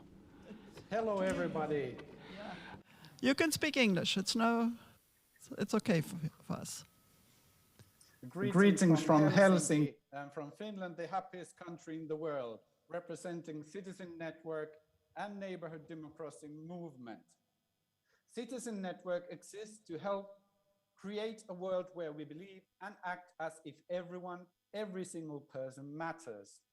Our community is built around 3 core ideas. Equality. We are all equal and worthy of respect. Diversity. We are all different and our differences are good. Community. We can combine our different gifts by working together as equal citizens. Citizenship is the goal and the spirit of our work together. Citizenship is not about having the right passport. We treat someone as a fellow citizen when we welcome them into our community in a spirit of equality. Everyone can be an equal citizen. Citizen Network exists to achieve citizenship for all, and in particular, to challenge and overcome the barriers to citizenship. We believe that citizenship is weaker for all of us when some people are excluded from community through prejudice and fear. Some people are oppressed by poverty, injustice, and inequality. Most of us are too passive and not democratically involved in our communities. Citizen Network works to connect and support our global efforts to build communities that welcome, support, and activate full and meaningful citizenship for everyone. Citizen Network was founded in 2015 and consists of over 200 organizations and 800 individuals. We are connected using online platforms, and we create networking opportunities around self-directed support, universal basic income, and neighborhood democracy. We publish research, connect experts and organizations. We publish through our mailing list and our community media, Citizen Network TV. We design, promote, and develop projects and campaigns around key themes called Keys to Citizenship. The 7 keys to citizenship are meaning. We have a life of meaning and purpose. Freedom. We are free to lead life our way. Money. We have enough money for independence. Home. We have a place of our own where we belong. Health. We need other people who can work with us. Life. We contribute to our community. Love. We are in relationships that matter. Citizen Network is working with neighborhood groups and other allies to develop a movement to both create genuine neighborhood democracy. Mr. Verheller, Yes? I'm very sorry, but we don't have much time anymore. But we understood. We understood. Thank you very much in Helsinki, and have a good time with your helpful and very open emotions. All the best. Vielen Dank. Vielen Stay Dank. in contact.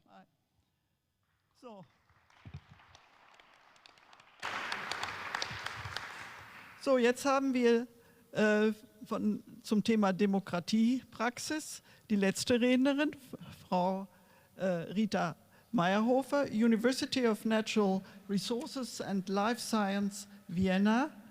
Und sie ist auch Teil des Netzwerkes Sociocratic Neighborhood Circles, SONEC. Vielen Dank. Ich habe jetzt so viel Spannendes gehört, ich würde jetzt am liebsten mit Ihnen allen 5 Stunden diskutieren. I have heard such a lot of interesting things, so I would like to discuss, and I'm going to read it quickly. I want to offer some research perspectives to the top-down issue, decision-making. Just imagine you are a citizen and you visit a council meeting. 29 councillors make decisions for this city, and you were integrated into this decision-making process, and you look what happens. And as usual, the 29 councillors make a decision where we have no winner and no loser. This is how it happens very often in a 5,000 Dutch city, which we studied. The council nevertheless managed to change the work of the city council, starting from a decision by the mayor to coordinate the budget with all party groups. With experts, he managed to organize the decision-making that it became an exchange among equals between representatives and citizens. So the decisions are taken on a consensual basis. This means arguments have to be found why a proposal is not good, and you cannot just say, I'm against it. When a consensus is required, objections are welcome. So it may take some time until a decision can be taken. Such a decision has 3 preconditions. It requires a common goal, a common image of the situation, and it requires common opinion forming. So the council found we need more people than the 29 we need to invite citizens. So since then, there is a meeting every fortnight where citizens set the tops on the agenda, and the mayor made it obligatory to the councillors to participate in this meeting. And when this works out, then the decisions can often be taken without a debate, because the decision has been well discussed. Well, we have sometimes a problem bottom up, top down. What does the city council do? And we heard what they did, but often we lack the bottom up. And in this respect, we work with neighborhood groups. How can we improve this bottom-up issue at the level of the neighborhood is the subject of our sonic study. The example of Utrecht, I found it very interesting. We will come back to it. I listened very carefully.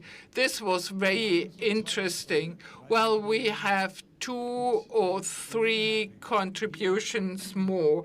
Nele Hertling, Soul for Europe. Our basic thesis is that culture is the hub of everything we have heard of positive things. Perhaps you can wrap up why we say this, that the culture of cities can lead to this. One sentence before that. I was quite happy that 2 or more people mentioned the necessary memory which is connected to the date of the 9th of November, not just the fall of the wall, but the much darker memory on 1938 when the fascists started the killing as distinction of the Jewish societies in cities, and not only in cities. And I think that is something, a memory that has to be brought up again and again, especially today, where we see terrible, dangerous tendency of anti-democratic and anti-Semitic tendency all over, especially in cities. And I think that's very important to mention that again and again. But I do not want to repeat what has been said, but maybe I talk about ideas based on the discussion inside the Soul for Europe strategy group, which touch most of the topics which were discussed or mentioned today in all these many presentations. Europe, as we all heard and all agree, needs the active co-responsibility of its citizens, cities and regions with their natural potential of art and culture. And this is even more obvious in a changing society, especially with the Corona experience, the dramatic loss of individual freedom which we all experienced, and as well with the process of migration, of the climate change, growing social differences, and so on. This makes it absolutely necessary that new initiatives, new visions for the development of cities coming from bottom up, in cooperation with an urban society and in cooperation with political decision makers. We, the initiative A Soul for Europe, are convinced about the creative power of art and culture and work for a better use, for their better inclusion in the thinking and planning of cities as important players in the European development. One example, one of our projects we are discussing is the positioning of festivals into this process. And in this context, we see festivals and European capitals of cultures as similar projects. In the idea of an ECOC lies the assumption that cities and regions hold a special and unique cultural and social disposition that reflects the European idea of diversity and pluralism. Therefore, the local and the global aspect are of equal importance. The orientation on the individual cultural identity of a specific region or city has to be understood as a unique cultural property and should be promoted in its respective qualities and strengths throughout Europe. This should be reflected in the program not only ECOCs, but also in many other cities. Therefore, it needs very specially the participation of the citizens, their institutions and initiatives, using their experience, their history, their knowledge about the soul of their city. This will make it interesting for a European audience, exchange with other European cities, and create really European cooperation on all levels. That means a successful ECOC or cities should be built on the specific potentials and perspectives of its cities. To plan and build this is necessary to empower and train persons living and working in that city, instead of engaging event producers from abroad. And thus, creating groups of persons that will be perfectly trained for most future tasks and the future urban development with a conscious European aspect.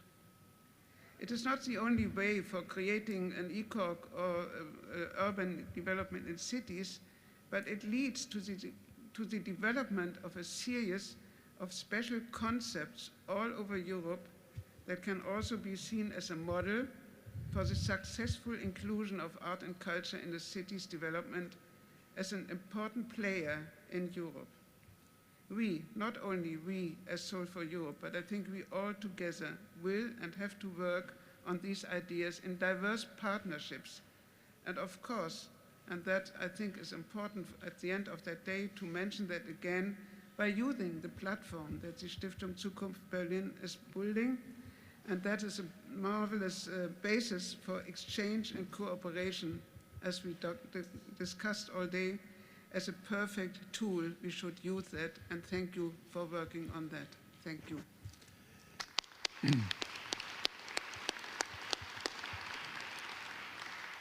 Herzlichen Dank. Thank you very much, Nele.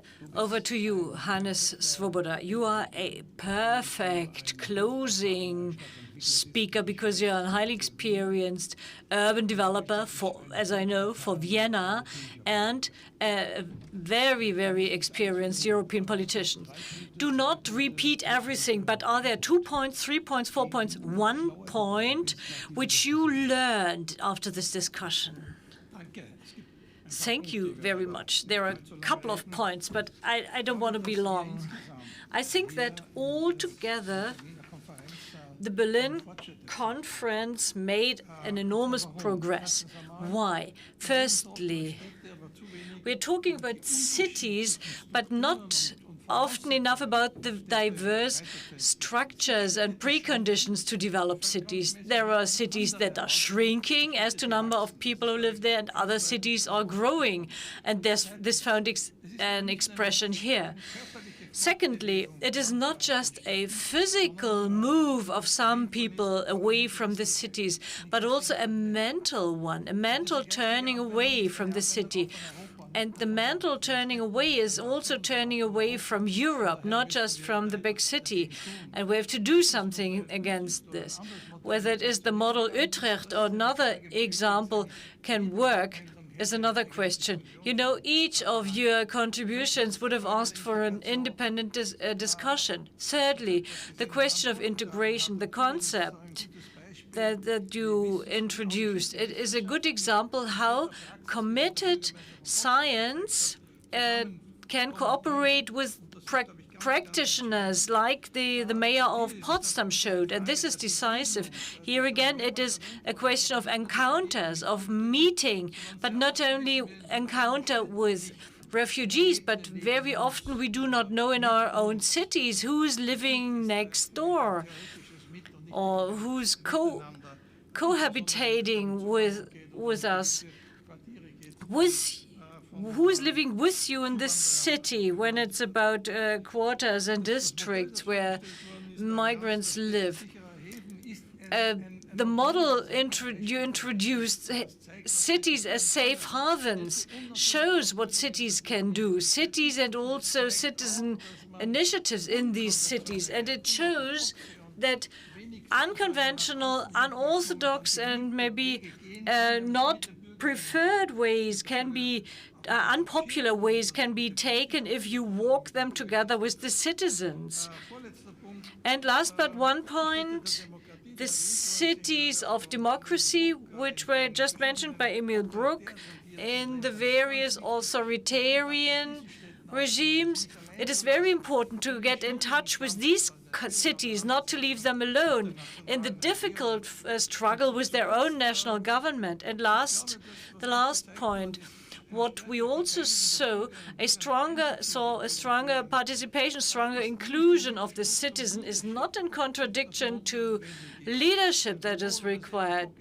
Because whether it is Emil Buck or the mayor of Potsdam or the mayors who are here, the ladies over there, shows that this city, the mayors who have leadership and show it are more capable to develop models with the citizens and to create progress for the cities. And even the mayor of Utrecht, without knowing the model exactly, said you need to go there in order to discuss things with the citizens. This is not a contradiction. It is a basic precondition of the participation of citizens in the overall process, showing leaderships. And of course, one more point. There was a short dispute, a unilateral one, regarding the question of refugees and the commitment of the states or of the countries as who welcome refugees. I think this debate needs to be intensified. Of course, there's justified criticism on the part of the movements which work with refugees when they see every day they see the sufferings. And when the representative of the state says, yeah, we do what we can, but we feel left alone. Of course, if these are my conclusions, there is much more to say, but it shows that we as a forum can take over leadership by giving momentum to include people in the discussion, and that this leads to success and not to chaos, as some may fear. Thank you very much, Hannes. We will need you to provide more content, not now, but you will need time, and we too. 2 minutes for Yuri. Long day, I was basically asked to say thank you and goodbye, but since we are here as individuals, I repeat, we are here like individuals, I would like to say a personal thank you. And I've just realized yesterday that my first visit in Berlin was exactly 15 years ago when I participated in the second Berlin conference. It was in 2006. And in that day, I for the first time feel a real European. And I would like to thank all of you, all of the participants, all of the audience, everybody who take part offline or online, that you again make me feel European. Because to be European is something inside, but we need to make it every day, like we make the bread. So thank you. This is my personal thank you for being European through Berlin Conference and through all of you and all of the participants.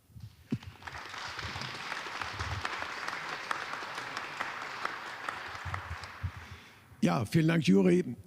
Damit sind wir zum Ende. Thank you very much, Yuri. So this is the end of our event. Mr. Wob, I told you at 4 o'clock you're allowed to leave this hall.